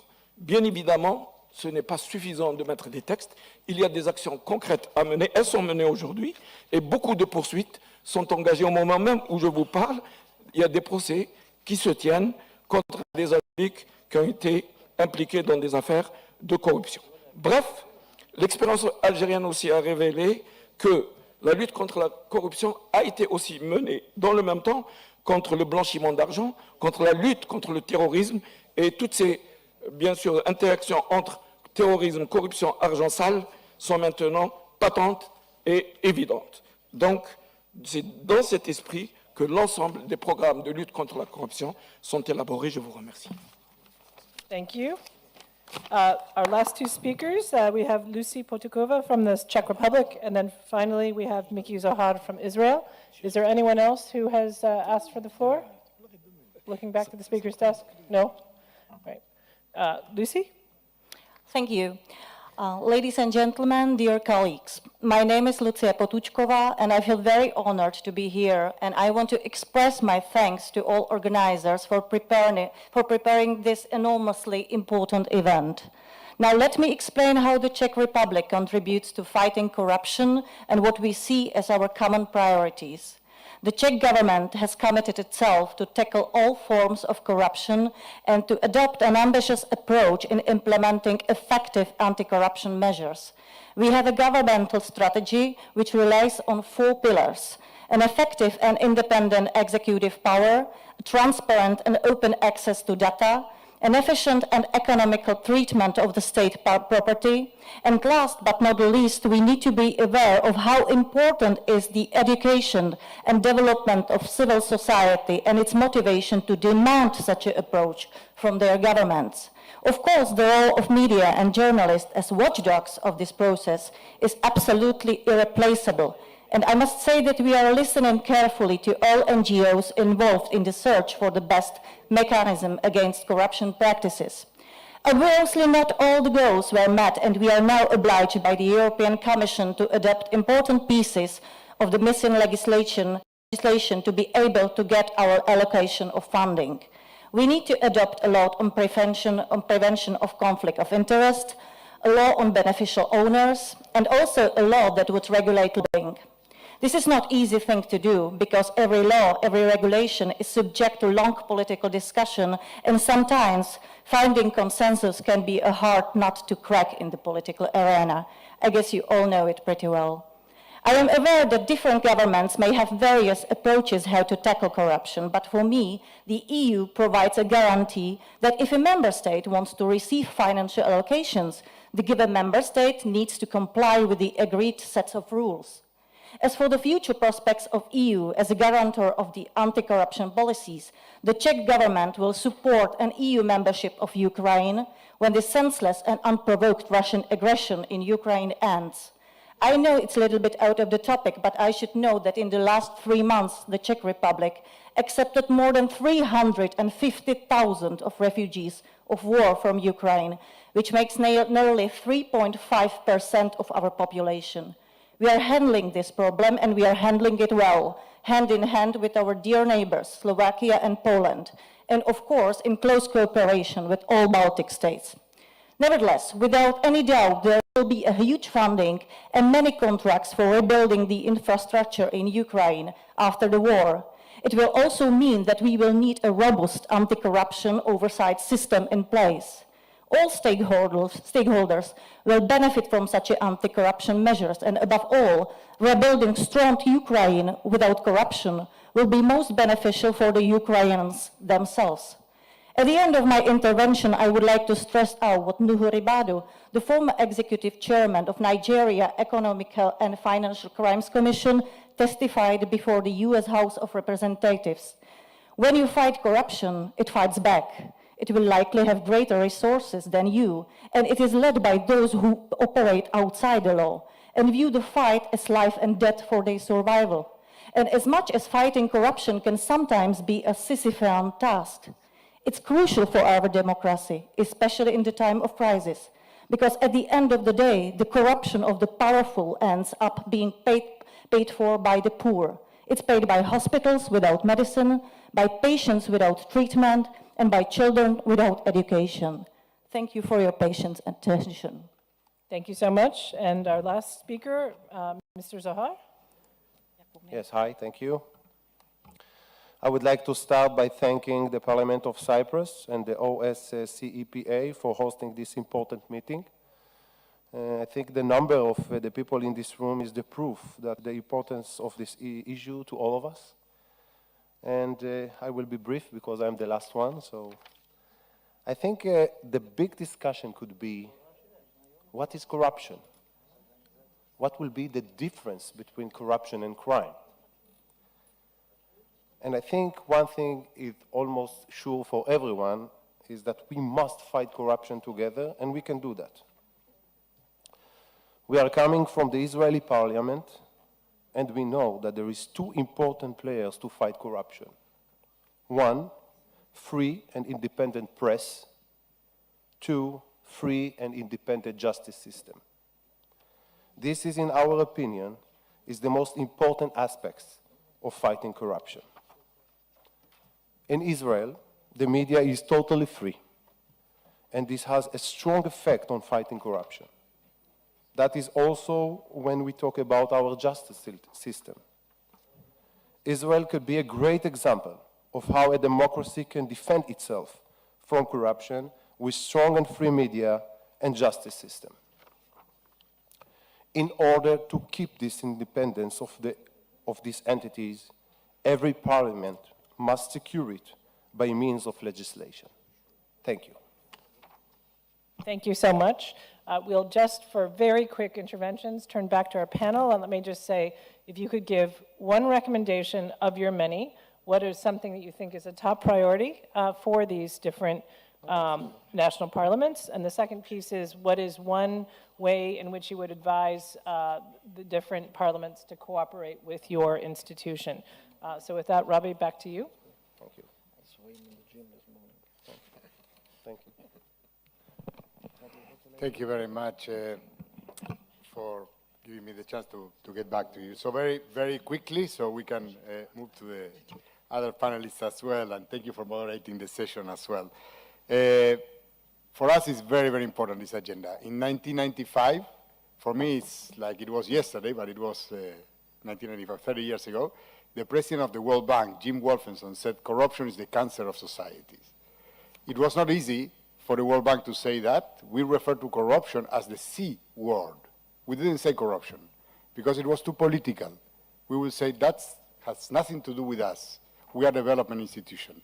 Finally, we understood corruption hampers development.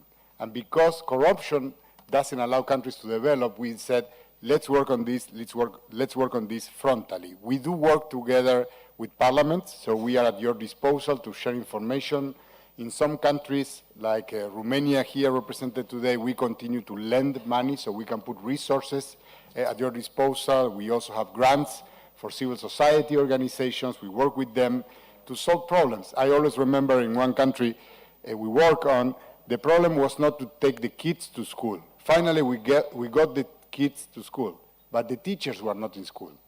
And when the Minister of Education saw who is in school every day, the official reports will say that every teacher was in school every day. It was only through parents' associations that you could know exactly which teacher was where and when. And by doing that, not only empowering students, solving a problem, but empowering the Minister of Education. So when she needed to talk to the teachers' union, she will have the information on the table. So this is the type of thing that we can do together with you. This is very important. To conclude, and not to repeat the credo that we had today, I am not so sure that citizens care about corruption. I am not so sure that your constituents, your voters, care about corruption. I think that they care about corruption when things don't go well in their countries. But when things go well, what they say, I heard that myself. Every politician is corrupt. It doesn't matter who is in power. All of them will steal. At least they deliver something for us. So it's about delivery. So we need to put these two agendas together. If we can show citizens that when corruption exists, the delivery doesn't happen, you will have more people supporting your cause. Otherwise, people don't care. As long as there is a delivery, they will say, okay, it's a necessary cost in society. And I have a question to give you the word, maybe, at this point, Konstantin, which is, you made a relationship between democracy and corruption. And you said basically that corruption has an impact on democracy, and when there is corruption, democracy suffers. That there is also an impact of democracy on corruption, right? So less democratic regions have more chances for corruption. So what is it? And this is not just semantics. It's important for us because then we need to define whether we work on democracy and we help democratic institutions be stronger, and through that you reduce corruption, or you work on reducing corruption because you hope that by reducing corruption you're going to have stronger democracies in the country. And it's very important. It's not a semantic question because that defines the strategies that our organizations have. Thank you so much. And this really is about strategies. Where do you begin and what should you prioritize? So Konstantin, your recommendations. Well, I'm not sure I'm ready to answer all the questions in a satisfactory way. You can do it this evening over dinner as well. Walk out of this room saying that we have an answer to everything, but I'll try. I think it's I think it was Ms. Irene and Haralambidis who mentioned that there is what is important here is a political will. And I think what we need to, and that's probably what is the key in fighting the corruption. If we all agree in the society, we agree with respect to the certain rules of the game, and we start to follow those rules seriously, then I think then each of us who would start to kind of play fault, they will be hold into account. Just to give an example of just imagine, I don't know how many love and follow the football, but imagine that we have a referee who is corrupt, and we all know that he is corrupt, right? What sense it makes to play the game? Or if you play, then it's a question how much you pay, right? So it increases the cost, and finally, of course, that reflects on our society. So everything becomes more difficult and even more expensive. I think that's important for us to all of us, for our societies, for individual of the society, for every individual, understand that we are part of the same. We agreed about the rules and we just follow them. And because of that, we need impartial and effective arbiters, right? Referees. We have to invest in that. And unfortunately, what I don't see is that states are seriously investing into that, into creating the strong, independent institutions which could act as referees in the football game, to be both protected, be independent, and be professional.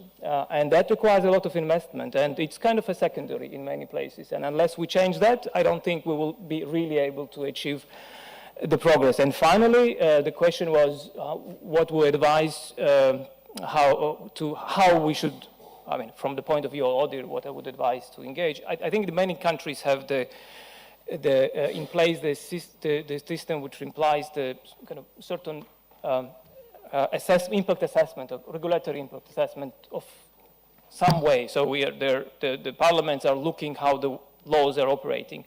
And I think whenever, including the code of conduct or any other legislation, anti-corruption legislation, which we put in place, and sometimes it's a decision as a result of the very difficult political consensus, and it's success already to have something, but with some time, I think it is very important to review that and to see to what extent that mechanisms really work, and to provide a possibility maybe to invite impartial auditors from outside. That's where I would see the benefit of international players like ODIHR or maybe others as well, to give them a chance to review and provide recommendations and see what works well and what does not work well, and then give again chance to the authorities to reflect on that.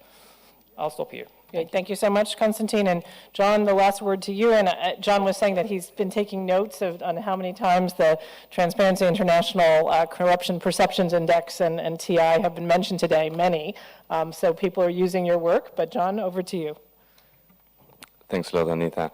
In terms of the major recommendation that I'd like to leave you with today is, I mean, we've been talking a lot about political will. We started this morning talking about political will. We've been talking about it all day. But the issue is that political will needs things to make it happen. Like political will needs pressure to make it happen. And where does this pressure come from? It comes from society, it comes from media, it comes from civil society, it comes from anyone who stands to lose from the current status quo, anyone who stands to lose from corruption. So it's a bit of a difficult situation where you're trying to foster that political will, but then you're not giving the tools to civil society, to media, to other actors that could potentially act as guardians of accountability.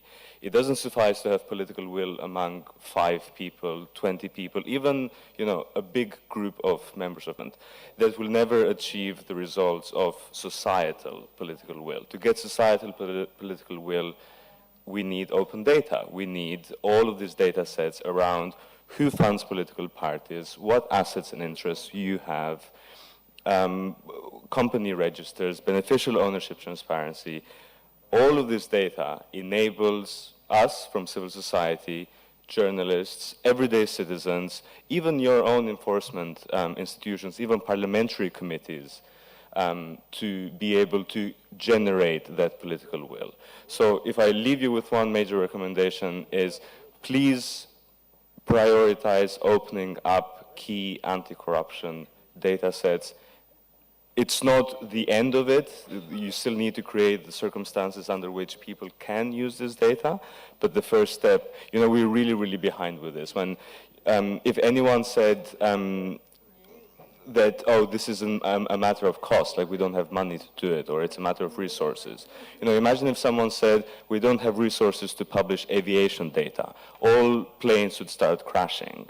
People want to publish aviation data to avoid planes from crashing. We should also publish political integrity data to avoid democracies from crashing, to avoid our systems from crashing. And in terms of what TI can do, I would say, to connect it with my first point, we can help you generate that political will if you cooperate with us, if you give us the tools and the opportunities and the space. So with that, I want to end that we're very much in all of our 113 country offices looking forward to working with you and your colleagues to foster that political will. Anita, can I ask him a question? I will look to our hosts. Is there time for this question?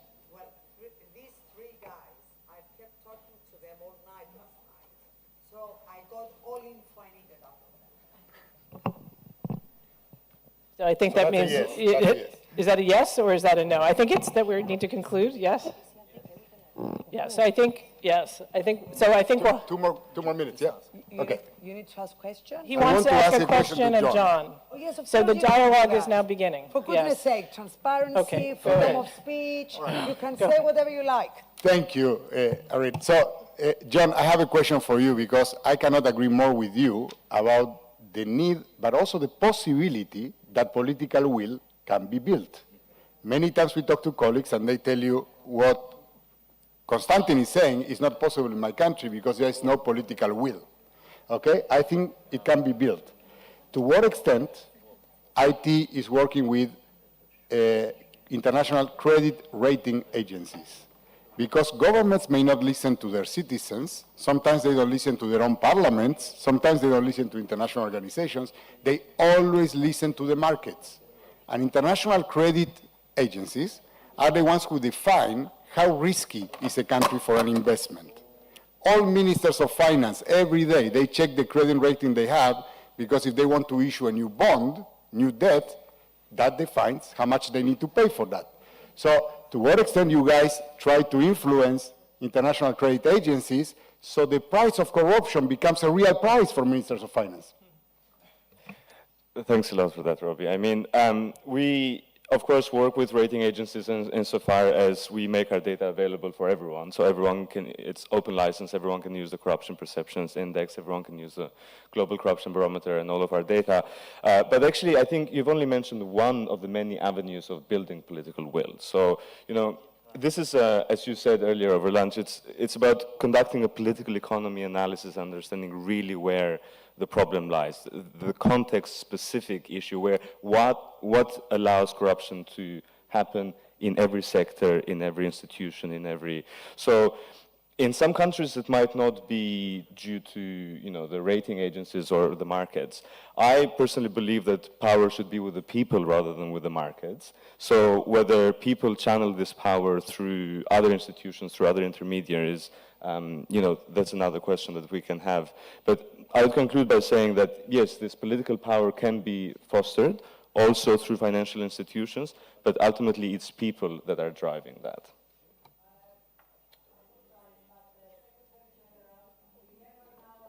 Questions, so I think we can give him the floor. So, Roberto, I what is I your... have a question. I want to contribute to the debate on who fosters political will, because this is something that has you know, been going through my mind for many years, traveling with presidents and members of the Parliamentary Assembly, and always finding out that one problem could be fixed if there was political will. Of all the problems that we have in the OSCE, frozen conflicts, if there is political will, it will be solved. Now, who fosters the political will? If you just think of the last 12 months, we were Fridays for Future, you know, there was all this discussion about we have to transition to energy, and there is no political will. Then all of a sudden there's been political will after COVID. We have 750 billion in the EU, something unthought of, and there is money to transition to have green energy. Now, everybody's saying, where can we find coal? Where can we find alternative source of energy? So there was political will for transition, but now it's not important anymore because we have to punish somebody else, so we have to find alternative sources of it. So where is the political will, and who determines the political will? Is the people, as you say? Is it the media? If today there is political will to solve some of the big issues that we have, there might be some people who will look at you and say, why do you want to solve it? Why do you want to use tools like dialogue or discussions to solve that big problems we have ahead of us? So who is the generator of the political will? And are we really free in our mind? Is it really the civil society, as you say, or the public opinion that determines? But I think for this we have to continue until tonight. I think everybody wants to go, but it's a very interesting debate. Is. And I'll just say, so the words that we've heard more now in the afternoon is political will. Just to make you laugh, my children, my husband is also a professor. One day my daughter said, who is this political will? You keep mentioning this gentleman. Where is he? Where can we find him? So hopefully you'll find him this evening during our social event. If you find political will, please tell him to join us tomorrow, or her.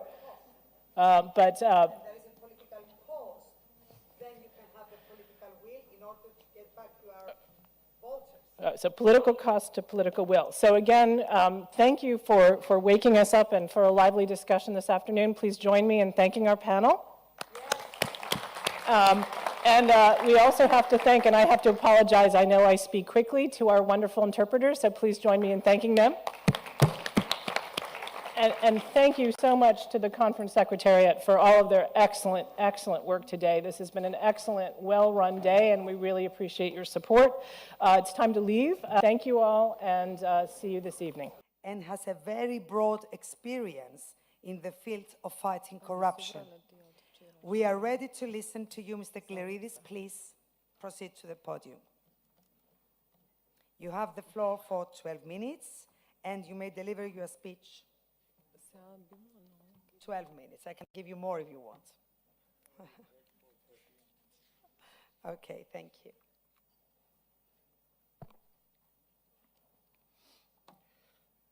Madam President, distinguished speakers, dear participants, first of all, I would like to welcome the organizing of such an important conference in Cyprus and to thank the organizers and especially the Honorable MP Irini Charalambidis, Vice President of OSCE, Parliamentary Assembly and Special Representative for Fighting Corruption, for giving me the opportunity to be included in the panel of speakers.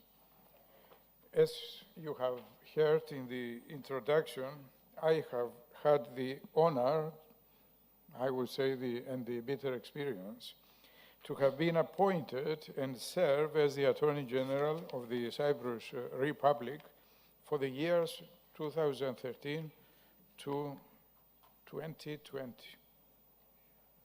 The Attorney General, according to the Cyprus Constitution, is an independent officer of the Republic with unlimited powers in criminal cases, and at the same time, he is also the legal advisor of the Republic, of the President of the Republic, of the Council of Ministers, and of the Ministers of the Government. In exercising his functions as the public prosecutor, the Attorney General is vested with the unfettered power to initiate, continue, discontinue, or stay any criminal proceedings at his absolute discretion and in the public interest against any person in relation to any kind of offense, and he is not accountable for his decisions in this respect to any court in the Republic. It follows that the Attorney General is in effect the officer holding perhaps the most responsible position to fight corruption, in collaboration, of course, with other independent institutions. In view of this, I think that going through the real experience in trying to fight corruption when holding such a position, and by sharing with you the difficulties and hurdles we had to face, will be much more productive and useful rather than engaging in theoretical and academic rhetoric. Through this, one should also be able to draw conclusions which can form the basis for further consideration and perhaps reform. In my opinion, which is based on my experience, the existence of corruption can be attributed to the following factors: the inherent greed and the tendency towards the easily gained profits, together with the prevailing culture in our days as to the increased importance of having money with which one can buy almost everything. The economic crisis and the accruing crisis in ethical values and principles. The creation of circumstances which can easily be the subject of legal or illegal exploitation and abuse by persons to their own benefit. The lack of effective supervisory and investigating checks and controls. The elevation to key positions of persons not by using criteria of merit and qualification, but with extraneous criteria relating to party political considerations, to family or to business relations, etc. The insufficiency of legislative measures which could make the commission of white-collar offenses more difficult, and the absence of adequate measures which could facilitate the effective investigation and prosecution of criminal offenses. The tolerance, apathy, indifference, and lack of strong reaction by the ordinary citizen who has enormous power to exert pressure as against the phenomenon of corruption. And finally, the impunity. The time period of my term of office between 2013 to 2020 was marked by the banking and general economic crisis on the island. It is commonly accepted that in periods of economic crisis, corruption flourishes for reasons which are obvious. According to the European Commission's report on the rule of law situation in Cyprus for the year 2020, a total number of 120 corruption cases had been investigated or were under investigation, out of which 98 have been completed and 22 cases were still under investigation. 47 cases were pending for trial for corruption, or they were under trial. 37 persons were convicted for corruption, including the Deputy Attorney General, members of the House of Representatives, ex-ministers, mayors, members of town councils, and other public figures. The situation described above was unprecedented, at least as far as Cyprus is concerned. The development which gave the clear message that impunity was coming to an end is attributed to a great degree to the efficient work of the Auditor General's service. It was this penetrative and restless effort in auditing public funds which brought into light most of the relevant data and evidence which could enable the setting up of criminal charges against white-collar offenders. The combination and close cooperation of an independent and well-equipped audit service with a public prosecutor's office fully disengaged from any political or other extraneous considerations, ready and willing to act independently of who is involved in criminal activities, is, in my opinion, the best prescription for good results in the fight against corruption. It is a fact that on many occasions the Auditor General, who is present with us today, has been publicly accused for exhibiting extreme zeal in executing his duties, that he causes fear and he is exerting pressure upon civil servants.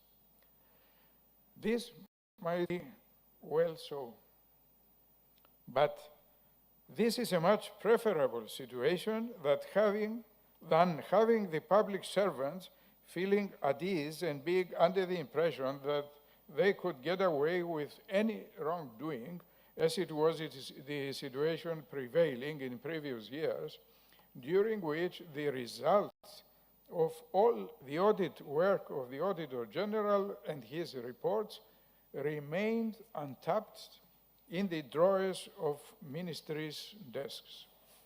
The Auditor General was also accused for allegedly exceeding his duties and jurisdiction, and on many occasions he was directly or indirectly threatened with filing a recourse before the Supreme Court, which is the appropriate court, for his dismissal for alleged gross misconduct in that he has exceeded his powers.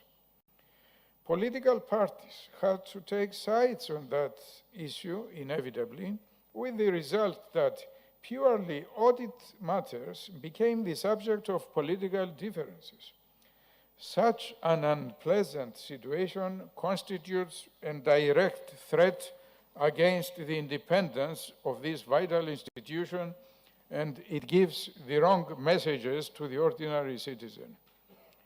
As I have pointed out earlier, the close cooperation between the legal service and especially of the public prosecutor with the audit authorities is absolutely necessary in order to be effective in the fight against corruption. And when we are talking about the legal service and audit service, we have to emphasize that what we have in mind is two fully independent services, services with their own independent budget and with the power to appoint its employees away from any procedures of the civil service. Unfortunately, this is not the situation prevailing now at present in Cyprus, where efforts towards achieving this aim were not met with success up to now. Although the combating of general financial crime during the last few years is considered to be a success, the same cannot be said about malpractices in the banking sector of the economy.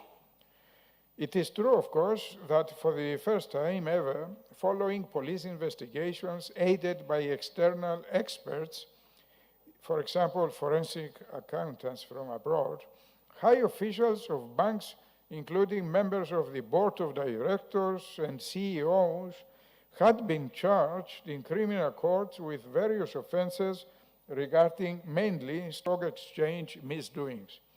The results, however, were poor, very poor, and disappointing.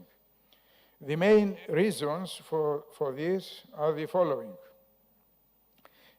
A, the lack of expertise and experience in investigating financial crimes by the police investigators.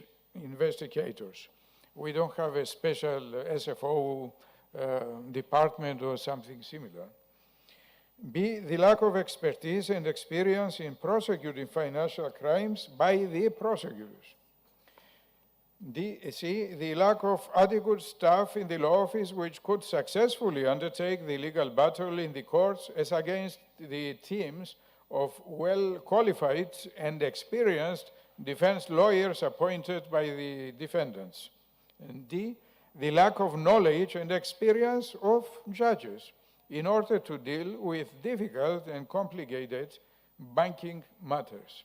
All the above-mentioned deficiencies must be gradually rectified if we wish to see better results in similar future situations. Another serious issue which does not contribute to the desired degree towards the aim of preventing or fighting corruption is the behavior of the press or the mass media. The role of the press in fighting corruption is very substantial indeed.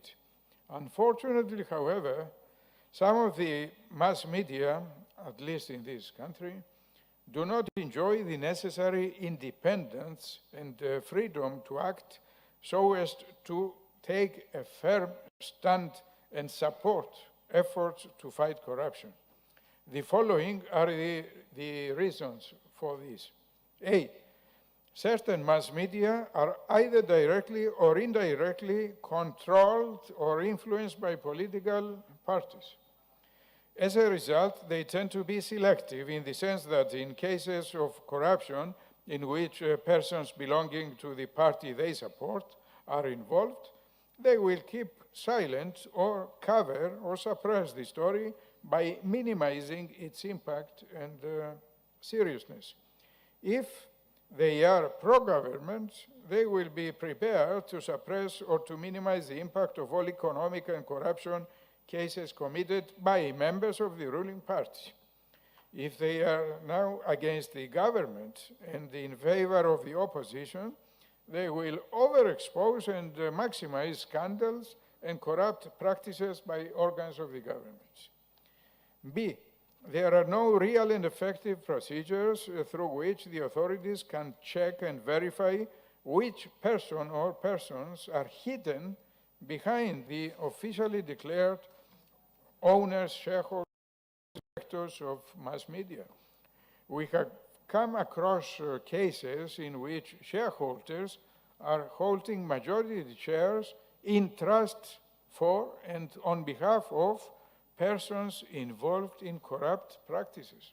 We have come across cases in which generous economic support is given to mass media in exchange of them engaging in a fierce and daily attack against independent institutions. C, in cases where banking institutions are involved in economic scandals or even in wrongdoing, which adversely affect the state economy, most of the mass media will suppress or underexpose these stories and, of course, any criticism for the banks, for the simple reason that the annual income they receive from the bank's advertising programs and schemes annually is too high to risk losing it.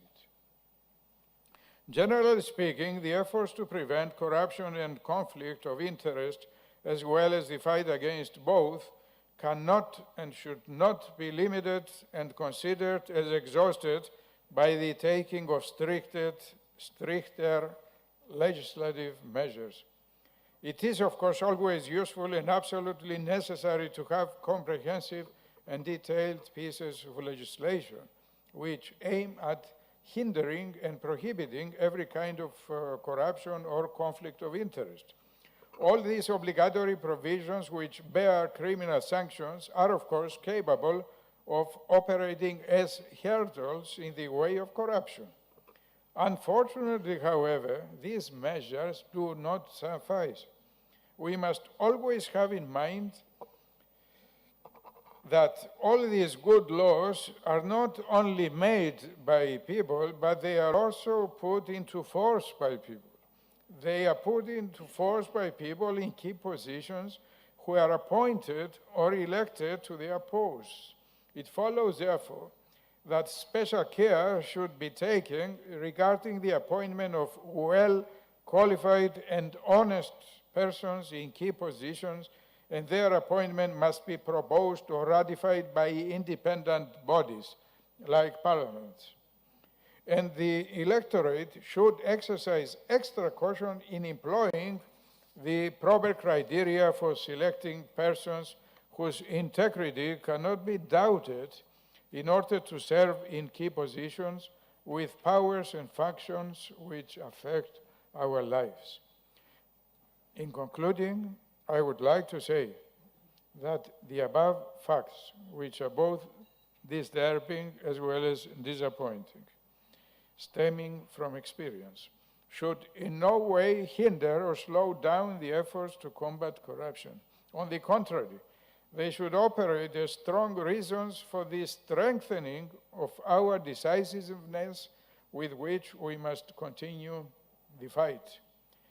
Cheap excuses, like we are doing the best to pass better legislations, or that corruption is a global phenomenon, etc., should in no way ease down the continuing fight, which must be fierce and merciless. Thank you for your attention. Thank you, Mr. Kleridis. An extremely interesting speech, and as a journalist myself, I can think of some head titles. I already see Frank and Drew smiling, so I think they share my approach. Thank you, Mr. Kleridis. In this session, we will also benefit from the experience of investigative journalists. Our next speaker is Mr. Drew Sullivan, OCCRP editor of the Organized Crime and Corruption Reporting Project. Mr. Sullivan, we acknowledge the key role that the media are playing in combating corruption. And it would be really we would be really interested in knowing how have successive scandals that the media have brought to light impacted the anti-corruption efforts? What obstacles have you been facing? How can the media protect themselves from undue influence, and what can national parliaments do? We are really interested to hear your speech. You have 12 minutes. Thank you. Okay. Thank you. Thank you to the Cypriot government and to OSCE for having me here. A man was driving on a high mountain road with a sheer cliff on one side. And as he's going around a particularly tight bend, there was a truck coming in the opposite direction at high speeds. They barely could fit by each other. And as they passed, the truck driver yelled at the driver, "Pig!" The driver got angry and shouted back immediately, "Jerk!" Grumbling to himself, he went around the corner and promptly hit a giant pig in the middle of the road. This is how we feel as journalists sometimes. We try to help, but we're often called a jerk. Our job as investigative reporters is to do something that people don't often like, and that's to tell the truth. What we often have to do is just tell the truth and run. We're not supposed to tell you as governments what to do or how to run the government, although I admit sometimes we do. We don't have all the solutions to the problems that we raise, although we often quote people who do. Our real job and value is to understand the problems, clearly explain them, and hold accountable those who create and exacerbate them. Our job is not to trust you. It's really not to trust anyone. One of the lessons I teach my young journalists is, if your mother tells you she loves you, check it out. Verify. You need us as we need you. We should work together better. A free and independent press is the cornerstone of any democracy. I know of no robust democracy in the world that does not have a free and unfettered press. On the opposite side, I know no autocracy, no dictatorship, no authoritarian monarchy that has one. They are inextricably and inversely related. That means really journalists serve as canaries in a coal mine. If we are dying, it's likely that democracy is dying in your country. A captured media is the first step to a captured state. We've seen it in even European countries, and reference the previous speaker with his experience. I know I've lived in Eastern Europe for 20 years. Unfortunately, I've seen this happen time and time again. A modern captured state is the newest innovation in bad government, but they are brought about primarily through corruption. They are in many ways the ultimate goal of organized crime and corrupt political parties. The reason we see captured states in such numbers is because of a perfect storm of factors that started back in 1989. That's when the Berlin Wall fell. It's also when the internet was invented, and the global services industry started to take off and take advantage of both. With the fall of the wall, it unlocked trillions in assets that fell into the hands of emerging kleptocrats. The internet allowed for easy-to-use global commerce. The new industry that was born, which we call the enablers, or at OCCRP, the criminal services industry, has become dominant. They are the banks, the law firms, the offshore registration agents, hedge funds, which are often unregulated, golden visa purveyors, and they immediately started to service this new class of kleptocrats. And what they did together is globalize organized crime and corruption in a way that we had never seen before. And if you look today, many of those people from the criminal services industry are politically powerful and financially powerful. They allowed a regional minister in some remote country with nothing but audacity and greed to plunder his ministry, buy a London apartment, set up an American hedge fund and fund it, and all of this hidden behind offshore BVI companies operated by Panamanian lawyers and run with Latvian bank accounts. It's truly a breathtaking thing that they've done. It's globalized corruption. Many of us saw this happening, and we did nothing. I mean, it's not harming anybody, really, is it? Wrong. Opaque money is opaque power. The money was not only profoundly undemocratic money, it was positively plutocratic. Today, we can thank this dark money, along with libertarian billionaires, for things like Brexit and an increase in extremist parties, and the rise of plutocratic laws which have exacerbated social and economic injustice. So why are investigative reporters important? Well, because individual governments don't often have the consensus or the tools to stem global problems. Look at climate change and COVID. Governments can't do that. Their authority ends at the borders, and we know that international collaboration is not always what it should be. Police, who are directly responsible for crime and corruption, must file mutual legal assistance treaties, or MLATs, to get information from their neighbor. And as someone who has filed MLATs will tell you, they don't work so good. The average fulfillment time is about 2 years. Do you know what the average usage time of an offshore company by an organized crime gang is? About 6 months. So by the time the MLAT goes through, that company has been closed for almost 2 years. Okay, we report on these issues. We are really the only natural predator that global crime and corruption have. Only networks can track criminal networks, and that's what we do. OCCRP is a global investigative reporting network with journalists in 70 countries and in all continents of the world. We publish more than 125 major investigative projects a year, all aimed at this globalized crime and corruption. You know the names of our stories: Panama Papers, Pandora Papers, the Azerbaijani and Russian laundromats. These have been responsible for peeling back the levels, the layers of hidden layers that have prevented people from seeing what's going on. It is really, we are in the midst of a golden age of collaborative cross-border reporting. All these oligarchs' assets that you are now running, we've been reporting on those for about 15 years.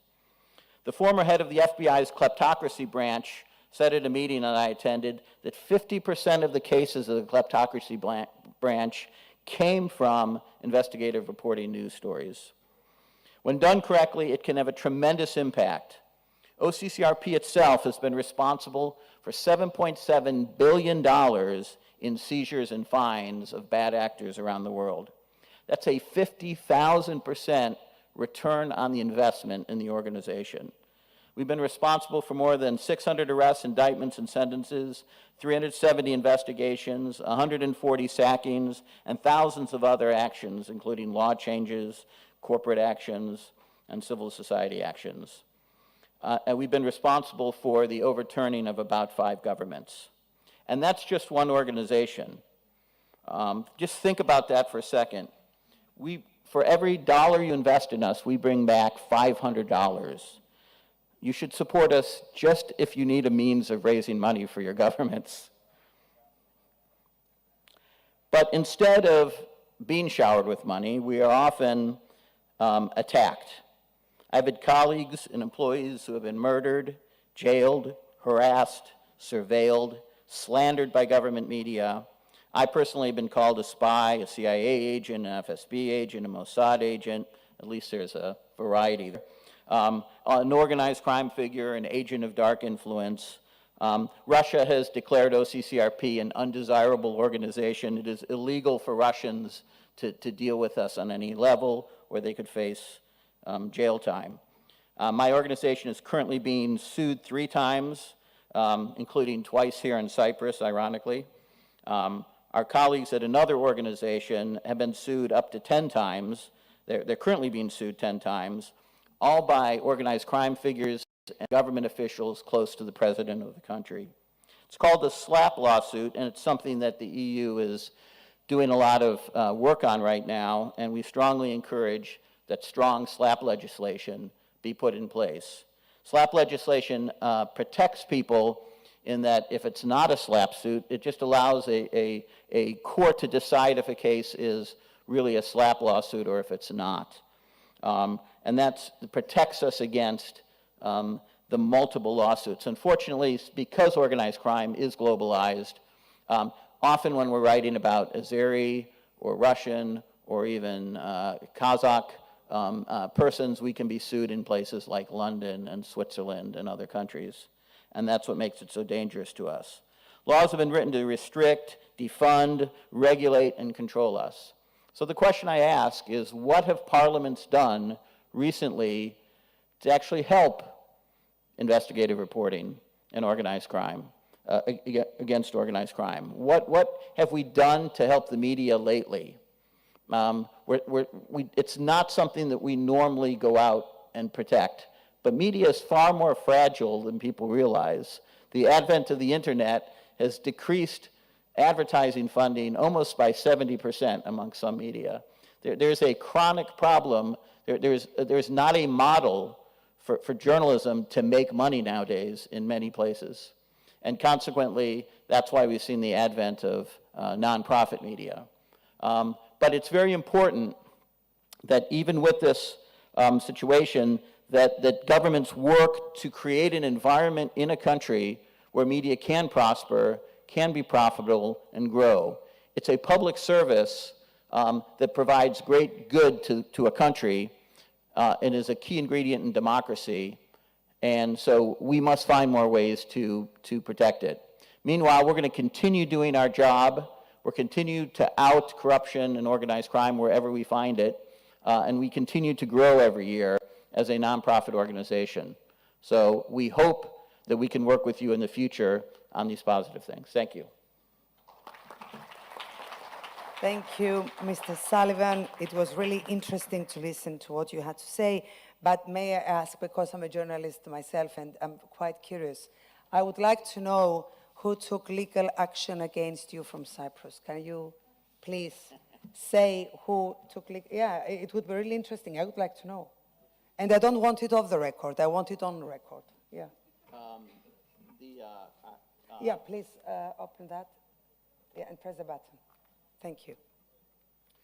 Well, one of the lawsuits, the person has passed away, Mr. Neonucleus, the lawyer, and there's another lawyer, and I can't quite remember the name. So all the lawyers?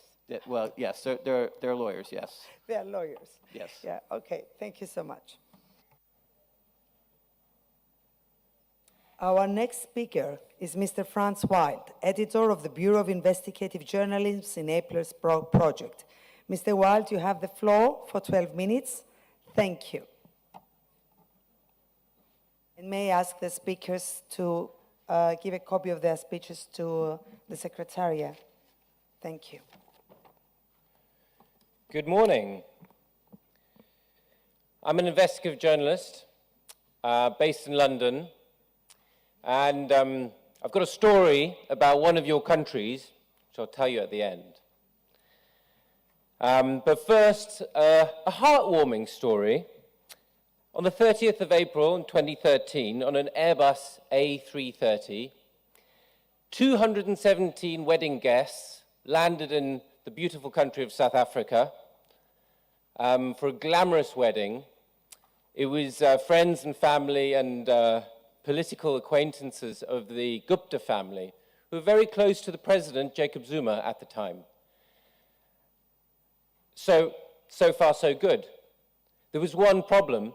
They were landing at a top security military base, which was absolutely inaccessible to civilians. Nevertheless, there was a blue light brigade waiting for them, and they were whisked off to the wedding venue. They had one little problem. A local reporter had been tipped off, and he was waiting outside the Air Force Base, and he went straight on the airwaves and blew the story wide open. That set off a chain of events over the next few years, which ended in the president being toppled, and the Gupta family having to leave the country. They are still quite safe, actually, in Dubai. But what I'm trying to tell you is journalism matters. It's very simple. I work for the Bureau of Investigative Journalism. Like OCCRP, we're a non-profit. We're funded by all kinds of people. There is absolutely no connection between funders and agenda. We set our own agenda. We report on deforestation. We collaborate with partners in Brazil. We worked on racketeering around the COVID crisis. We worked on the unequal distribution of vaccines. And I personally work on corruption, everyone's favorite subject here. And specifically, I look at London and how London and the UK are a real center for global corruption. Lawyers, bankers, PR agents. Everyone loves to come to London. But I don't need to tell you that each of your country has its own enablers industry. The way we work is we publish with partners. So we published with the New York Times, with the Guardian, with the BBC, with Spiegel, and with publications all around the world. In Zimbabwe, for example, with Hawks. As Drew said, the business model for journalism is not sustainable. And so we rely now on non-profit organizations to drive this agenda. It's not just Jacob Zuma who was held to account by the media. There's a global corruption scandal under the umbrella term Unaoil, which was a company which was found to have paid vast bribes in many countries around the world. Glencore.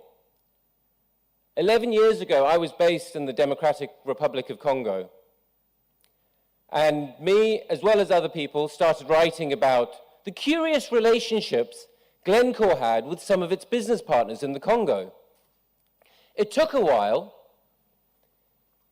but 11 years later, they pleaded guilty to 7 counts of bribery in the UK just this week. And they agreed to pay more than $1 billion.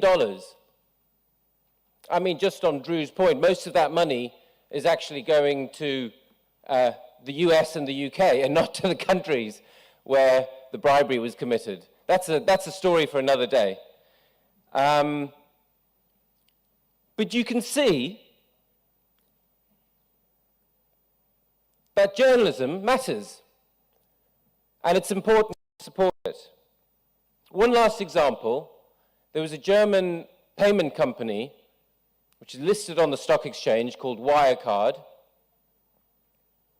It was actually a British publication, the Financial Times, that first started exposing suspected fraud at the company. This was a vast conspiracy. The reaction in Germany was complete denial. Prosecutors in Germany charged the journalists with market manipulation. Fast forward, the journalists have been cleared, and actually the CEO was charged. It turned out the journalists were right, just this once. That's a joke, by the way.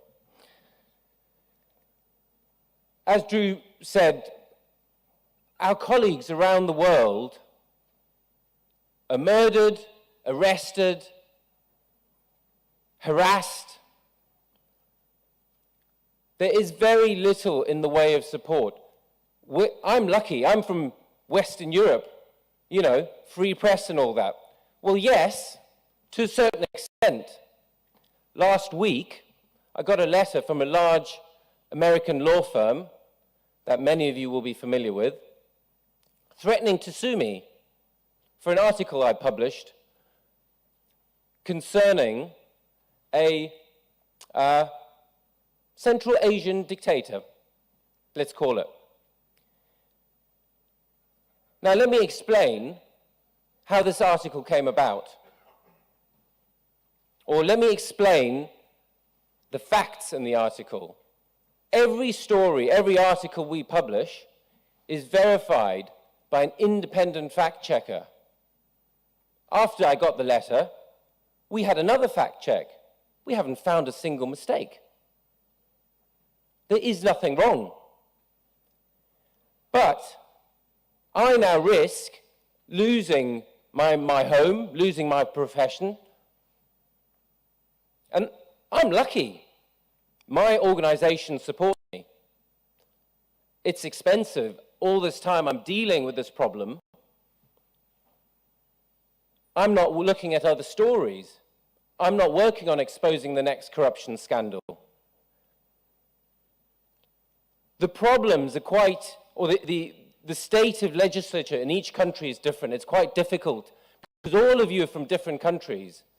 Each country needs to push the agenda.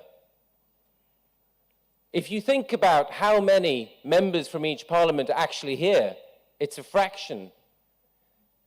Often, each parliament will have one champion, like Iran with her whistleblowers bill.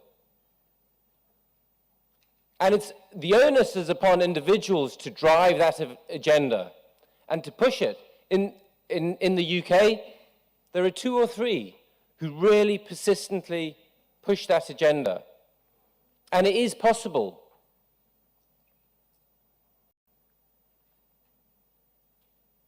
To cut it today, we often think we've got bigger problems. The Russian attack on Ukraine, for example. Well, here's the thing. You cannot understand those dynamics. You cannot understand autocracy without understanding corruption. It's a national security issue. So if you don't have strong enough anti-corruption laws, I mean, why is it 2022 and we're still talking about lobbying registers, public company ownership registers? And by the way, that's not sufficient. There needs to be enforcement. There needs to be funding of enforcement. The UK, which is considered a modern developed democracy, spends about £60 million on its top white-collar crime enforcement agency.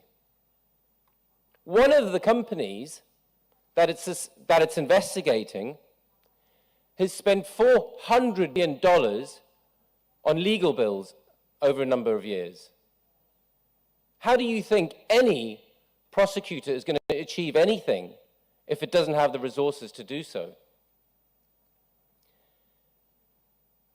I understand as an MP, as a member of parliament, you've got your constituency, you've got your party political issues, then you've got the global issues, social issues. You probably don't have time to think about corruption. But I hope that it's clear that there's a connection between this and all the other issues. It always falls down. Look at the reaction by the EU, for instance, to the Russian aggression on Ukraine.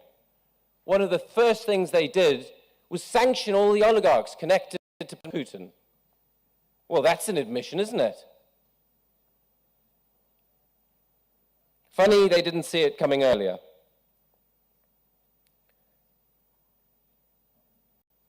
A final thought, and I do really want to thank Irene and our generous hosts for really holding a wonderful couple of days. It's been great to meet everyone.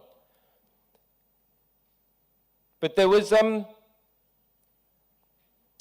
a documentary we watched recently, which I think caused a real storm here, and forced the resignation of the Speaker of Parliament in Cyprus because of his connection to a golden visa scandal where investments, were linked to corruption. It was shown that convicted criminals were able to obtain an EU passport if they paid enough money to the right person. My question is, where is this ended? Where are the real consequences? I'm sure he's out of a job, possibly income slightly reduced. Let's go back to Glencore briefly, the biggest commodity trader in the world with a presence in every country. The top staff, the chief executive and others, became billionaires when they listed on the stock exchange. They all had to leave the company. Tough life in Switzerland, possibly. But if you look at the enforcement action against the company, nothing has taken, there is no individual accountability. And you don't really hear any politicians demanding more. Thank you. Thank you. I might say I've got some answers for you. We are still putting some pressure, and we expect prosecution on the mentioned story with Al Jazeera. Personally, I was quite offended because I've been targeted by the President of the Parliament because I insisted on transparency. And after this video came out, I refused to enter this room and I told my party team that if you want to go, go, but I will not. And then, thanks God, they made him resign because he didn't want to resign until we had a result whether the prosecutor would find evidence against him. But this was unacceptable for the Cyprus Parliament, so the party leaders talked to him and they forced him to resign. Now, as far as the second part, you mentioned about the golden visas passport. I was very disappointed when I found out that the Bar Association fined some of those law offices with amount of money like 50,000 and 75,000, and this is nothing when you get millions out of these transactions. And I really like to thank both journalists for being so straightforward and true about the facts, because the journalists really, really suffer when they do their job properly. Now, our next speaker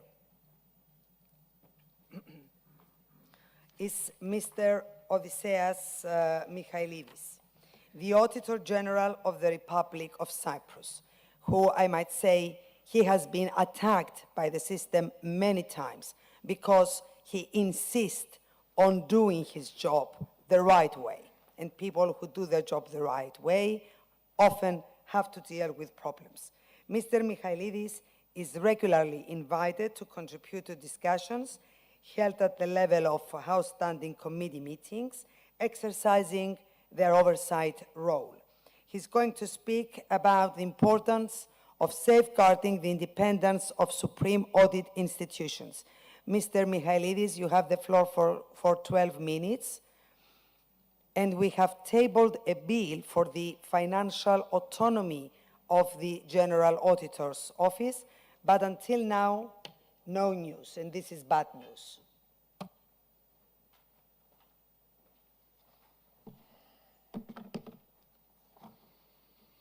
Thank you, Irini.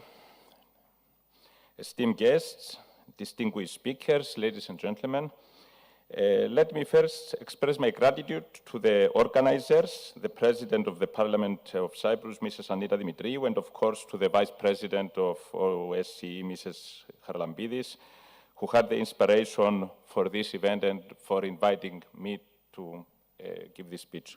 Thank you, Irini. Cyprus' most alarming problem concerning corruption is the rapid deterioration that has been recorded in the last years. Independent institutions and media, therefore, have a very critical role to play to stop and, if possible, reverse this very dangerous trajectory. We are the Audit Office of the Republic of Cyprus, meaning that we are the so-called Supreme Audit Institution, SI, as it's well known. And we are members of INTOSAI, the International Organization of Size. The audit of financial management appeared almost simultaneously with the organization of man in societies as early as the 3rd millennium before Christ. Commercial laws and audits appear in Babylon. Also in Egypt, in the days of pharaohs, there are accounts of inspectors who recorded the import and export of cereals. It was a very basic form of auditor. However, the concept of financial audit and control was crystallized and took the form that it has today. In ancient Athens, almost 2,500 years ago, where it was one of the most important institutions of the Athenian democratic state. Plato, the ancient Greek philosopher, summarized the basic principles of auditing as a means of public accountability. The two basic auditing principles mentioned by Plato are still in force: transparency and, of course, the independency of the auditing body. Thousands of years later, in 1789, the need for accountability of those who govern was acknowledged by the French revolutionaries when they drafted the Declaration of the Rights of Man and of the Citizen, as it's called, amongst the 17 articles that set out the so-called natural and inalienable rights. Article 15 deals with accountability. Nowadays, the concept and establishment of audit is integral in public financial administration, as the management of public funds represents a trust.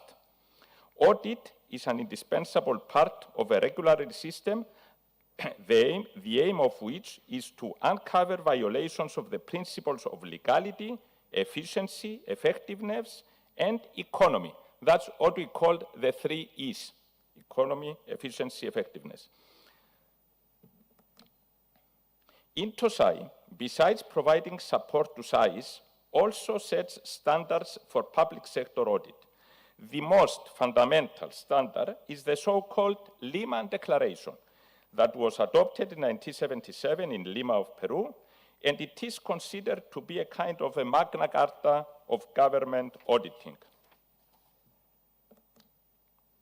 The second most important standard is the Mexican Declaration. The Mexico Declaration was adopted by INTOSAI 30 years later in 2007 in Mexico and sets out the 8 core principles on SAI independence. You can see these 8 pillars in the chart, but I'll come back to that later.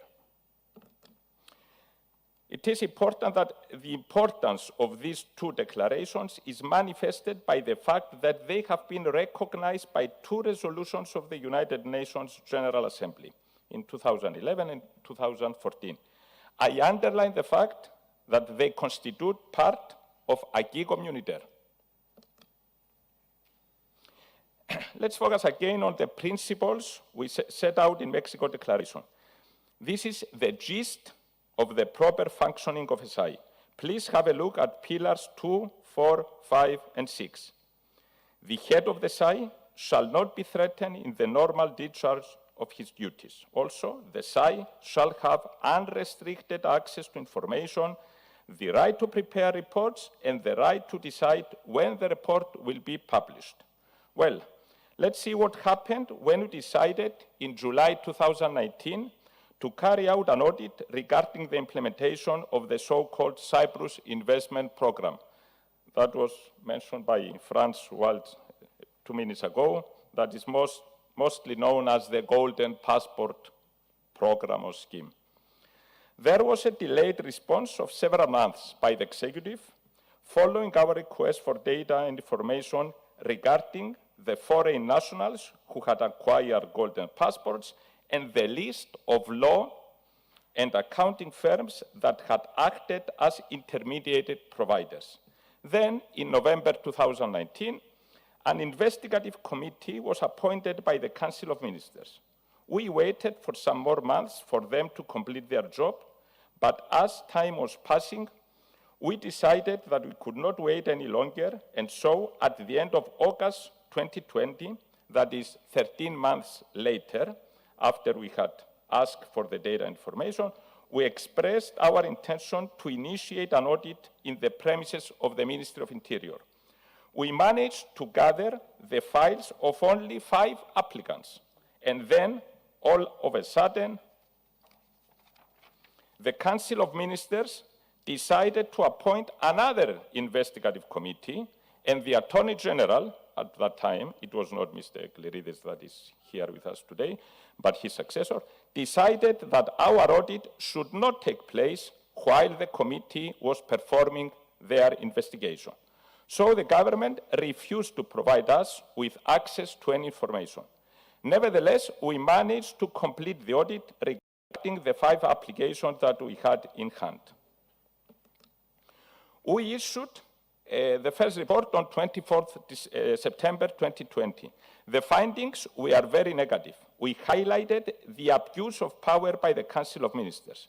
We indicated that the granting of golden passports to the spouses of the applicants could be a Trojan horse for criminals to acquire citizenship through their spouses. It was proved later that Mr. Kliridis, who was Attorney General back to 2015, at that time had given warnings to the government that what they were doing was illegal. What they do? They just simply ignore him. And the well-known reportage that Irini mentioned before of the foreign television network Al Jazeera that followed our report confirmed our findings. The undercover journalist that presented himself as the representative of a rich Chinese businessman was informed that in case there was a problem with his application, his wife could make the application instead, and his case could easily follow without any obstacles. Subsequently, by using data from other sources, we managed to perform an audit on the granting of citizenship of 64 persons related to a Belarusian company established in Cyprus. We are still facing huge difficulties with our audit due to the refusal of the government to give us access to the files kept at the Ministry of Interior. However, by using other sources of information, a new report was issued by us at the end of November 2020. What followed was threats for my dismissal. Mr. Kliridis mentioned something about that. For those who do not read Greek, this means they are asking for Odysseus' dismissal for misconduct. There were even references in the media that a criminal procedure was about to be initiated against me. In other words, there were threats that I would be sent to jail. Fortunately, when we referred the issue to Intosai, our organization, they issued a very supportive statement, and soon after, the Conduct Committee of European Union size released a very strong statement calling the government to step back. After that, the whole issue came to an end, let's say happy end. It was proved that EU and Intosai protective measures for SAI independence are effective. Well, let's see now about who is responsible for the prevention and detection of fraud. It should be noted that the prevention of fraud and corruption and their discovery is neither the responsibility nor the primary focus of the work of an external auditor, as SI. The primary responsibility for the prevention and detection of fraud rests with those charged with the governance and the management of the ODD, in our case, with the executive. If the auditor identifies a fraud, the international standards on auditing require the auditor, it's not a choice, it's a requirement, to communicate these matters in a timely manner to the appropriate level of management. The auditor should also determine whether there is a responsibility to report the occurrence or suspicion of occurrence to the prosecuting authorities. With which, as Mr. Kliridis stressed before, the cooperation should be very close in order to see perpetrators sent to jail. You all understand that fraud and corruption thrive when transparency and accountability are absent. SAIS, being a fundamental institution for promoting transparency, contribute to the prevention of fraud through transparency and the created fraud alert. Well, what about the relationship of SI and the Parliament? According to Lima Declaration, the independence of SAIS shall guarantee a very high degree of initiative and autonomy. SAIS report their findings to Parliament directly or sometimes, as the case in Cyprus, through the executive. The reports shall be published, and this will ensure extensive distribution and discussion. And of course, this brings to the surface the role of the media and journalists in the fight against corruption. That's something that I'll come back later. In 2017, OECD issued a paper that deals with the relationships between SAIS and parliaments, which are the two most important players for holding governments to account. You can see the the so-called accountability triangle, the foundation of the relationship between SAIS and parliaments are the audit reports that SAIS send to the parliament. The establishment of good working relationship between SAIS and parliament is very important in order to increase the attention parliaments pay to SAIS reports. SAIS have the responsibility to produce high-quality reports, but parliamentarians like you also play an important role in the utilization of SAIS report. A parliamentary audit or accounts committee, usually known as a public account committee, is one of the methods parliaments can choose for dealing with SAIS report. So now let's go back to the role of the media. The media is a fundamental channel for keeping citizens informed of the SAIS role and of their reports, and also to safeguard transparency, which, as we saw, is a lethal weapon against corruption. Drew Sullivan, just before, explained, of course, the vital role of the investigative journalism reporting. This is also very important.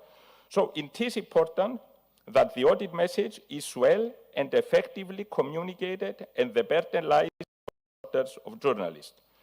Could the media play a negative role? Could they act in a way as to disregard the SAI? Of course, they could. Should they? I think it's their choice, and they are absolutely free to act as they like. Could they be offensive and shameless? That's me. Sorry to be naked. Could they be obsessive?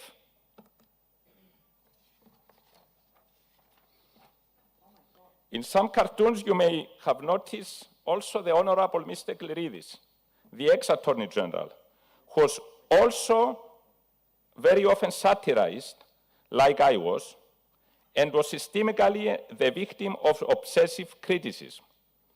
So, I think let's leave behind the unpleasant moments and return to the cases where the media play a positive role in the accountability framework. Previously, we saw the accountability triangle. I put it in a smaller scale of it on the left side of the slide. In this triangle, citizens, of course, are not mentioned, but the parliament we deem that represents the citizens. For this to be true, the media plays a key role. So effective media contributes to the successful functioning of the accountability system. The larger scale figure shows the interaction of the media with citizens, the executive, those that have the power, and also the accountability institutions, like courts. Free and independent media is the fourth cornerstone of a democracy. That's what Drew Sullivan said a few minutes ago, and of course I fully agree with him. An independent media sector is conceptualized as one part of a system of accountability that helps mitigate corruption and misrule. Thank you so much for your attention. Thank you, Mr. Michailidis.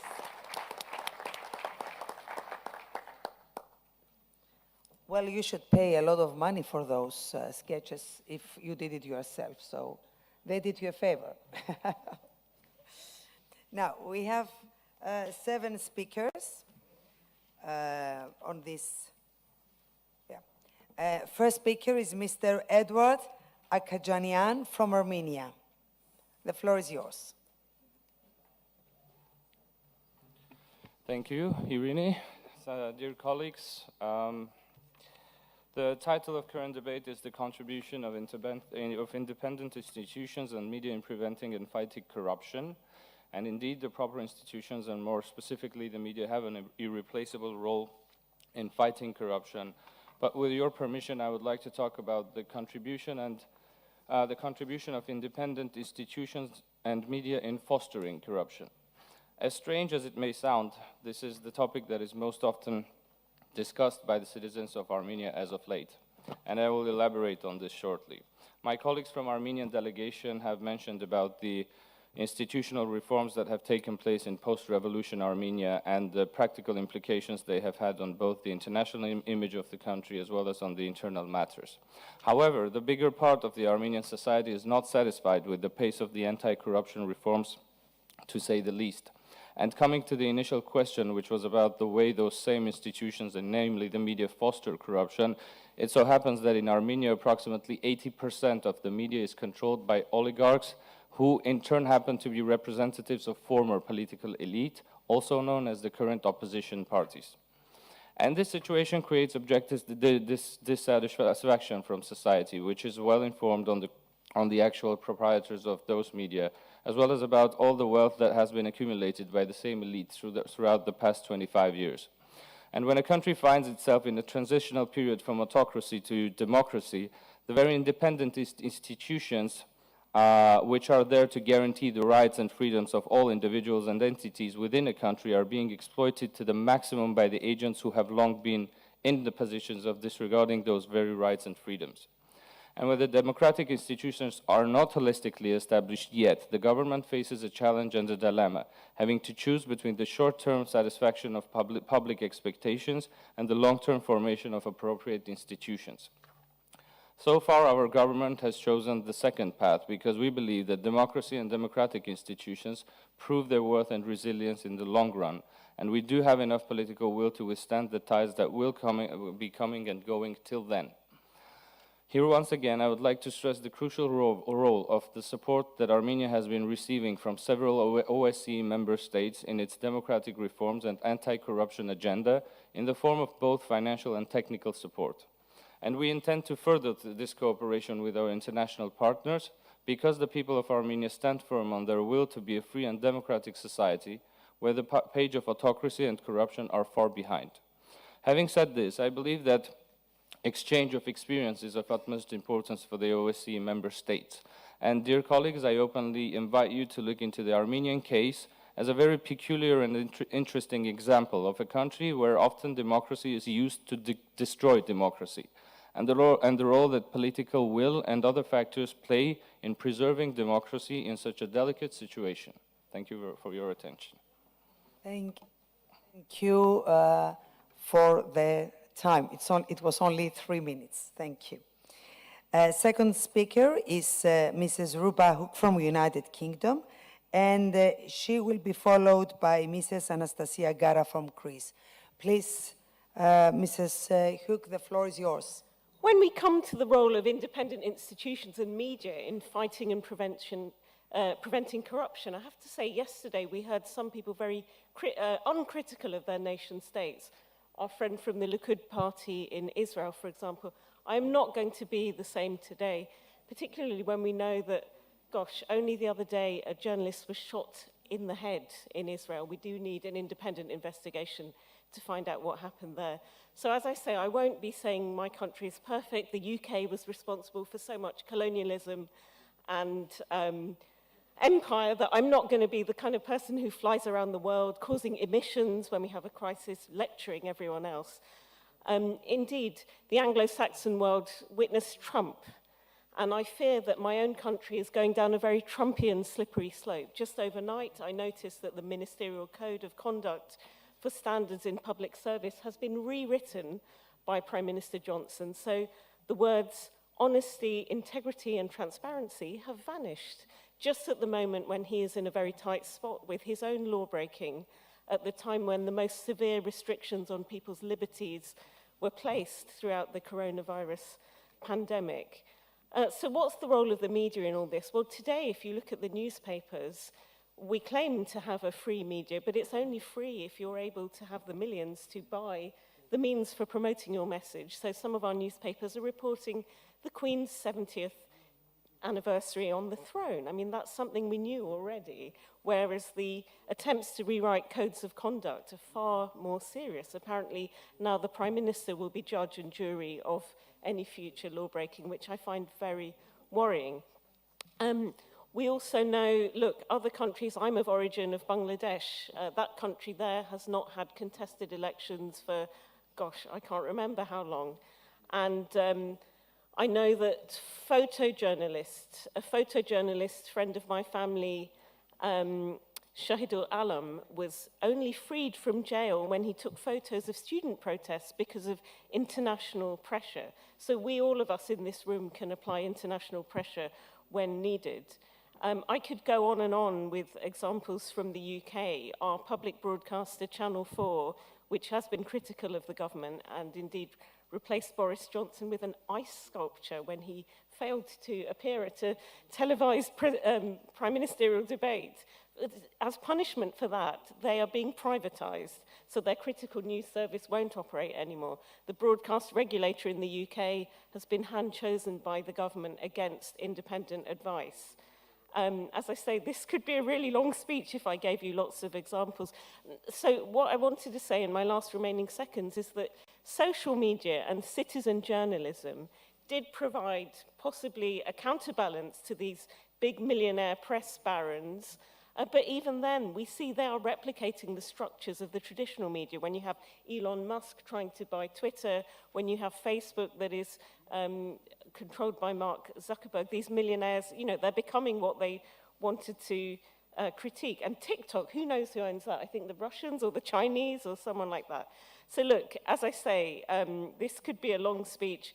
And sometimes, you know, our press in the UK, we say that it's free and fair. They're more interested in Amber versus Johnny than they are in the fact that our government has been dragged kicking and screaming into tightening sanctions on Russian oligarchs. London has long been known as the laundromat, the place to park dirty money if you've got a few millions. When I was a shadow minister in the UK Parliament, I was pressing our government to do more. Only belatedly, they have done too little, too late. So anyway, as I say, this is only meant to be short. I could talk about Chelsea Football Club, I could talk about many things, but I will not. And I would just say, see you all in July in Birmingham. I'm so sorry it's Birmingham, I'm a Londoner, I would not have chosen this place either. So my apologies now for Birmingham. But it'll be fun to see you all in the UK. Thank you very much. We will be really happy to join you in the UK, even in Birmingham, yes. Thank you.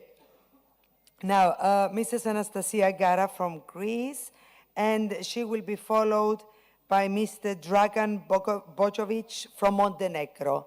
Mrs. Gara, the floor is yours. Thank you.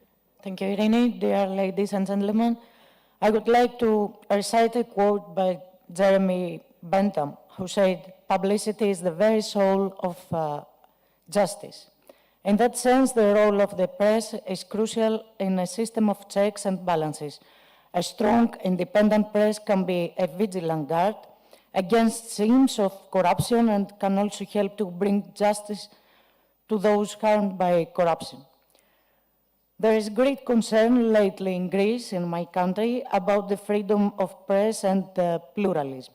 During the past 3 years, Greece has dropped to 108th in the Media Freedom Index. National Councils for Media Report shows a shocking lack of political pluralism.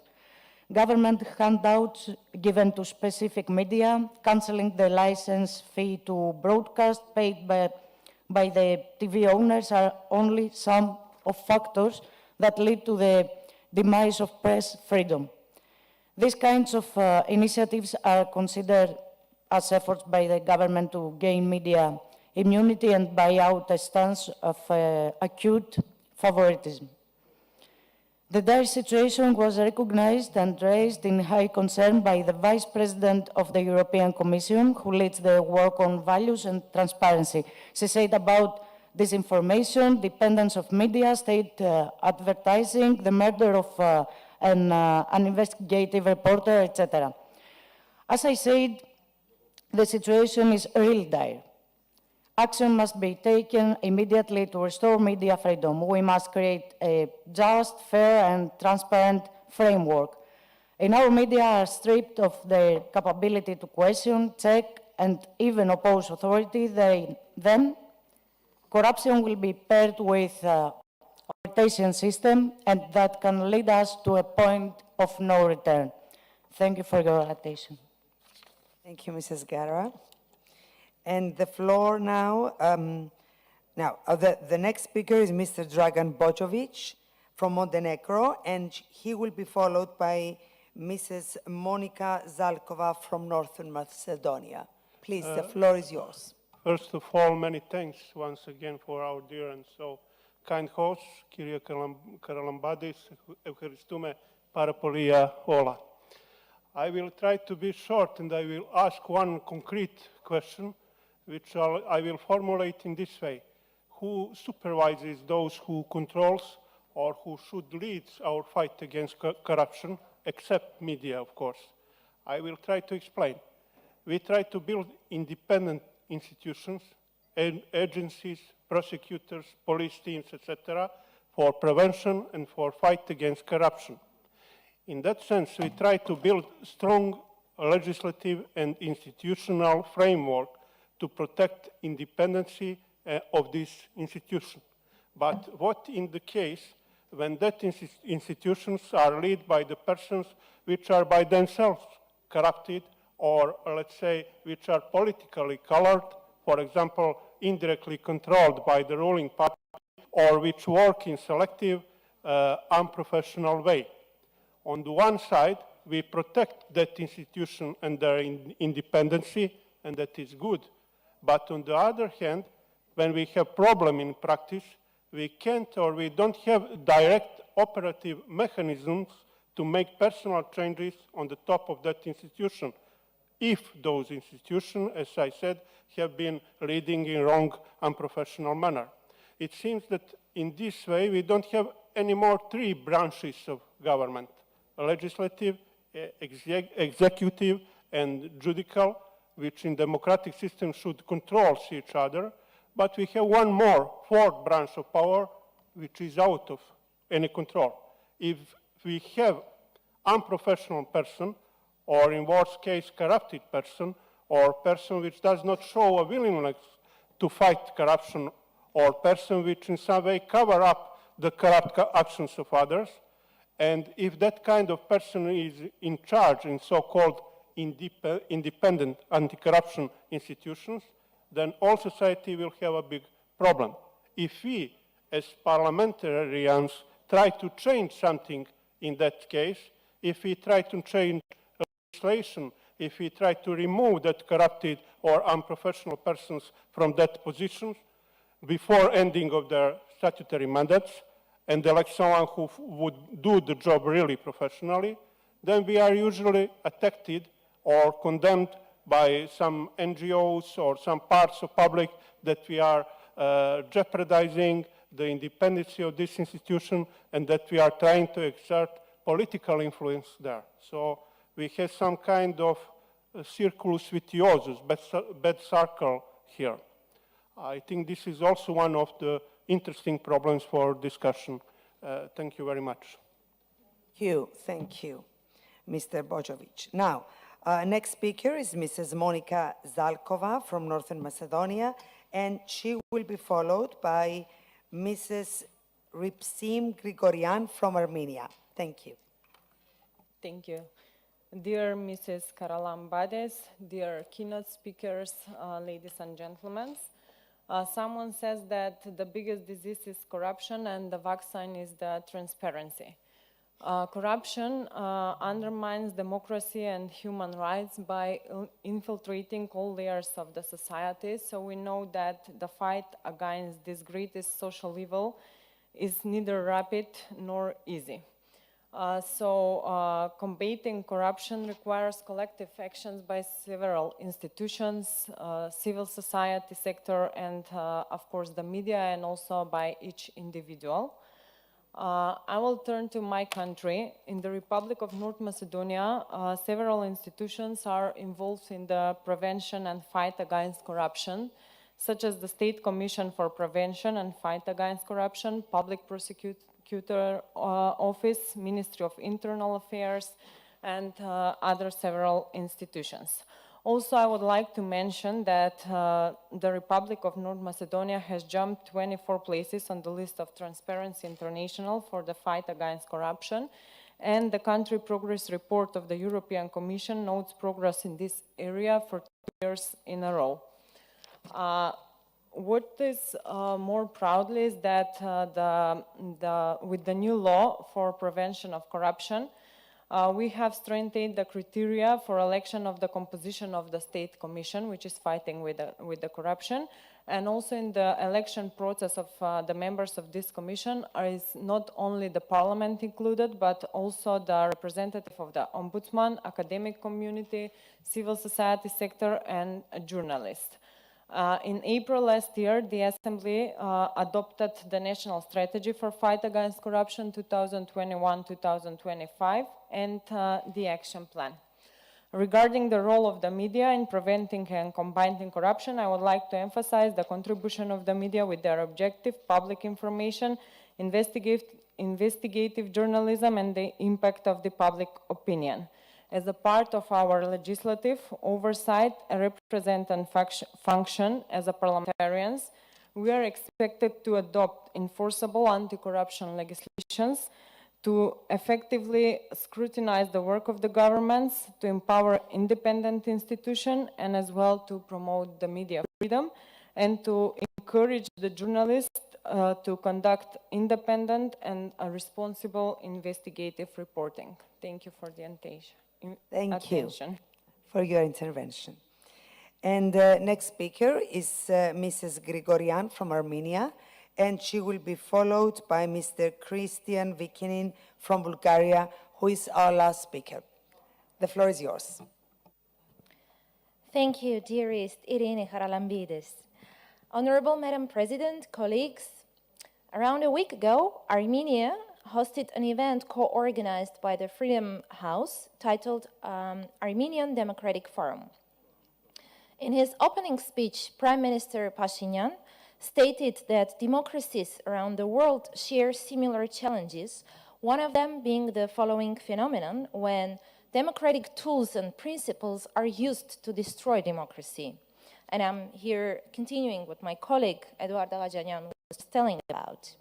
For years, the regimes that existed in Armenia have tried to convince our people that democracy contains elements of weakness, and that security is a priority for a warring country, and hence rights and freedoms such as the right of peaceful assembly, freedom of speech must be seconded to security.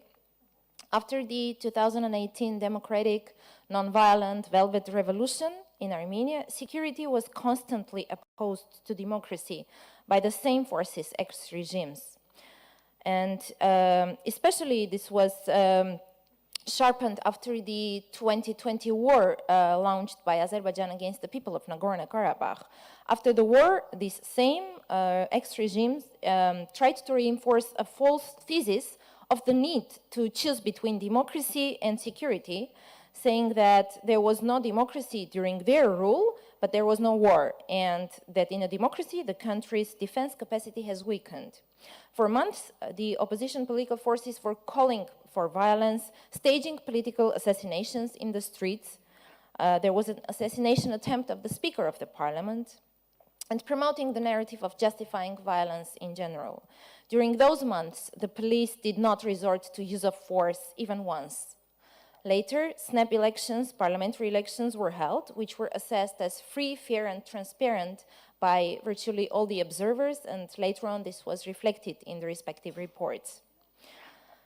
With this, we registered that encroachment on democracy can only be prevented by even greater democracy, strengthening the democratic institutions by making them more transparent, more accountable. Today's challenges that democracy faces in Armenia are closely related and are the legacy of the previous non-democratic corrupt regimes. Unfortunately, they cannot be overcome in a short period as they affect people's thinking, and it is difficult to get rid of ill practices easily. However, today we can state with certainty that in Armenia the most essential and the most important democratic institute is the Institute of the Citizen. The citizen who is the main beneficiary of democracy and at the same time the main actor in building and strengthening the democracy. So we believe that despite the complicated challenges we face, when there is political will, and as Irina Charalambidis said yesterday, I'm referring again to her, when there is political will, everything is possible. Thank you very much. And before I give the floor, I just want to thank also Ms. Anita Dimitriou, the chair, the president of the House of Representatives of Cyprus, for organizing and hosting this important conference. an equally amazing event in beautiful Cyprus, Nicosia. Thank you very much. Thank you. Anita will be joining us later. Thank you. And our last speaker for today, Mr. Christian Vikinin from Bulgaria. The floor is yours. Thank you, Ms. Karalambidis. Dear speakers, it was really a very interesting panel, and I just wanted to make some comments and maybe questions to Mr. Sullivan and Mr. Wild. First of all, I want to say that I have a great respect to you and to what people like you are doing, because sometimes media investigations are the last resort, the last opportunity to uncover corruption cases. I must also say from my own experience that cooperation between journalists and opposition politicians is also the only possibility to give more visibility to corruption cases, which otherwise would remain unnoticed.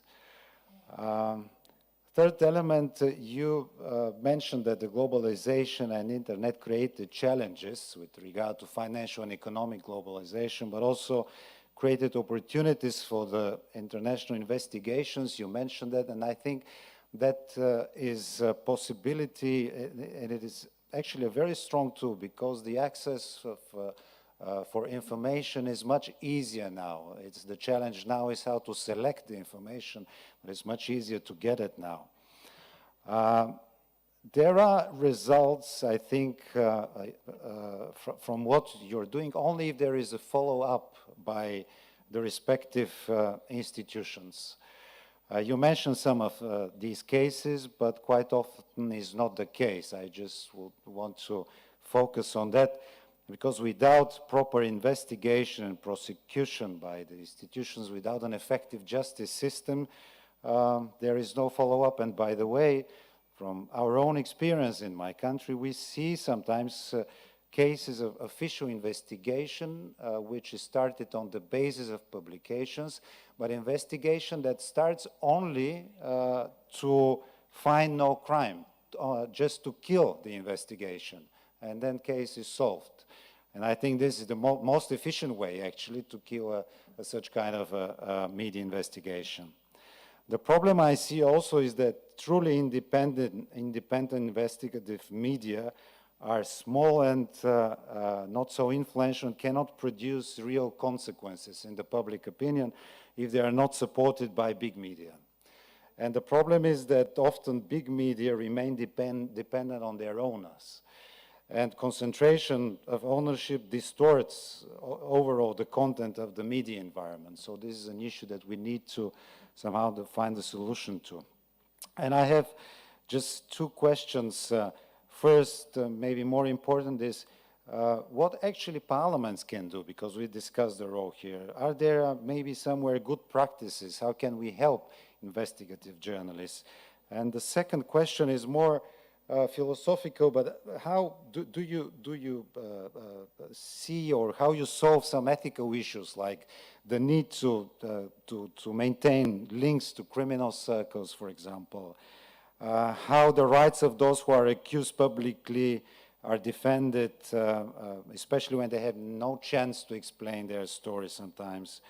I can give you an example, for example, with some journalists who have links to state security agency. I'm finishing, Irene. State security agency, which, or people within the agency are supplying information selectively just to attack certain businesses or people. This is distorting these investigative journalists, and also other cases when we have kind of fake investigative journalists who reach some informations and then start blackmailing the respective people. They don't publish anything if they are given money, for example.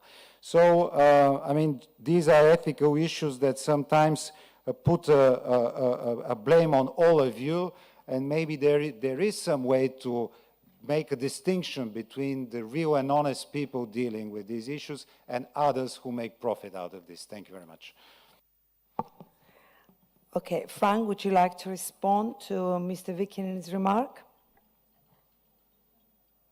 Yeah, thank you very much, and I think that's a really good point. It is, it is essential that journalists are also accountable, and there is, it's absolutely true that there is malpractice, and it's quite difficult to generalize because each country has its own sort of situation, and the independence of the media is not least a funding issue. And unfortunately, I'm not familiar enough with the situation in Bulgaria to comment there. But I think there are a couple of things. I think there need to be pretty clear guidelines to which journalists can be held to account. And in terms of what you can do in Parliament, I think it's essential. So, for example, just coming back to the UK, for instance, we were talking about these anti-SLAPP measures that are being discussed. A lot of the lawsuits are without merit, but they still damage the journalists. They still damage the target because they cost often millions, and they take up a lot of time. They trash someone's reputation. So I think each member of parliament can look at this specific situation in their country and can work to strengthen that legislation. So there are actually statutory protections against journalists. Thank you, Mr. Watts. Drew, would you like to comment? Sure. Quickly, some of the things that parliaments can do, I think number one is transparency. You indicated that you felt transparency was better, and in some ways it is. But fundamentally, on some of the core issues, it's not.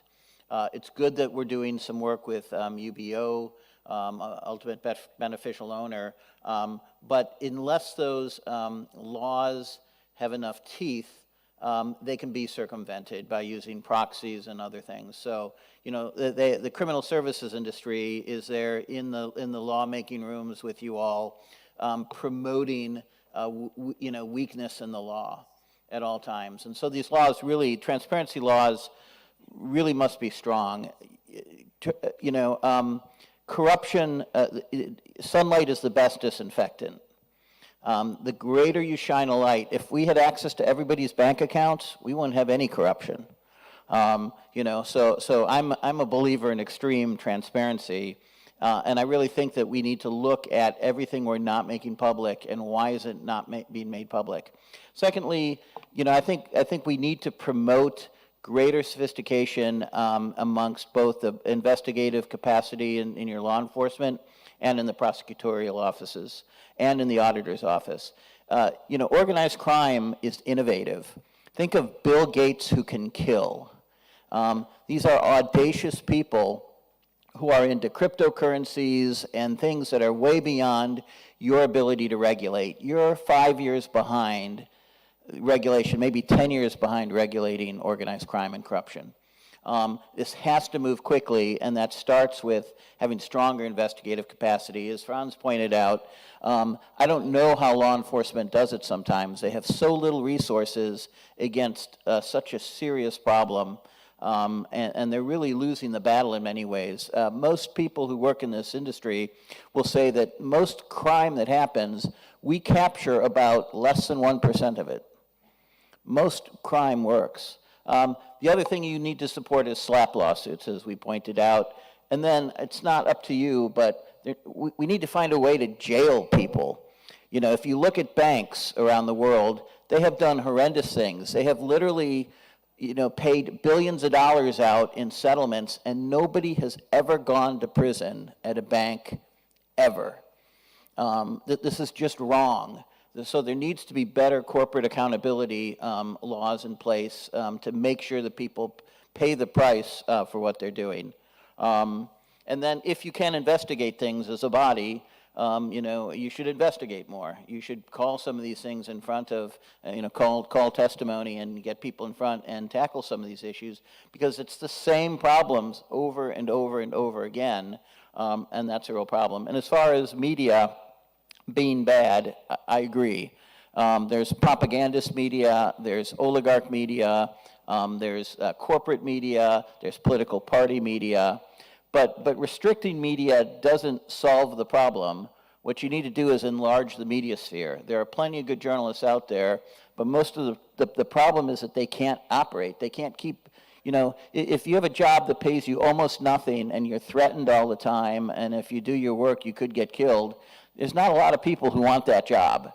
And so consequently, the media must be protected and promoted. And then you'll find that there's more good people out there than there are bad people.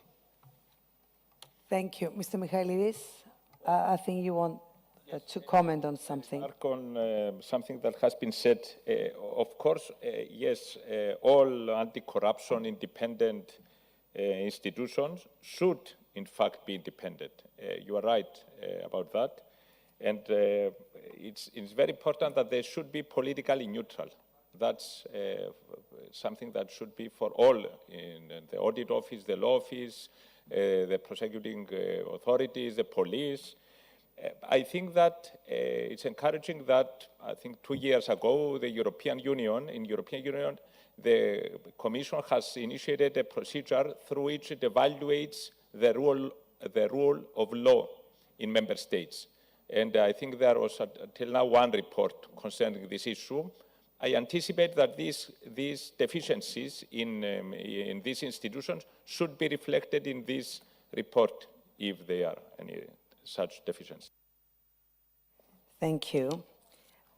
Thank you for your reports, the speakers, and for your interventions, my colleagues. And now we can sum up with the closing session. Thank you, gentlemen. You can go back to your seats. Thank you all. I would kindly ask Ambassador Hassani and Mrs. Anita Ramasastri to come take their seats next to me, please.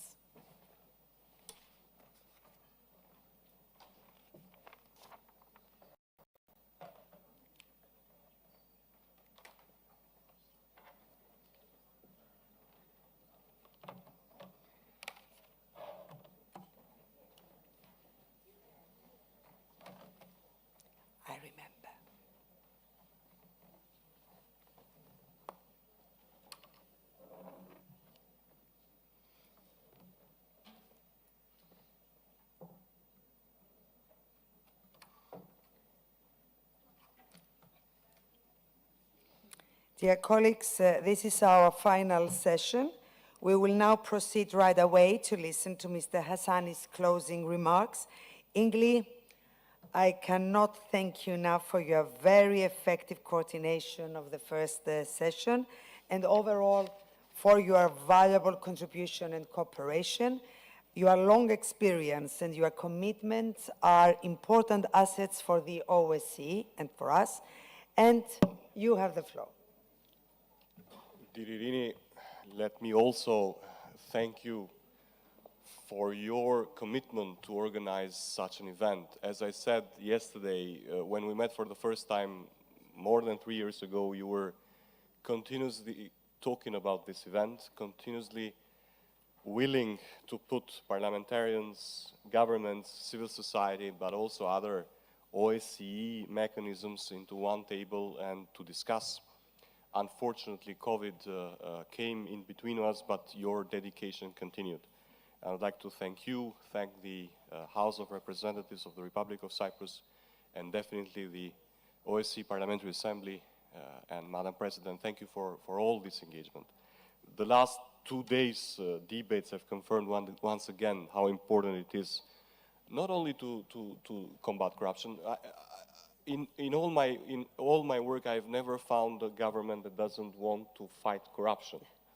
At least to say. In their open public statements, but the ways how we do it, that's a different story. And it's so important to be here today with you, dear Irini, as you, the special representative of the OSCE Parliamentary Assembly. It's very important to be with Ms. Ramasastri, the special representative of the political chair of the organization, and myself and my colleagues that represent the OSCE's secretariat, the executive part of our community, to see and develop what we can do and what we can achieve in order to make the best efforts to fight corruption. It's important to engage with the parliamentarians. The distinguished colleagues here are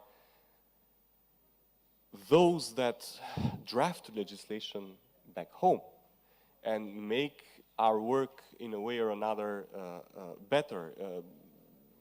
The colleagues here are probably future ministers, people that will have and that will create also the necessary environment for work.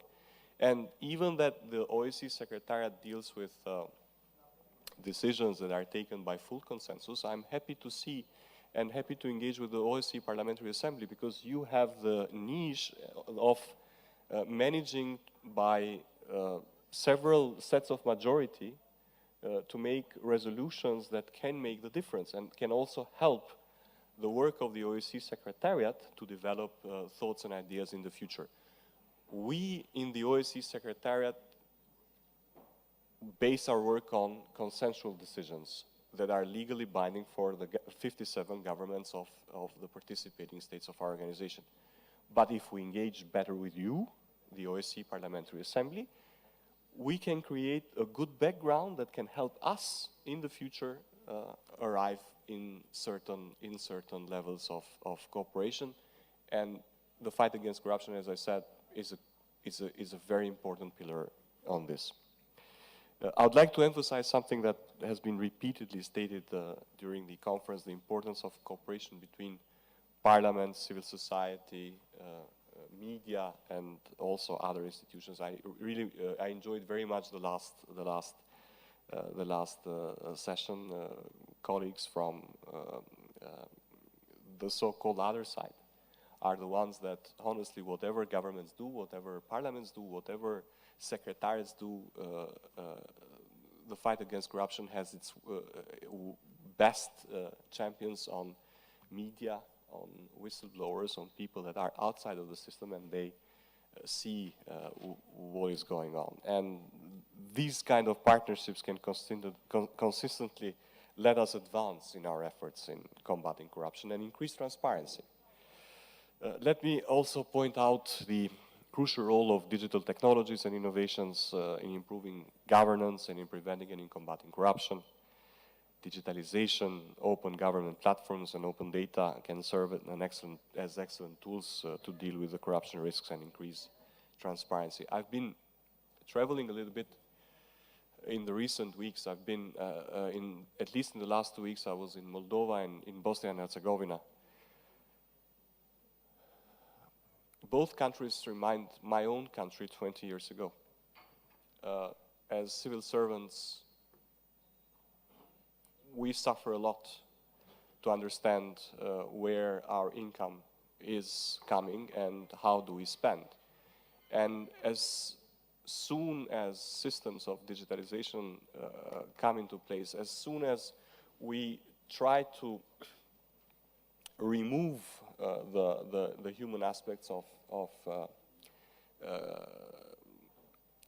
transparency, I personally believe that things can become better and better. I'm talking about countries, relatively small countries, like the ones I mentioned, and my own, where everybody knows everyone, or is a cousin of everyone. Therefore, we need to create systems to remove the human aspect of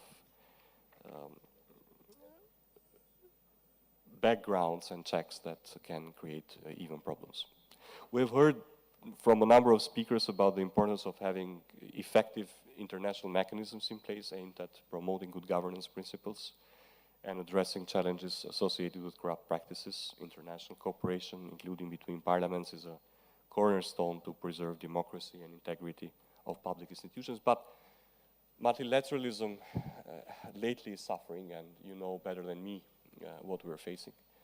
It seems that the new world order seems to be perceived differently, and that should continue to increase our efforts to maximize the cooperation. OSCE is an integral part of the entire approach.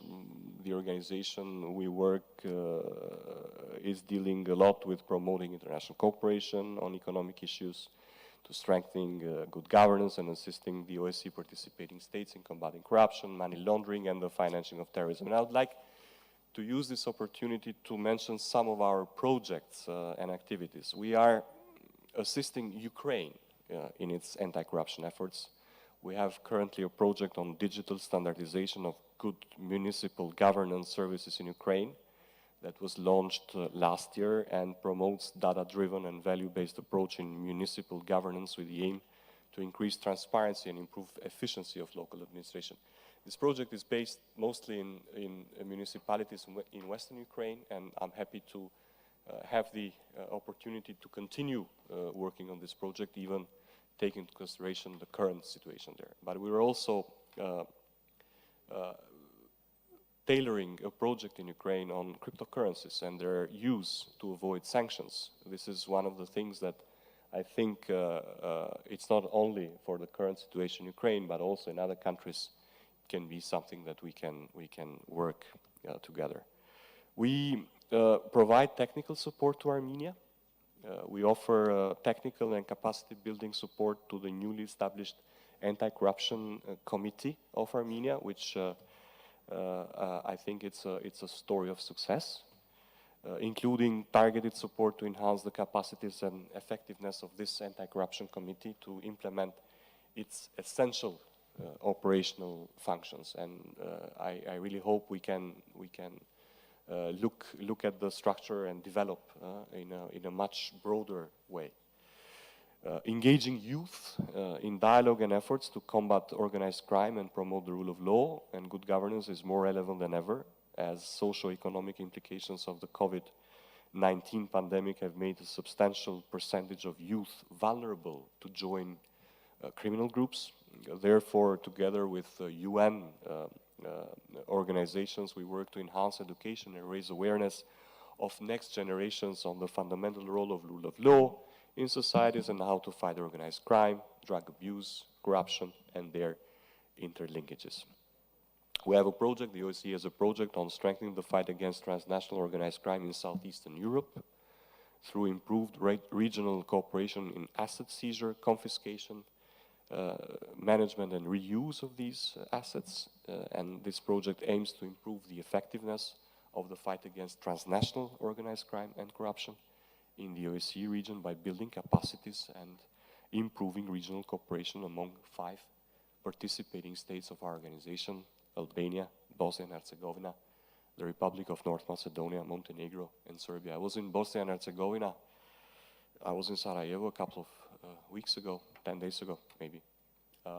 We have a hotel seized from the organized crime that we are aiming to use it as a place for refugees coming from Ukraine. That's a shelter for people in need, and why not use all these opportunities to help those that are getting out of the tragic war in Eastern Europe. And last but not least, the OSCE has a project in promoting good governance and a positive business climate in the OSCE region through digitalization and the use of open data, which is literally promoting the use of open data as a powerful tool for improving the business climate and supporting the economic recovery after the hopefully the end of the COVID-19 pandemic, which I really cross fingers if we are at the final phase of it. And as I said, to achieve our goals, the OSCE Secretariat works closely with other international organizations, and the OSCE Parliamentary Assembly remains one of our key partners. I wanted to share with you the mandate of my office. Mention it directly. We have to, my office has to deepen interaction with the OSCE Parliamentary Assembly in areas within the coordinator's competence, and I'm quoting. Therefore, that's good. That's good. This is exactly what we're doing. And dear colleagues, if I may, our debates in these 2 wonderful days have confirmed that parliaments absolutely play a crucial role and are one of the key elements for the successful promotion of good governance and the effective fight against corruption. As a guardian of democracy, each parliament is in charge of ensuring the state institutions, including parliaments themselves. So everything is transparent and accountable. Constructive expert assistance from the international community is important for overcoming this problem. The experience of the OSCE, as well as of other international organizations, can offer opportunities to the governments in the battle against this crime. Therefore, my office remains at your and your government's disposal. However, I'm sure, and I need no confirmation from Irini, because I think our discussions on this topic do not end here.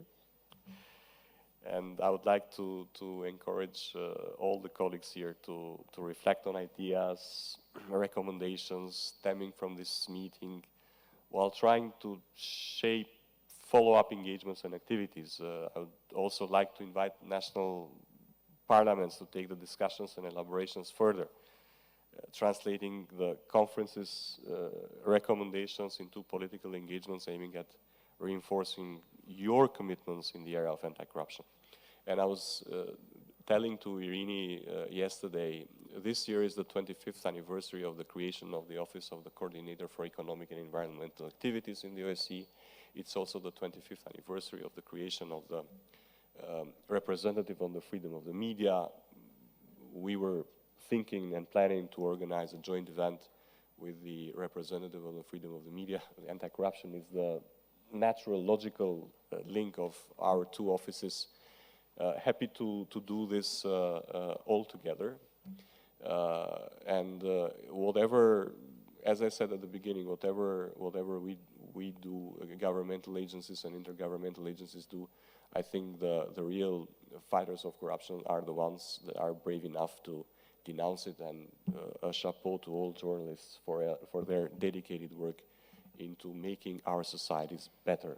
Idealism is always needed, and I followed carefully the question of our Bulgarian friend. I come also from similar experiences in my country, but as long as we have dedicated journalists able to make the difference, we will continue to be in good hands. To conclude, I would like to thank all the participants for your active engagement, and let me ensure that we look forward to working together with the parliaments and other actors to create stronger partnerships and cooperation to combat corruption. Dear Irini, thank you so very much. Dear Anita, always a great pleasure to cooperate together. Thank you. It's a pleasure working with you, Ingli.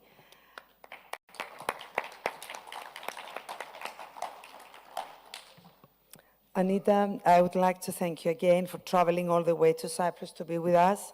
Thank you also for your willingness to cooperate with the OSCEPA to further promote the anti-corruption agenda. I do look forward in field missions with you. I think it will be quite interesting to work so close together. Synergies between the executive structures and the Parliamentary Assembly is in a position to bring added value to our goals. And now could you please provide some key highlights from the session? Great. Thank you very much, Irene, and thank you all. And I think I would just echo Ambassador Hassani's remarks, which is that you are the people with the power and the ability, and we are here just as really tools and people to support your work and your priorities. So I hope that these different three branches of the OSCE, we will continue to cooperate. And I think, thank you so much for bringing us together. So just a few key highlights, really 5 key points. The first one is, and I think we heard it from the panel before, from Franz and from others, which is my key message back, which is it's all connected. The war, the pandemic, problems now with energy security, it all relates back to corruption.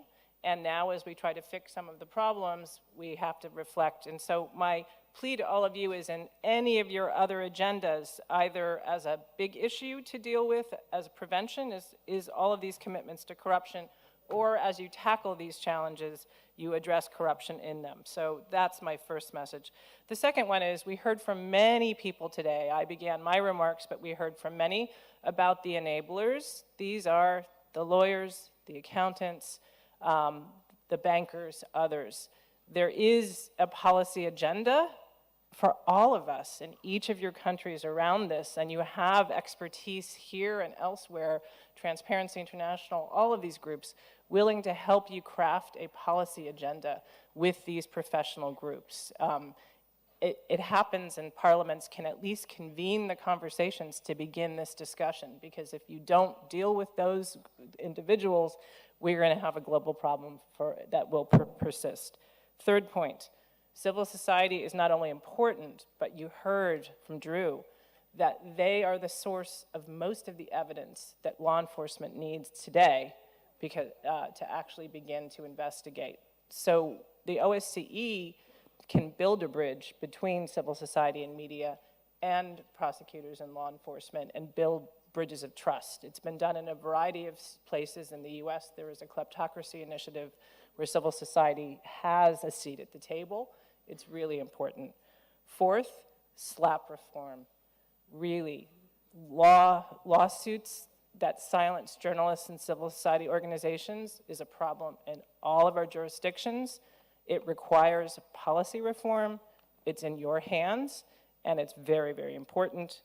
And then I think the last thing I would say is just, I hope there are opportunities both with the Parliamentary Assembly to help continue to make a parallel and consistent agenda with the executive branch and the OSCE. But the other piece is, I think, hopefully that we can engage bilaterally, nationally as well. That's my role serving the chair, is to be a resource for you. And again, as Ambassador Hassani mentioned, there's work relating to Ukraine. So some of the thinking that I've been asked to focus on, which I hope will help your national parliaments, is around the issue of how to deal with assets that are now frozen in your jurisdictions and what can be done with them. Many of your leaders have spoken about where they should go and how they should go once frozen. It's going to be complicated. So please do feel free to reach out. Thank you so much, and thank you again to the hosts for such a wonderful event. Dearest Margarita, thank you, Anita. Thank you, Anita. Dearest Margarita, please could you join us, because I will ask you to say a few words to our colleagues. So until you get your seat next to Anita, some closing remarks on my behalf. Independent institutions are very, they're very important. So we have to guard them, because if in our countries cannot trust the independent institutions, then we will turn to international institutions to ask for help. That's the only way. We cannot do it otherwise. Now, people who are appointed to serve, they cannot be appointed by one person, because they will feel obliged to serve the person who appointed them and not the public. So we have really responsibility to guard and to change, in some cases, the way we appoint the people who are heads of the independent institutions. Now, the media, yes, of course, we do have to guard the media. And we can make legislations that prohibit interference in their work. And we have to make them effective. Now, Cyprus is a small island. Everybody knows everybody, so it's quite easy to pick up the phone and ask for a favor. We have to change our culture. We have to educate people. We have to teach them what conflict of interest is, why they shouldn't do that. We need fairness for all citizens and to feel that they are treated exactly the same way, no matter their position, no matter their financial status. So, Margarita, where is Margarita? She's here. Why didn't you join us? I am joining you. So, please. Please, the floor is yours. The President of the Organization of Security. Dear Iran, dear Vice President Iran, dear colleagues, it's a true pleasure to be here today. And I would like to start to say thank you to the Cypriot Parliament for hosting this fantastic fantastic event. And also, thank you so much, Irene, for this conference. It has been fantastic. Thank you for trusting us. And I could see also here with all colleagues who are in the room, because I know when it's a conference, when it's the last minute, it's always very busy. So it's excellent to see all this engagement. Thank you once again. And I did know when I appointed you that you would do a fantastic job. And I am sure that this conference is not just a middle step, because we have already adopted supplementary items, making decision. Now it's the conference, and there will be more steps taken. And I am with you on this all the way, because it's important that we as parliamentarians take the lead. But I would also like to say thank you to all those who have arranged this conference, who are in the background, who have fixed and make things work out so proper as it have been. It has been amazing. And not least to our speakers. They have had really a high level in their speech and contributed to our work as parliamentarians. I think all of us have brought with us new ideas, what we can do in our position. But also to mention the cooperation with the governmental structure inside the OSCE family. We have a long period, long cooperation, of course, and I really appreciate it. I think it's, as was said here, of high importance that we work together inside the OSCE family, because there is a lot of challenges. And we have a good cooperation. What most of us parliamentarians think about is the election observation. That's really a success, where we work together with ODIHR. But there is also to mention a few other things. The countering terrorism, where Reinhold Lopatka, Vice President Reinhold Lopatka, is chairing the committee. There is also very good cooperation with the governmental structure, with the Migration Committee, which Vice President Christian Bigenen is chairing. It's also a fantastic cooperation, particularly when it comes to the human trafficking. And now there will be further cooperation with the countering cooperation with Vice President and the Special Representative Irene Chamberlain. I think this is really important and shows that the governmental structure and the parliamentarians can work together. And when it comes to Russia's war against Ukraine, there is also fruitful cooperation. I have taken part in several of the Permanent Council's meeting and also expressed our views and taking part in several discussions. I think that's very important that we stand united inside the OSCE family and do what we can to contribute to a peace, unstable peace inside, and that we take this responsibility as parliamentarians. And to be ready for the parliamentarian dialogue, I have appointed Vice President Reinhold Lopatka, a special representative when it comes to the parliamentarian dialogue, because we need to have also the parliamentarians to talk to each other. And that's a huge challenge, as we know that there is almost no dialogue on the governmental side. But back to the corruption, as what's mentioned here. And Irene, you really put forward all the important issues with the transparency, rule of law, free media, and civil society. I think these have been a fantastic issue. And also mention the need for international cooperation. Excellent, Irene. Very well done. And I would say here that what's mentioned from the former speaker, that corruption is globalized. It's nothing that's only in our countries. And this shows how important the multilateral cooperation is. And we as members of the OSCE Parliamentarian Assembly, with members from 57 countries, from Vladivostok till Vancouver, think about what we can do with cooperation to fighting corruption, and also in that way in support for the free media. And Irene, you are a journalist in your profession, so you know everything about this and how important it is with the international network as well. So let's continue this very important work. And what I also would like to say, civil society, your colleague, Kyriakos Adrianis is special representative on the civil society, and this is also a very important part when it comes to the anti-corruption. So I think we are very well fitted inside OSCE Parliamentary Assembly to adapt to this important fight.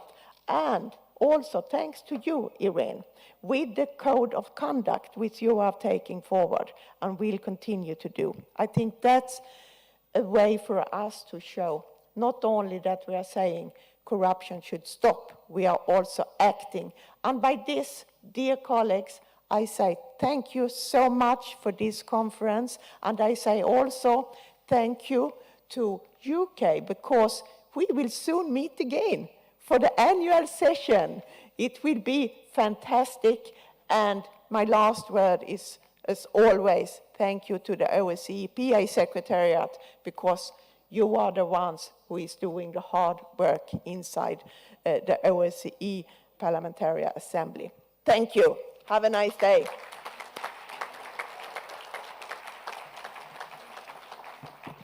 Thank you, dearest Margarita, our kind president of the Organization of Safety and Security in Europe Parliamentary Assembly. Thank you, Margarita. Thank you, thank you, thank you for everything. Thank you for trusting me above all.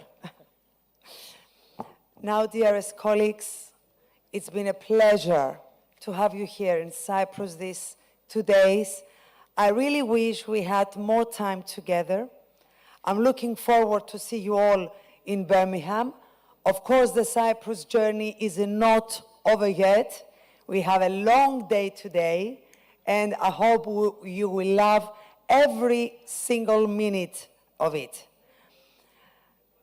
So, let me say that we are done for today, for this conference. Meet you all in Birmingham. Thank you for coming to Cyprus. Please take the best memories with you. At least we tried. Thank you, the Secretariat of the Cyprus Parliament, who really worked extremely hard to make pleasant your stay in Cyprus. Also, our colleagues in Vienna, in Copenhagen, the Secretary of OSCEPA. Thank you all. Hope you feel all the same way we do. See you in Birmingham.